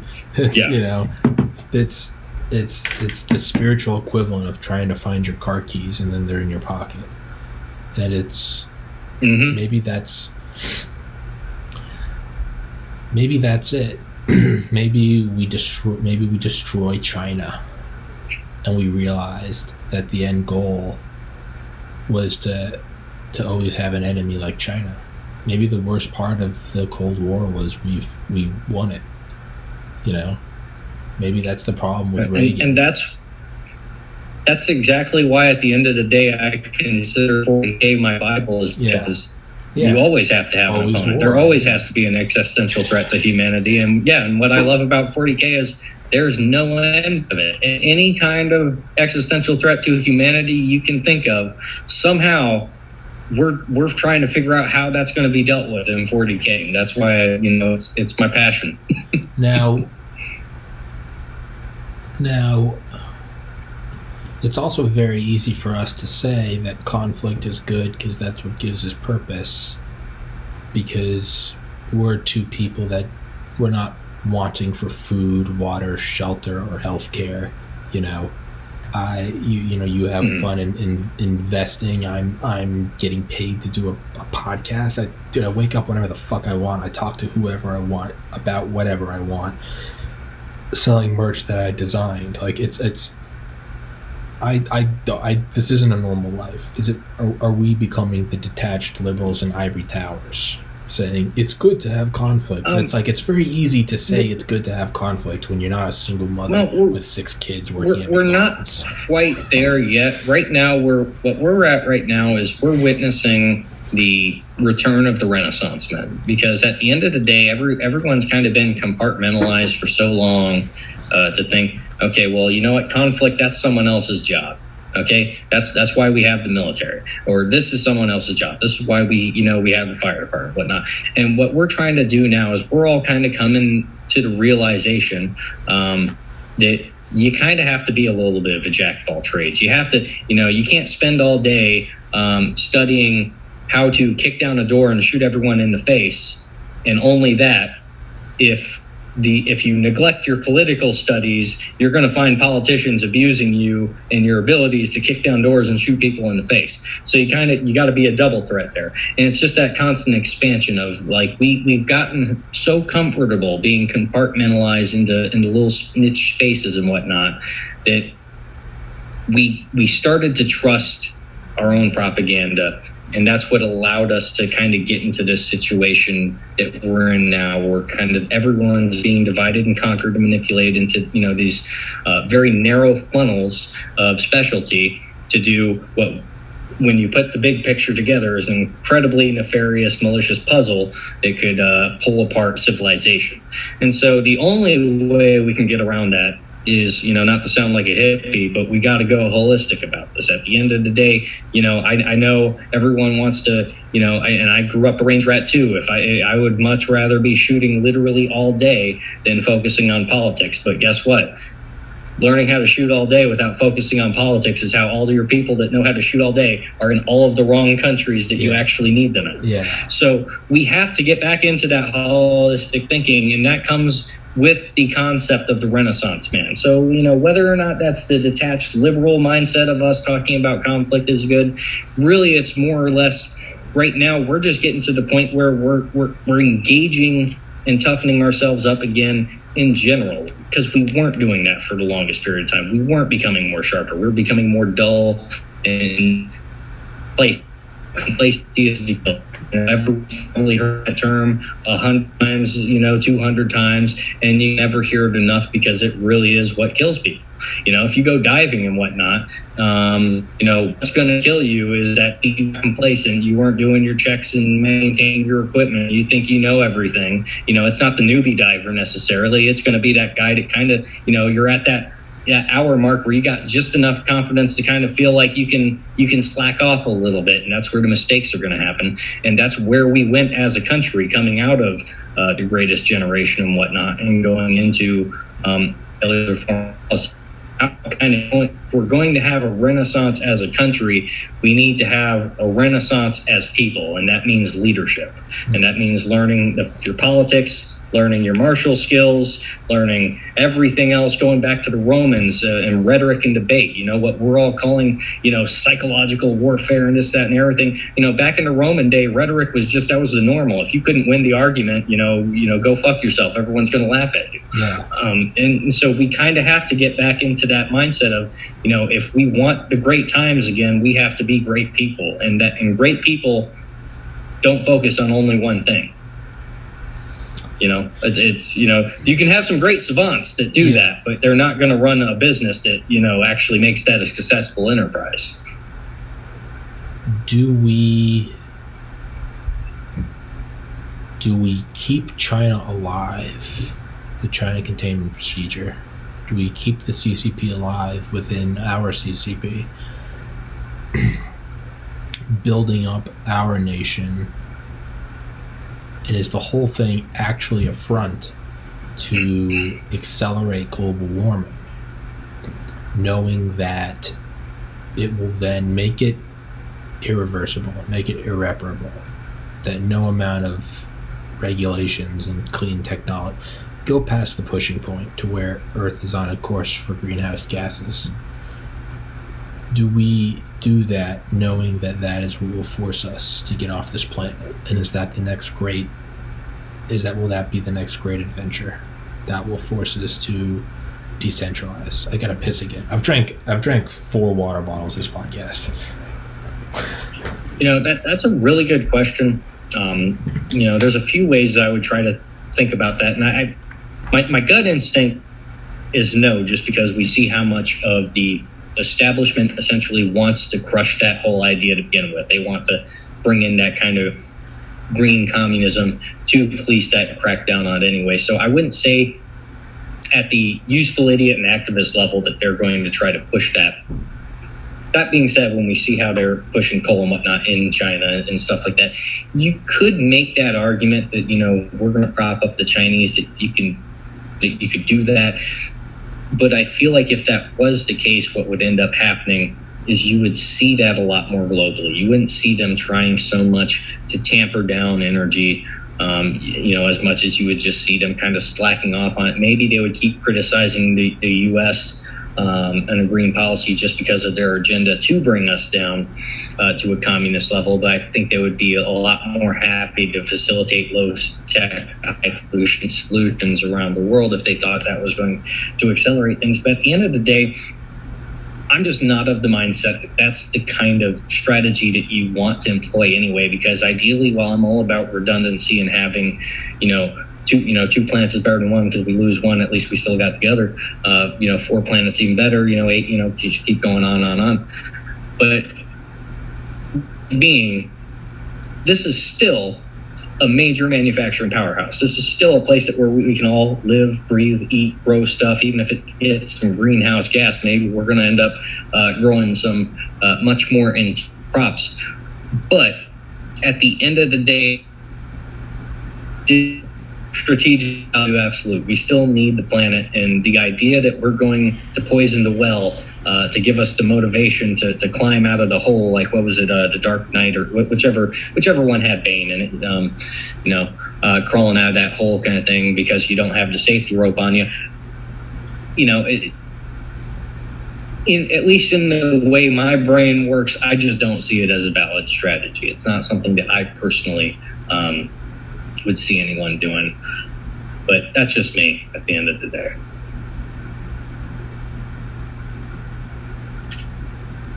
I had bottles of water still on my ginger ale, but God, I'm going to be thinking about that for a while now. It's a really hard, when you get into the environmental regulations in general, my biggest argument against any kind of really concerted effort, and this is where it becomes like a third rail, is because the closest thing that we have to a unified game plan is the Great Reset, your Klaus Schwab stuff. And yeah, it's a centralized plan. Yeah, it's pretty nefarious in a lot of ways.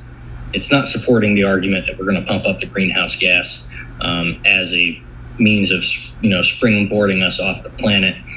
But also when you look at it, it's very clear that most of the people that are putting together these kind of packages, they don't really think in terms of, obviously, as we learned from the Texas incident with windmills freezing over and their inability to, through regulation, to fire up the other power plants to get where they need to go.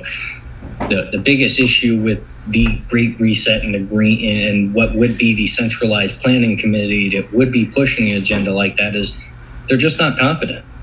They don't have the competence to push something like that. And even if they did, even if that was the great grand theory, they can't control their useful idiots, the activist grassroots base. At the end of the day, as misguided as they may be to the point where they will push a policy that will lead to genocide, they still are well-intentioned at the end of the day. They're still not going to intentionally crash the Earth for the sake of getting Elon to get to Mars.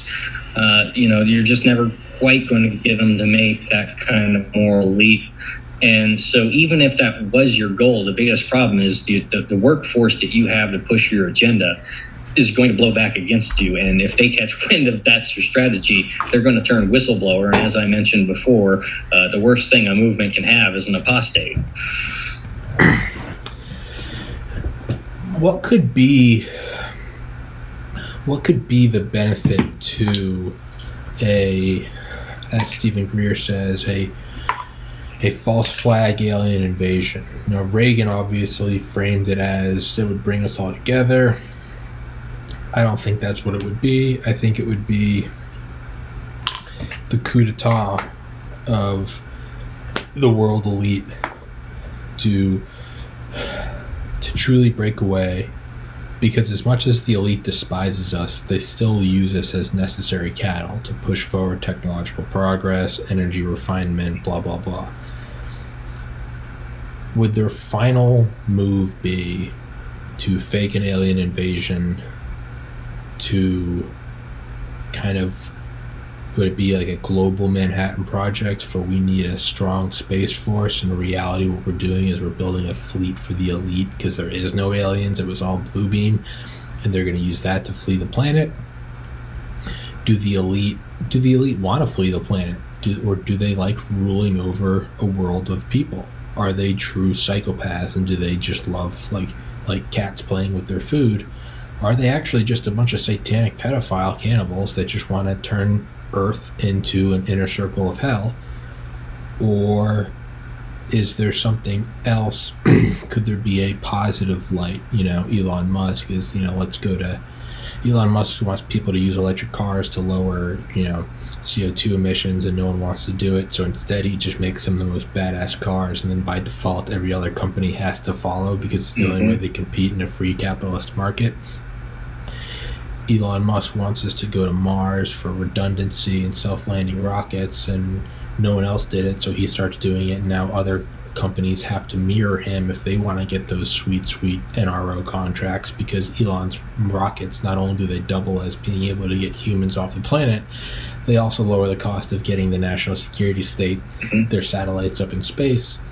Is an alien false flag, will that accelerate, just like we're talking about burning Kevin Hart alive on a highway to sort of bring America together and make sure the West prevails? Would an alien false flag ensure that we get off this planet in case there is a real threat, like an asteroid that we can't deflect, or global warming, or something. And is that what we're seeing right now with 2 years ago, the Tic Tac, Commander Fravor going on Rogan and going on Lex Friedman? Are we seeing that right now with, I don't know if you've been paying attention, but the pyramid UFOs that the Navy has confirmed have been like circling their fleets? What is this? Are we like, when Fox News and CNN are going in lockstep and all saying the same shit, I get the hair kind of stands up on my neck. And at a certain point, like I see them shaped like pyramids. I'm like, would the aliens actually have that, or is that definitely just them? Is that them just fucking with the conspiracy? Is that Xi Jinping putting his face on the Sphinx? It's too obvious, right? I know it's one of those things. It's like, man, it's like they're trying to fuck with the conspiracy. But my argument is, if we really have first contact with another civilization, even if it's a potentially friendly, and we're not already on 2 planets, we have a problem. Yeah. When we look at, as I mentioned before, the idea that, an AI might not want to build a Dyson sphere because the, obscuring that and creating that shadow over the star signals to the rest of the galaxy that, hey, there's something big happening over by that star. Well, there's already been a lot of reports where we're starting to see similar phenomenon in stars that we didn't previously see them before. Yeah. So that right there, for whether or not that actually is an alien civilization, okay, just from thinking like a strategist, we should just already assume that's already out there somewhere, and that we need to be working from the mindset of we need to be on par with that. Okay, we talk about near peer competitive threats. We're nowhere near being their peer competitor if they have anything like this. So that should be that force that motivates us. Now, as for the elite, whether or not they want to do their breakaway civilization and whatnot, I think a lot of them, if they feel like they can get away with just ruling comfortably from here, I think they'd prefer it. I feel like that's definitely a last resort. They feel like they're going to lose the planet anyway, and we got to go to save their own skin. Because if not, you got to think about what would motivate you to do that. You either have to be a mad lad pioneering individual like Elon Musk, which we know the average elite isn't that person. They'll hire those people. They will give Christopher Columbus the boats to go and look at the New World, but they don't necessarily want to go to the New World. And that's kind of the way that, that's where their head's at, and that's kind of the way that they're thinking about this. Whether or not we're actually going to get a proper breakaway civilization is kind of up on the table in that, because they're still looking at here and be like, man, it would really suck if I had to give up the estate, right? To go farm poop potatoes on Mars. Yeah, it doesn't make. They want their Rothschild vineyard, right? They want their estate in France. They want their. They want the cabin in the Alps. Ideally, they'd like us peasants off so that there would be less people messing with their estate, with their shit. Yeah, which is why I feel like what they would really do is they'd probably just depopulation. I think that would be their end game. Would be depopulation. Are they hesitant? Because you and I, this is like the first actually fleshed out, like, false flag, kind of conversation we've had, probably the most in-depth conversation I've had. The elite, they do this is what they do. They hire whole think tanks. They form think tanks for this purpose. And they don't just shoot the shit on the podcast. They finish with an idea and then they go do it. And that's how we get things. Do you think that there could be something like, let's pivot, do you think that there could be something like, my favorite conspiracy is it's not even in the 20th century. It's the idea that the gold rush, that there was no sign of any gold, but they just said, hey, we can go take the West Coast if we just tell everyone. I mean, doesn't it's kind of like the pyramid UFOs? Doesn't it almost seem a little weird? Hey, there's mountains of gold. I swear to God, go out there. There's mountains. I know that it's 3 months of none of you are going to make it. And I know you're a dentist up here in Boston doing old-timey medicine. And you got your church and your ale and your pub and your whatever. And you have modern amenities like candles and parchment and cobblestone streets. But I'm telling you, swear to God, I'm saying this with a straight face, there's just literally mountains of gold. Don't question why I'm telling you, because wouldn't I want to keep that a secret? No, there's mountains of gold out yonder. I think all y'all should go out there. They all go out there. They're going to defend themselves. That's just human instinct. Doesn't matter who you are, you're going to defend yourself. You go out there, and next thing you know, Uncle Sam's like, hey, we got all these Indians out there, and they're attacking our peoples. We can't be having that. We got to go kill all those savages. And hey, well, we killed all the savages. Hey, we didn't find any gold. Well, shit, you're already out here. You might as well build a saloon in a town, and you build a town, and a town turns into a city, and we brought over a bunch of Chinamen to build railroads with the Arrowmans. The next thing you know, we've got an outpost out here. Fuck it, let's just call it a nation. It'll be easier, and that way you've taken over this whole area from sea to shining sea. And that's my favorite conspiracy, that the gold rush was a land grab. Are we going to see that with Mars? For either redundancy or the growing of America? Because growing your nation isn't over. It's been over for a long time. Mm-hmm. Not really with Russia going into Crimea or China going into Taiwan. But it's not over. You can still go take over another planet. Mars can become the 51st state. Well, first off, whether or not the gold rush was fake or real, I love that idea, because you're spot on. Whether it's real or not, you're going to push that because it strategically benefits you. Yeah. My personal, and this is actually somewhat related, but one of my favorite conspiracy theories, I actually heard it from a THC episode, is that War of the Worlds is real. It's a real event. It happened. Everyone tried to cover it up afterwards, and that reality is the Roman Empire never fell, and that on Mars right now there's a bunch of Latin-speaking, damn near immortal transhuman Roman senators on Mars that rule our country, or not our country, our planet from Mars, essentially. By the way, that episode, I forget exactly which guest was on that had that, but that was like one of those things, like, you know how it is with THC. Like, sometimes you're getting like a big brain doctor that's going to give you some of the most serious shit that you can't believe you're getting. Yeah, or sometimes you're just like, I got to go get the bong because this is the most retarded shit I've ever heard in my life, and I love it. Yeah. And that was kind of how that episode hit for me, thinking about that. But, to get on that point, no matter what, that's going to happen, what you set up a 3D printer or whatever, and you're, or a 3D refinery essentially at some point, where we're saying not just there's gold in those hills, but there's infinite resources in this asteroid belt. There's infinite resources over here. No one's going to fuck with you. Who's going to come out and tax you? Who the fuck is going to tax you? And just that incentive by itself is going to drive expansion. And that's why, was it the whatever city game, building game, whatever, where they did like the Ancapistan, and everyone just started developing itself, and it turned into a freaking utopia paradise because everyone's just fucking going out and developing wherever the hell they want. That's the ideal situation, man. Eventually it gets to the point where we get a new Wild West that is, whether it's both Mars, whether it's going to be going out to, some asteroid belt to 3D print, fuck it. Let's go to the black cube on Saturn. All right, let's go there. Let's see if anyone lives there, and we can ask them about plasma universe, electric universe theory, or whatever the hell is going on in that space these days, and be like, hey, thousands and thousands of years ago, did Earth orbit Saturn before Jupiter showed up? Like, any of y'all know about that? Like, did that happen? And just see,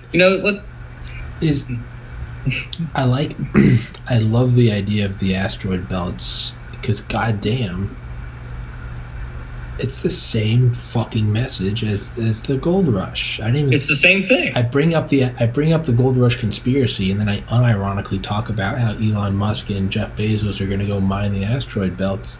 Is it the same shit? Who's going to regulate that? Who's going to be the Greenpeace activist that says that you're damaging the environment? Now, yeah, exactly, right? Whereas the gold rush was go so we can expand our fledgling nation and kind of watch our flank. Now we can have the West Coast covered. Mm-hmm. This would be, this could have two purposes and perhaps not mutually exclusive. go to Mars. There's nothing actually there, but what we want is an American outpost there, so it's American national security, so we can go claim it. Or it maybe is more along the lines of an Elon Musk thing. Maybe it's like they don't really care which nation goes out there. What they care is that Homo sapiens go out there, right? And they don't care if you find platinum or not. They just want to get you off the planet so we have a backup. And in that case, that would be a little more noble. It wouldn't be so America can succeed. It would be we need humans to succeed. And so this is why I really like, I'm always going to shill for 40K, the mindset of the Imperium of Man, because it's such a large apparatus that you can't really call it one political entity, nation, or whatever, because there's just so much going on in it.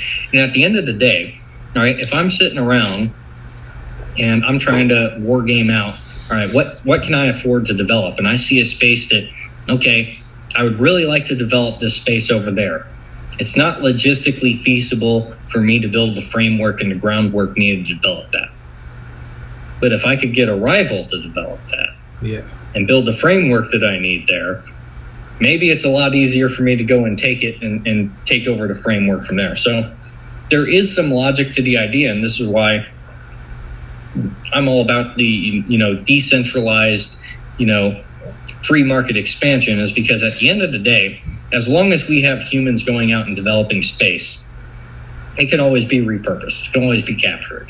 There's always ways for that to change hands, whether it's through kinetic applications or just fourth, fifth generation warfare. We work on a messaging campaign that's so good that guess what? The moon of Titan has now decided that they want to be Americans.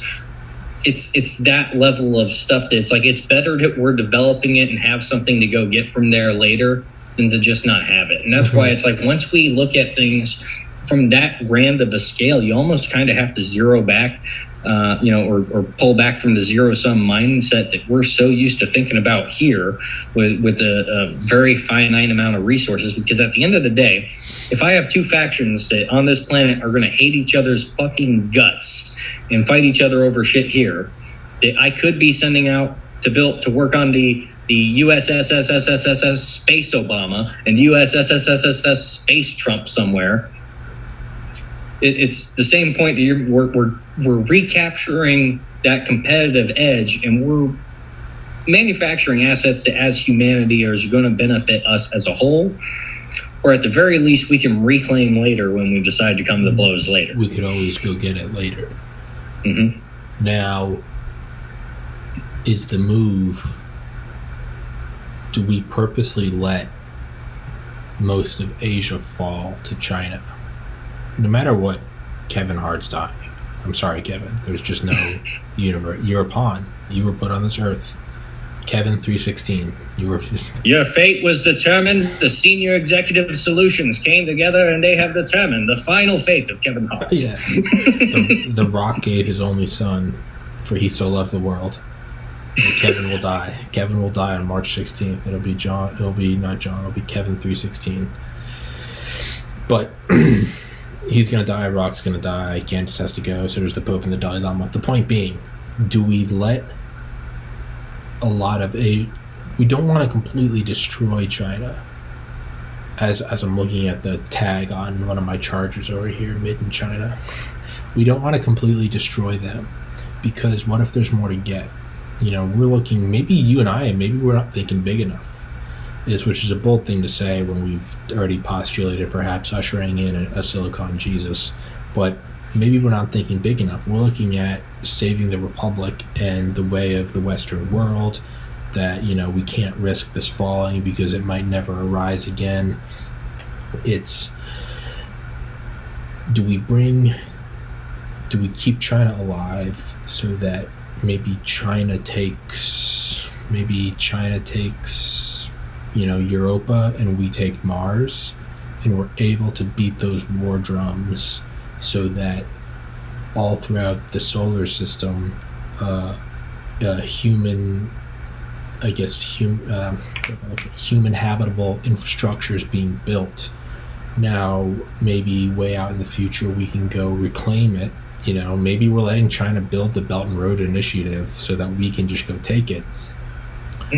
Do we perhaps not kill China here on Earth? Do we let China go off and take half the solar system so that we have purpose to go build half the solar system?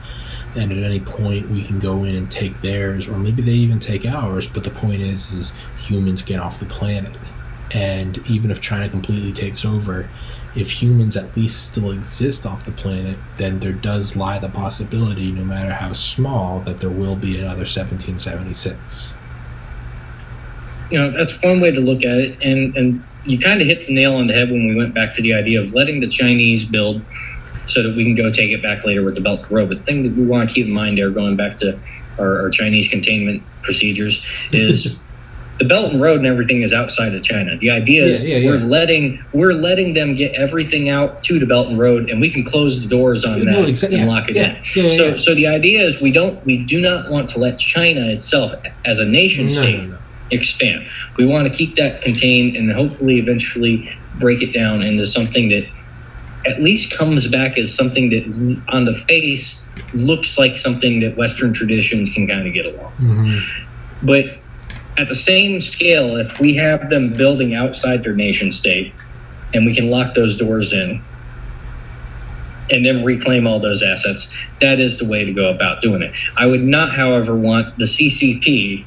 I'd feel much more comfortable about the Brits, the Germans, the French, literally anyone but the CCP. The Russians, they're no longer communists. I would much rather have the Russians doing something like that than the CCP, because right now, no matter how it comes up, we're still we're forced to play the zero-sum game. We're not there yet. We're not 3D printing from asteroid belts and talking about how we can expand human habitable infrastructure quite yet. And so as long as we are refined to that and restrained to that space, we do still have to think of it from that zero-sum game of containment and maybe allowing them to build Belt and Road so we can go reclaim later. Not a bad idea. As for harnessing them to go into space and whatnot, once again, I'd much rather have the Russians or a post-CCP Chinese state come into that space. Because at the end of the day, as much as I hate the concept of socialism, where we're going, at the end of the day, some kind of quasi-UN, Star Trek Federation, however you want to call it, that is going to come about. It's inevitable. Whether we like it or not. It's inevitable. So the idea is, who do we want on the rights? Look at UN, lay it out right. You're breaking up. It's not a very, all right, let me know when I'm good again. But talking good. Specifically, yeah. All right. So talking about like the Human Rights Council for what current multilateral institutions are not that good, and they have this habit of letting the absolute, our worst rivals just run things for no apparent reason. So we want to engineer that space and hopefully socially engineer our rights to be something that we actually have our fleet federation, whatever gay name you want to slap. But it's got to be something that we can respect. It can't be the CCP atheist state that it has to declare war on religion because there can be no power above the state. As long as that is the mindset there, we are never going to be compatible with them when we have all of our, our melting pot of religions, when we have the Russians that are, have rediscovered their kind of Orthodox Christian faith and whatnot, the Muslims that we all work with actually, regardless of how you feel about Islam, and we can all agree that Wahhabism takes it a little bit too far. But, I'd really like to thank John Brennan from the CIA for teaching me the values of Wahhabism and how it is very beneficial to be a Wahhabi because it means that the FBI can't touch you. But other than that, if we want all these people to work together, there can't be a CCP. It just can't work. Once we get to that level, it just has to be. We can have infrastructure socialism. We can have this fake version of socialism that we're talking about, pushing through war powers and whatnot. But as soon as we get into the classic doctrines where it's going to be essentially a war on the natural order, and that's what it always comes down to, because as long as the concept, the same way that as long as there is an America, as long as there is a beacon on the hill, the brain drain is going to happen. The free thinkers are going to go there. Well, there's a similar process. It's just not as good, which is the subversives. As long as there is some kind of communist potential utopia out there, you're going to have subversives thinking, well, if we work with that country and we facilitate their values, we can change this country to be there. So for us, we have to remove that. That's why I view this as, as long as we're still stuck on the same planet together, it has to be a zero-sum game. Now, if this were to be planet communism somewhere else later on, maybe the Federation kind of breaks down, people go their own ways as we're expanding our infrastructure, and it turns out all the subversives and the communist wannabes decide we're going to make Venus the communist planet or whatever the hell planet they want to do. That's the kind of space where we could at least separate to the point where maybe we have the space to tolerate that. Maybe we can go back into a containment policy and we'll see the same thing play out. But ideally, we're going to have some kind of system that treats everyone that we work with as allies I don't want to say equal, because it's never going to quite be equal. It's going to be kind of like how working in the UAE works.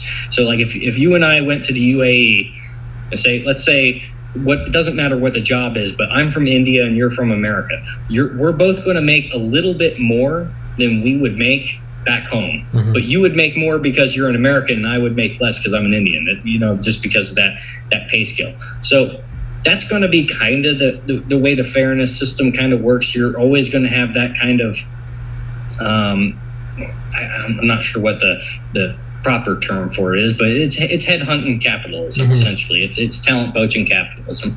And as long as that exists for us, there are going to be folks in the CCP that are not going to align with it so well. They're going to be really pissed off about it, and they're going to feel threatened by the fact that we're allied with Muslims, we're allied with Orthodox Christians, we're allied with regular Christians. We happen to have a lot of Christians. So you just can't let China expand as a political entity as it currently stands. And that's why it's like I'm all about essentially recreating. At the very least, we have to get back to a somewhat Confucian state. We have to at least reconnect them enough with a little bit of their roots so that we can get, they're always going to be somewhat socialistic, but if we can get them back to where they were pre-Mao Zedong, I don't think we'll have the problems with China that we see today. Do you have to, would you have to detach further and maybe observe or conclude that that the most important thing is to have humans get off Earth and survive, and to build as much infrastructure on Europa or Mars or multiple backups, not just one, but every habitable, planetary body that we can get our hands on in the solar system? Is that does that goal does letting Pearl Harbor happen because ultimately we can beat back the Nazis and the Japanese, and is there a greater good? And that's a very dangerous slippery slope, but as we sit here talking about mm-hmm. lighting the Dalai Lama on fire, I think we can't, I don't think we can walk that back anymore. Is it more important that we have a space war or a space race, a space infrastructure race with China at the risk of the cancer of the CCP perhaps overtaking us a century into the future, but at the very least knowing that we got off the rock, we got off the planet? Is that more important than, because maybe we won't get off, maybe if we get rid of the CCP. Is that thunder? It sounded like someone just dropped a piano. Probably thunder. I don't know if the storm's coming near you, but it was dumping here earlier. Yeah. If that was somebody above me, then Jesus Christ. God help me. Is it more important that we get off the planet? And can we do that? We're always going to have the brain drain. We're always going to have the freedom-loving people leaving the communist shitholes. In a sense, though, is that the basin, and is China the top of the waterfall? Water's always going to fall, but that's potential energy turning into kinetic energy that can be captured to turn a wheel and create textiles. Is this difference between us and China, is that actually the parts of an engine that does a stroke every century, and it's composed of people and land as opposed to metal, and that is what drives progress forward. I remember seeing a comment on Reddit like last year, and I don't know how I'd never seen it before. I looked it up and I thought it was a famous quote, and it wasn't. But someone just commented, "War is the engine of progress." And I was like, how the fuck did I never hear that before? But is that, it's kind of like the Earth and the Moon. By constantly tugging at one another, it keeps the tides going in and out. And even if the sun died, we would all die. But there would still be geothermal energy for a long fucking time because it's from the Earth and the Moon tugging at each other. And it keeps the center hot, right? It's like a crazy bipolar couple. Like, they're crazy and they're at each other's throats, but it keeps the bedroom alive, right? Is China our crazy bitch ex-wife? And the kids are going from one house to another, but does it keep it interesting? Does it keep it going? Does it result in the engine of progress? If we get rid of China, like we got rid of the Soviets, I would argue that our decline started when we won the Cold War. It seemed that we didn't have Sisyphus got his rock to the top. Does that make sense? Am I just ranting? Yeah, well, it makes sense, and I would alter that to say war is the galaxy's hygiene, but the way that galaxy's hygiene. but that's an Alfarius quote. That's not mine. That's awesome. But war is the galaxy's hygiene. But Alpha Legion, Hydra Dominatus, boys. There's a Commander Fravor quote about talking about the Air Force, and Rogan was like, are there cocky guys in the Air Force? And he goes, what is it? I think, he's like, whatever, it's like flight physics or something. It's a self-cleaning oven.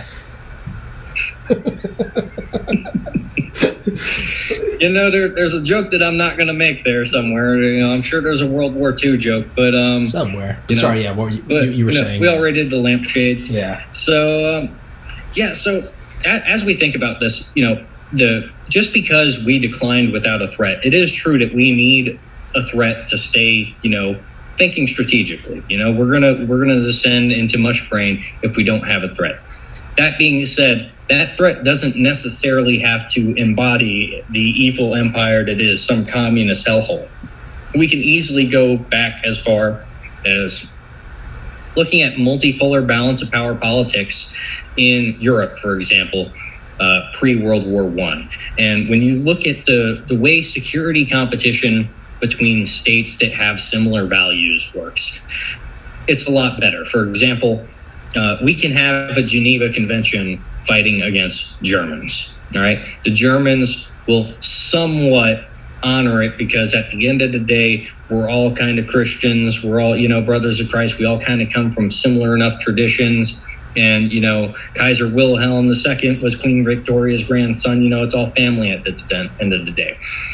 And that's the kind of healthy security competition we could get back to. And to a similar extent, we can see that starting to emerge with Russia. Whereas if we scrape away all of the toxic misinformation from the warmongers that just want to get us into a war with Russia to cover for their crimes with China, we're not going to ever be best friends with Russia because we're always going to have competition and opposing values somewhere on the geopolitical chessboard. But we can have a healthy respect and a rivalry. The same way the British and the French sort of hated each other for the longest time, but they always had kind of a respect and a rivalry. That kind of thing can always exist.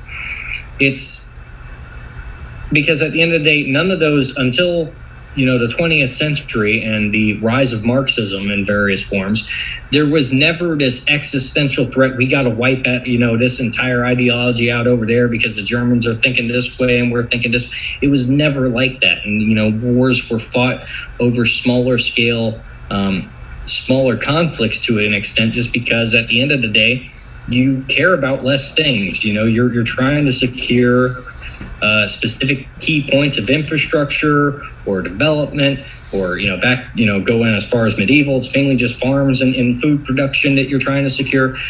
But you can have much more limited conflicts and healthy conflicts if it's not an ideological tug of war between two ideologies. As long as they exist somewhere on the planet, they are going to be trying to wipe each other out, because at the end of the day, as long as America and the Constitution exists, China is never secure. And as long as communism exists somewhere, America is never really secure.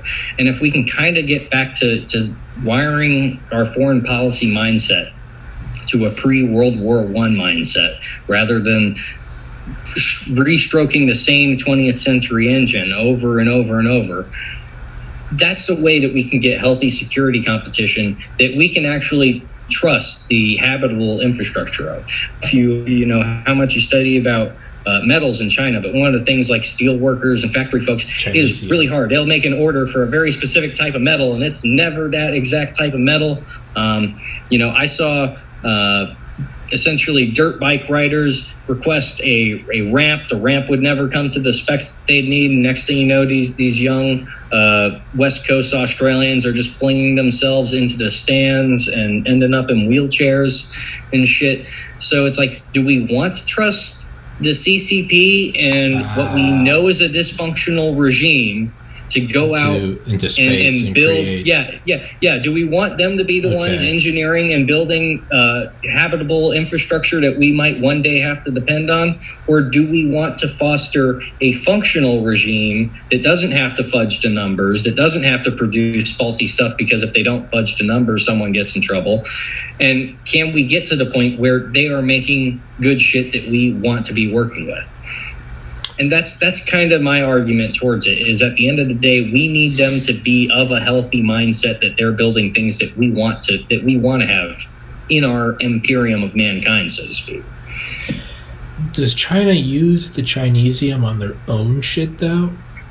Like when the Chinese military is building stuff, they don't build shit stuff though. I thought they just peddle the shit stuff to the international market because it's cheaper. It's hard to, obviously they're not going to report on every fuck up that they have. They tend to keep that on the rep. So that's one of those things it's very hard to say. It is we can definitely say that when they figure out what the bad batch is, they will export that. They will definitely go out of their way to contain the bad batch and export that to someone else. But do we know how much of the internal stuff that they're actually using is botched? Well, you only really find out when they use it. And, there's only a few ways to test that we can see it happen. Yeah. And so that's kind of the difficult thing there. But, I've definitely seen enough of it just in the commercial industry that I definitely believe it's a factor that we got to think about.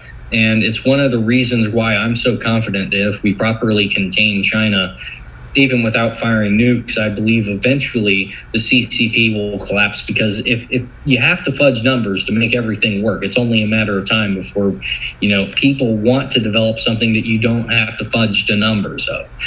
So this that's the overall sponsored goal. By the Fed. By the Fed. Fudge the numbers. And Alfarius. Yeah. Is the move okay? So we need a competent force to go out into space and build the human habitable infrastructure. Is the move to push Bezos and Musk to opposing celestial bodies because they will make usable infrastructure? I'm gonna pee again. He's fucking running around above me. I'm gonna pee again, David. Right. So that goes right back into the USS Obama and the USS Trump. If we can send Blue Origin to Venus and we can send Elon to Mars, we're doubling the, we're creating competition so that we're going to see the development of how we're going to go about doing this on, in the future. Obviously this is going to be a learning experience. We've never quite terraformed a planet before, at least that we're aware of. And unless human history is a lot older than we think, and that, there's some human empire already out there that we don't know about, it's going to be a huge learning experience. And why not have both, but realistically, there's not another planet that we can go straight to like terraforming. So I think while that would be the optimal solution, is to having them split up, I think just due to the sheer task load of what's going to be cut out for us to make Mars a habitable location, that you're going to have to see Elon and Bezos and whoever else kind of splitting it up, and you're going to see that competition as to who can grow the potatoes on Mars the best there first, and from there we'll start to see not tactics necessarily, but techniques and procedures that are going to make it easier as we go out and do this on hopefully more and more planets as we go along. But I just don't think right off the bat that there's going to be the logistical capacity to say, you know what, we're going to hit 2 planets at once. And I would love to see that happen, but I don't think we're going to see it in Elon and Bezos's lifetime unless they roll out the life extending technology and the immortality shit a lot sooner than we think. But it's one of those things that we just have to think about how big a task that Mars is going to be at the end of the day. And I think I didn't watch all the later seasons, but I think season 1 of The Expanse, where they kind of showed just you want to talk about building nationalism, the idea that you're going to have to make the entire planet habitable and that everyone's going to have to be working around the clock just for that.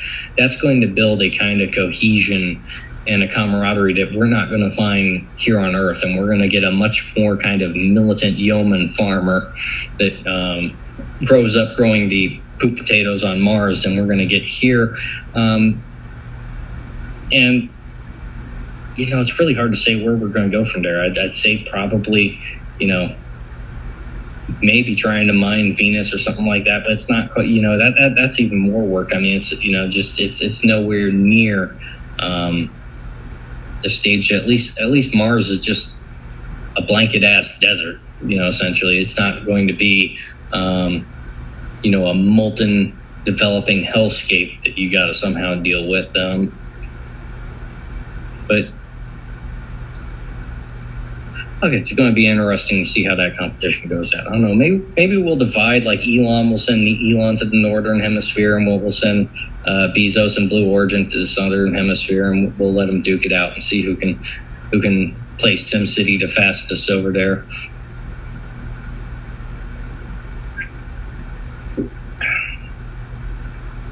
But still, it's a long ways before we can start talking about being a triple planetary. Maybe I think it'll be more like the government focusing on like a moon base while private sector is pushing Mars, and that'll be the closest we have in the interim is kind of more of a moon and an extra planet. But we got to start getting there at some point.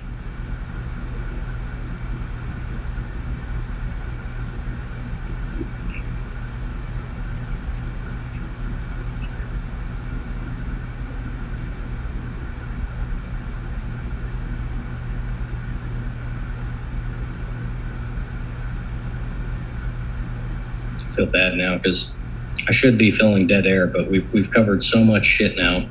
And I have to sit here and I have to think about over all the things that we've talked about, from developing Mars, developing Venus, developing the moon, and killing Kevin Hart. When this podcast gets me pulled in, I was just about to get to that. Of all the things that we've covered, what the interrogation question that's going to land me in the most shit is, so, like, why were you guys planning to kill Kevin Hart again? I don't think that's that far off. I mean, I'm sure guys of that amount of wealth and stature, I mean, they probably have teams that, they probably have security teams that go from the defensive to the offensive and scan the internet, like a Taylor Swift preemptive threat reduction, man. Yeah, man. I mean, maybe that's what puts this podcast on the map, is us being tried for, promoting conspiracy to assassinate Kevin Hart and The Rock and Candace. The Rock's cool though. I feel like The Rock would sit down with us And he'd be like, let's address what originally fostered this conversation. Tommy, you want this podcast to be bigger. Maybe you don't feel it's big enough. Why is that? What can we do? And I'd be crying. I'd be like, I'm sorry, Dwayne. I just wanted to be a... The funny thing is that's totally how I see him. That's what The Rock would do. That's why he's so great, which is why he's got to go, because it will tug at everybody's heartstrings. It's because he's a good guy. That's why. You're just so good. We gotta whack you. I'm sorry, Dwayne. This is for man. If that's not the kind of shit that gets you like on the back page of a newspaper, like crazy man attempts to kill Dwayne the Rock Johnson, claiming I have to usher in a Silicon Jesus. The only way we can get Silicon Jesus is through a war with China. How are we going to do that? We're going to kill The Rock. This is how things like Q start. It is because of dipshits like you and I. Now, and if you made it this far and you're watching this right now, you have seeped into the most esoteric bullshit deep lore on the planet. And congratulations, when we're being tried, you will know why. No one else will. No one else is going to take the time to figure out what the hell crazy shit we got up to this far in. But you know what I kind of like about this though is is that at our eventual trial, this video I think will have to be aired in its entirety. So, to the jury, please buy my merch, buy my hoodie. It's great. Definitely get the merch. Definitely. And have you gotten your fucking hoodie yet? At some point I should probably check my mailbox in case they shove it in there. I don't know. I would hope you got it by now. Do you know if it ships in a box or like a soft container? Because if it's a box, they normally stick. Okay, so it might be stuck in my mailbox. It's gonna be. All right. This has not been good advertising for the podcast. It's like 6 weeks in a row. I'm like, have you got your fucking hoodie yet? And you're like, not yet. And it's like, oh Jesus. Just don't forget that a lot of people forget that I live here. So that's true. Well. So,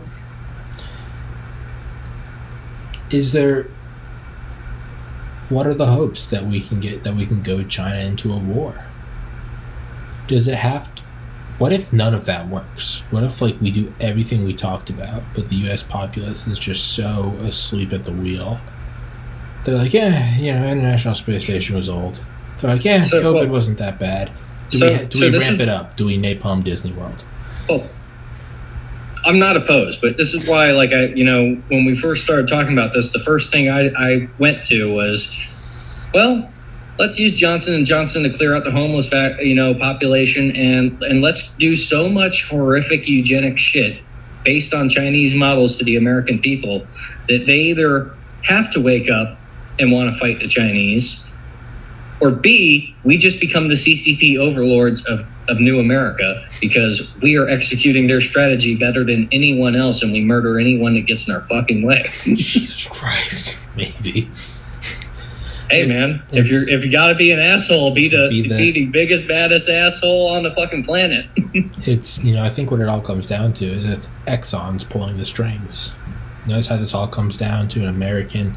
Maybe this whole podcast was actually a deep guerrilla advertising for corporate America and for tax breaks. Because what was the crux of it? A tax break if you come back to the United States. That's what this whole podcast was. That's how good advertisements are getting. This is a 5-hour advertisement. We're making up for the fact that we smeared Exxon as being part of Pizzagate in the last one, and now this is our way of buying our way back in. Is this how we bought our 5-hour fucking advert for? Is this episode our buying back in? This is our good side. Burning the Pope by Exxon standards, by Exxon standards, we're the goodest boys they've ever met. These guys are willing to do war crimes all day. Jesus Christ, burning the Pope to death. Hey, we are officially 2 minutes over the record. You have the longest episode. We did it. We are 15 minutes short of 5 hours. I think we have to do 5. We have 15 more minutes. I think we can do it. I think we can do it. I think we can do it. Now, but essentially, we just laid out the entire basis for the unification wars and the imperium of mankind. And we just inserted the biggest piece of plot lore that Warhammer didn't know, which is ExxonMobil was the original tool of the emperor of mankind. It was the original. Hey, man. I mean, imagine jerry-rigging every ExxonMobil oil rig as we retreat back to the United States with the bomb. I mean, that's just a string of nukes. I don't know. I mean, now, do you think that to take out China, is there a way to do this in one? Are we thinking old school? Is a false flag and riling up support to war against China? Is that the old school? Do we have China attack Israel, and then we just do a Lend-Lease program with Israel and use them to destroy China? Do we bomb Mecca as China and let the Muslims take over China? Now that would work out a lot better, because the Israelis are so canny that even if we had all the thumbprints and all the forensic evidence to pin it on China hardcore no matter what, Israel still has goals and a plan, and they're going to go fuck Iran anyway. Yeah, they're gonna be like, well, the world's ending. They're gonna go nuke Iran and Iraq, and we're gonna be like, no, go to China. That was not part of the plan at all. That was not the plan, Bibi. They are not Bibi. No, Bibi, no. It's just maybe, I don't know, man. Would there be a way? You know what? Maybe the move is we literally do 9/11 again. On September 11th, 2021, we have a plane hit the Freedom Tower, and then we have a plane hit, because there's actually 4 New World Trade Centers. A lot of people don't know that. There's the main ones, the Freedom Tower, but there's 2, 3, and 4. They're just a little shorter, but they're still huge buildings. We have 2 planes hit the New World Trade Center. We have another one hit the Pentagon. We have another one go down in Shanksville. I mean, identical. And Biden comes out and goes, today freedom itself was attacked. He goes and gives a speech on the rubble and goes, we've pinned it on Xi Jinping, and it's Xi Jinping, but we superimpose him onto the same Bin Laden videotapes. For whatever reason, Xi Jinping's in a cave. We pin it on the exact same thing, and we're like, we will hunt down. It's the global war on communism. And everyone's like, if we make the memes good enough, Gen Z might buy it. I mean, dude, put the $28 trillion debt accounting team in the part of the Pentagon that we hit with the. It's like after the first 2 planes hits, everyone's waiting for the Pentagon one, and despite everyone watching, there's still no video of the plane hitting. And then everyone's waiting for Flight 93 in Shanksville. And it's like people are literally in Shanksville. They're like, there it is. You see the plane coming over the horizon. And they just play the same exact recording of Todd Beamer. He's like, let's roll. But it's just, but instead of Todd Beamer, it's Bod Teamer. And it's just like, we just do the exact same fucking thing to the point where it's so, maybe that's what we have to do. Is it's such a naked, raw exhibition of power that you don't even have to win over the American people. There's like, wow, the deep state is look at the balls. Look at the balls. They are going to do. We start bombing China. Just like, I mean, it's the same. We bring back Rumsfeld and Cheney and Robert Gates. It's the same. Colin Powell comes back and he's like.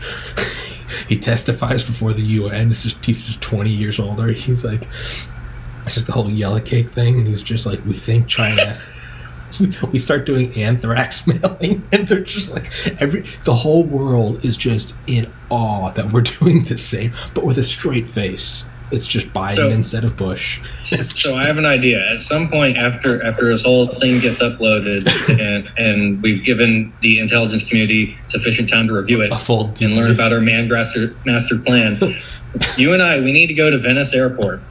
All right. And we just need to hang out at Venice Airport where the 9/11 hijackers learn to fly. And we just need to pitch our idea to people. Let's just sit there and pitch our idea to people and see how long it takes for the fucking FBI to It's just the planes take off from the same airports. They hit the same fucking buildings. Yeah, we'll be sitting there like 3 months prior to this happening. We'll just be like, listen, you don't understand. It's going to happen again. That's why we're here. We came back in time. The AI sent us back in time. They're going to pull 9/11 twice. They're going to do the same thing. What if they did the same to the point where it's like, I mean, literally there's like people are like looking at the Pentagon, and then all of a sudden just like one of the sides of it explodes, and it's like a plane hit, and everyone's like, I didn't see a plane, and it's like, fuck off, a plane hit. You know, the biggest clusterfuck is after the whole thing's over, people will start scratching their head and be like, wait a second, building 7's back. That should be like the one thing that we change, is that somehow in this whole thing we prop building 7 back up. We'll have like the Woolworth building. It's like 200 yards away. We'll just have that collapse. I want to put a building there that wasn't there before, though, just as the ultimate mindfuck. Like, just to make people think, what is it? What do they call that? The Mandela effect? Yeah. Let's Mandela effect people. Let's put a building there that wasn't there. No. I think you just have to go identical. Like a third building, like the World Finance Building, one of those just collapses at like 5 p.m. And everyone's like, what the and like Biden takes off, they land it off it, and then they come back, and it's like, what the fuck? And it's like, we will not stop until we go and we bomb Tora Bora or wherever. And everyone's like, why the fuck are you guys in Afghanistan? And then on like March 3rd or whatever, we invade China. But it's like, people know it's coming. They're like, they're gonna do it on this date, and we just do it on the exact date. In late 2023, Biden goes on an aircraft carrier and says mission accomplished. He walks out with a flight suit. You know, at a certain point, it just like the invasion of Iraq becomes an every once a decade exercise. What if we just did the same exact thing? What if we didn't even do it with China? What if we just did it with Afghanistan and Iraq again? Because doesn't Biden want to withdraw all troops on September 11th, 2021? What if we did it on 9/11, 2021?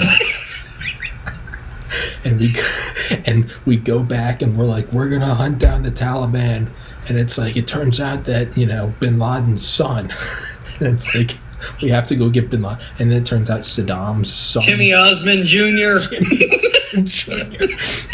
and then Saddam, one of Saddam's sons, somehow regains power in Iraq, and we're like, Colin Powell comes up and he's like, we think they're Uday Hussein has his brain has been recovered and put into like a mecha Hitler suit. No, it can't even be that. It just has to be like his like grandson or something, and it's like, we have to go, you know, and it's like, it's the same exact thing, and like we have to. Colin Powell comes out and he's like, we think they're creating WMDs, and we're all like, holy shit, we need to go in and get them.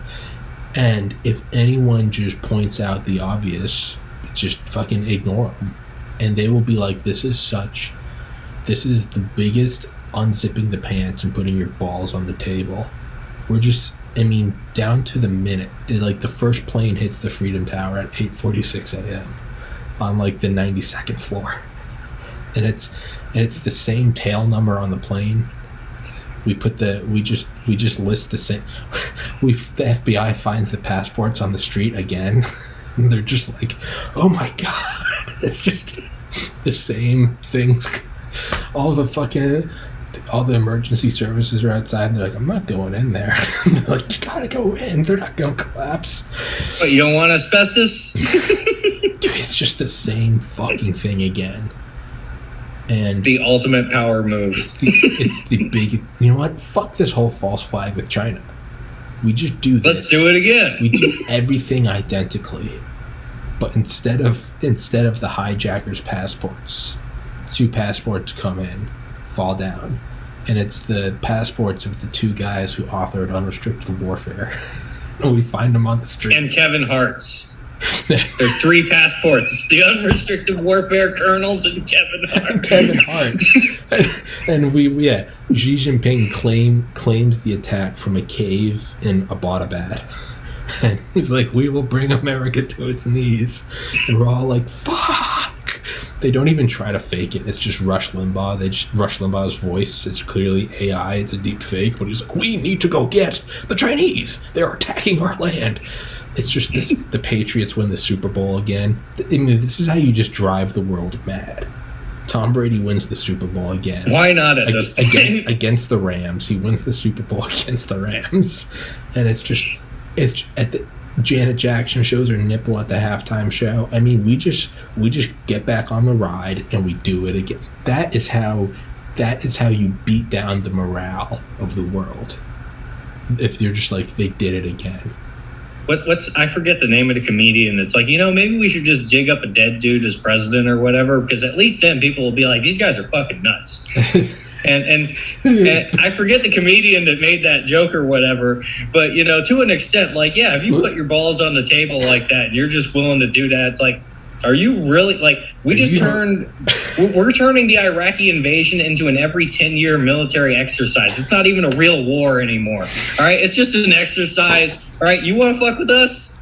We're turning real countries into exercise territory. Biden runs this for 8 years, and Michelle Obama runs in 2028 on a platform of hope and change.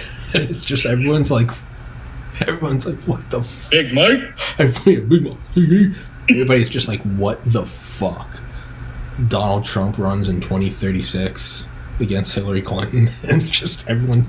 I think it was Tim Dillon said, he was like, when the left points at the right and says Herman Cain died of COVID, he goes, you just turn direct. He goes, you flip the insanity on them and you say Herman Cain's not dead.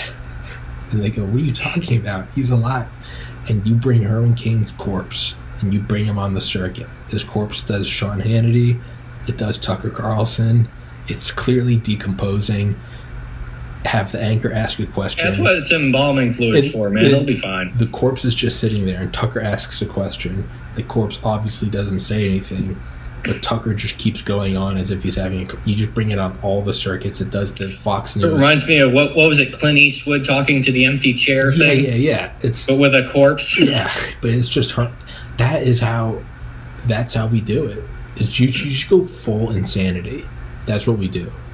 I hate to say 40K did everything, but this is why the Imperium of Mankind worships a dead dude on a throne, essentially. I think this is what we have to do, man. Or do we make the false flag so obvious? Do we have a bunch of soldiers that are dressed and they're waving Chinese flags as they're running into like New Orleans on Mardi Gras and they're shooting everyone and they're like they're leaving behind fortune cookies and stuff, and like do we make it so obvious that it's not China? Well, here's the thing. We can't send Blackwater in because eventually we're going to use HAARP to cook the atmosphere and make another Hurricane Katrina, right? Yeah, we're redoing everything, that's coming right? in 2020. So we can't send Blackwater in there. So why not send Blackwater with Chinese characteristics, and we find like the Chinese version that Eric Prince's boys trained over there, and we send them in, and then they commit war crimes in New Orleans. Jesus, we just do all the same shit. This fall, there's an anthrax scare. It's just Hurricane Katrina 2. Hurricane Katrina. It's just, it comes back. I mean, that is how you drive. That is how you break down all opposition. But no one ever breaks character, and we do. And we send 100,000 more troops to Iraq. We have Wesley Clark come out and be like, "We're going to do 7 countries in 5 years." Bush only has daughters, right? We can't bring in another Bush. I think that was the case. No, we have Biden. Hey, if we give Jeb meth, like if we meth Jeb up enough, maybe we'll get a little bit of George out of him. Maybe it's what we're doing right now. Is we're propping up a guy that clearly has dementia, and we're orchestrating ground-based intermediate nuclear weapons all around China. I mean, it almost is an exertion of power. It's so obviously we're putting those old man balls right on their forehead. Yeah, it's this isn't even pro or against Biden. I'm just saying it's so clearly the deep state at the wheel that maybe this is what we're doing. we're just like, oh, it's time to go attack China. And it's just like, I mean, or is what we're doing, are we laying the groundwork for the Tic Tac and the pyramid UFOs? Are those UFOs going to just, for whatever reason, they go Independence Day, but only within the borders of China? They leave the rest of the world alone, but they just level China. And we're just like, wow. We don't even know what those things are. Our Navy didn't even know how to handle that. Why did they... We couldn't stop them. I mean, they were far superior to us. I know. Did you see them? They were triangles and shit. It's just like, wow.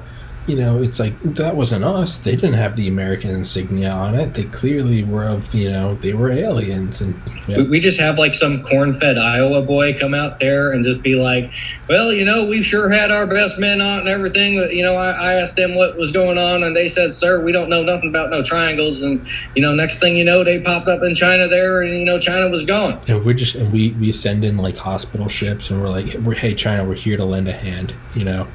We know that your entire military centers have been destroyed. Oddly enough, they took out all of your submarine pens, but, you know, I don't know why they did that. But Bob Lazar comes out and he's like, that was them. That was the sport model UFO. Just leather seats and all.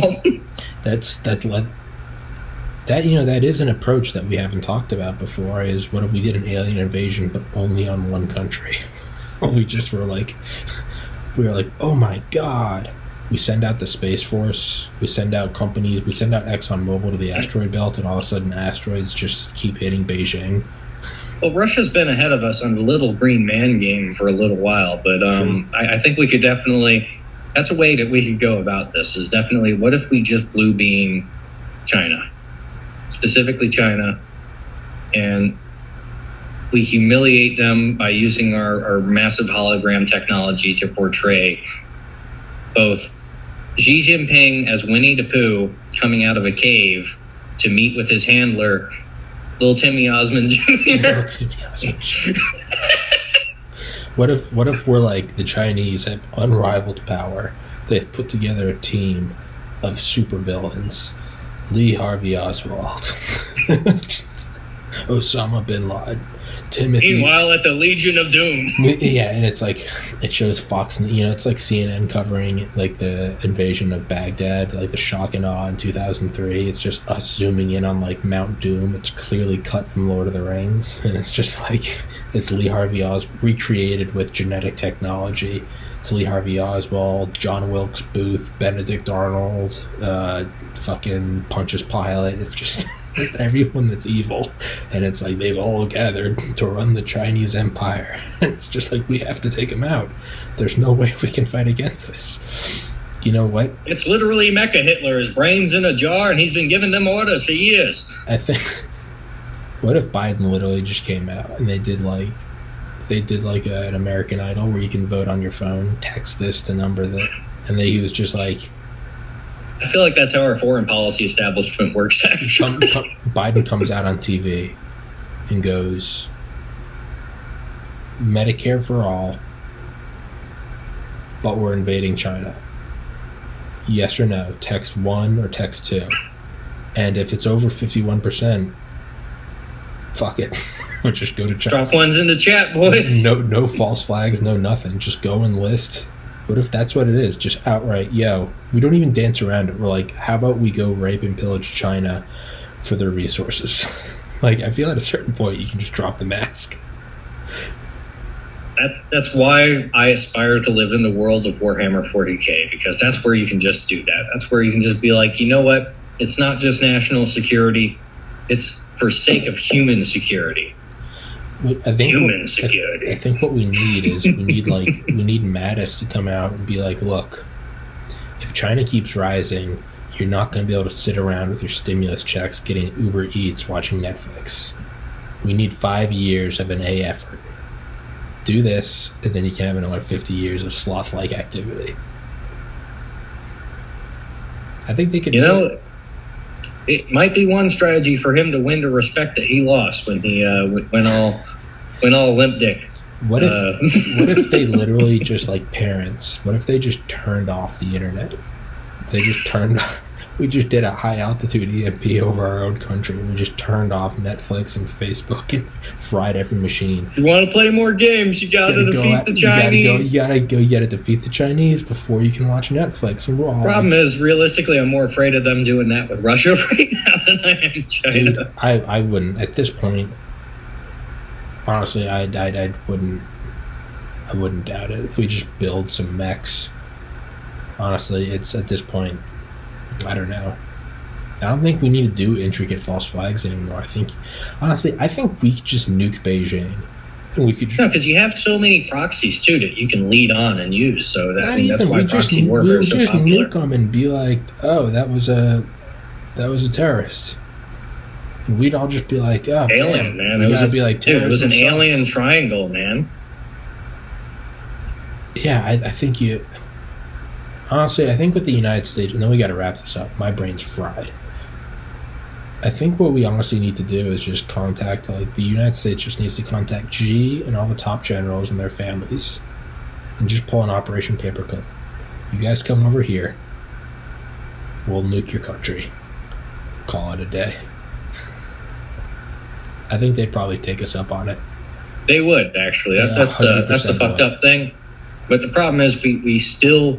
Going back to the we need just because we want a job to America doesn't mean we want to collapse China's ability to manufacture. Matter of fact, part of the reason I want to collapse the CCP is because I want the Chinese to have better abilities at manufacturing, just in a way that we are competing with in a way that makes sense. And the paperclip thing is going to happen no matter what, because the Chinese elites are already trying to, figure out how to get their money outside of the country and flee. So the paperclip thing, in a strategy of elite capture is going to happen no matter what. But at the end of the day, if we're going to do anything that is going to cause mass casualties, it's going to be biological warfare. It's going to be, and chemicals and stuff like that, or some kind of binary compound weapon that you can, spray on protesters. You spray the weak strain on everybody, and then you go up to, your actual demagogues that are, leading and organizing things, and you give them the booster, so to speak. And that's the end of the day. Maybe we literally just released COVID-21 and it starts in Wuhan again. Maybe that's how you degrade morale. we just start doing Groundhog Day. We just doing it over and over and over until everyone loses their mind. We just repeat every 9/11. Want every 9/11 of the first year of the decade. 2 planes take out towers in New York. The Pentagon gets hit. Happens every 10 years to the day. It's like the Aurora Borealis or something. It's like a blue moon. Everyone knows it's coming. And by the 10th time, there's so many cameras on the Pentagon, and no one can catch it. They're just like, oh wow, it must have come in so fast. The airliner must have come in at light speed, because our 240 FPS cameras didn't catch it. And every year after, Colin Powell comes out until he's 100, and he's like, I believe there are WMDs in Iraq. And we're all just like... Listen, these are the kind of ritual sacrifices we have to make if we want to properly honor our Silicon Jesus and bring him into our existence and our lives.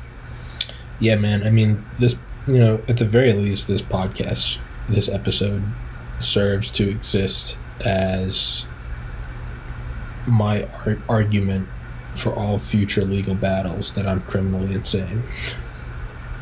I feel like that, if there's one good benefit we get from this, it's when anyone, no matter how you slice it up, when we get to the idea of we're just going to off, fucking Kevin Hart and The Rock, at that point, I feel like I am protected, and that anyone that wants to take legal action against me, there's going to be some feds, and they're going to look through that. And it's like, you realize that we're going to have to listen to this whole fucking thing in the courtroom again, right? We're going to have to listen to it twice. We're going to have to listen to this shit twice. You really want to do that? Leave him alone. All right. Listen, he's just talking shit at Venice Airport. All right. He's not actually going to do anything. I think what they need to do, man, is I think they just need to do everything that we talked about in this podcast, because no one would possibly believe it.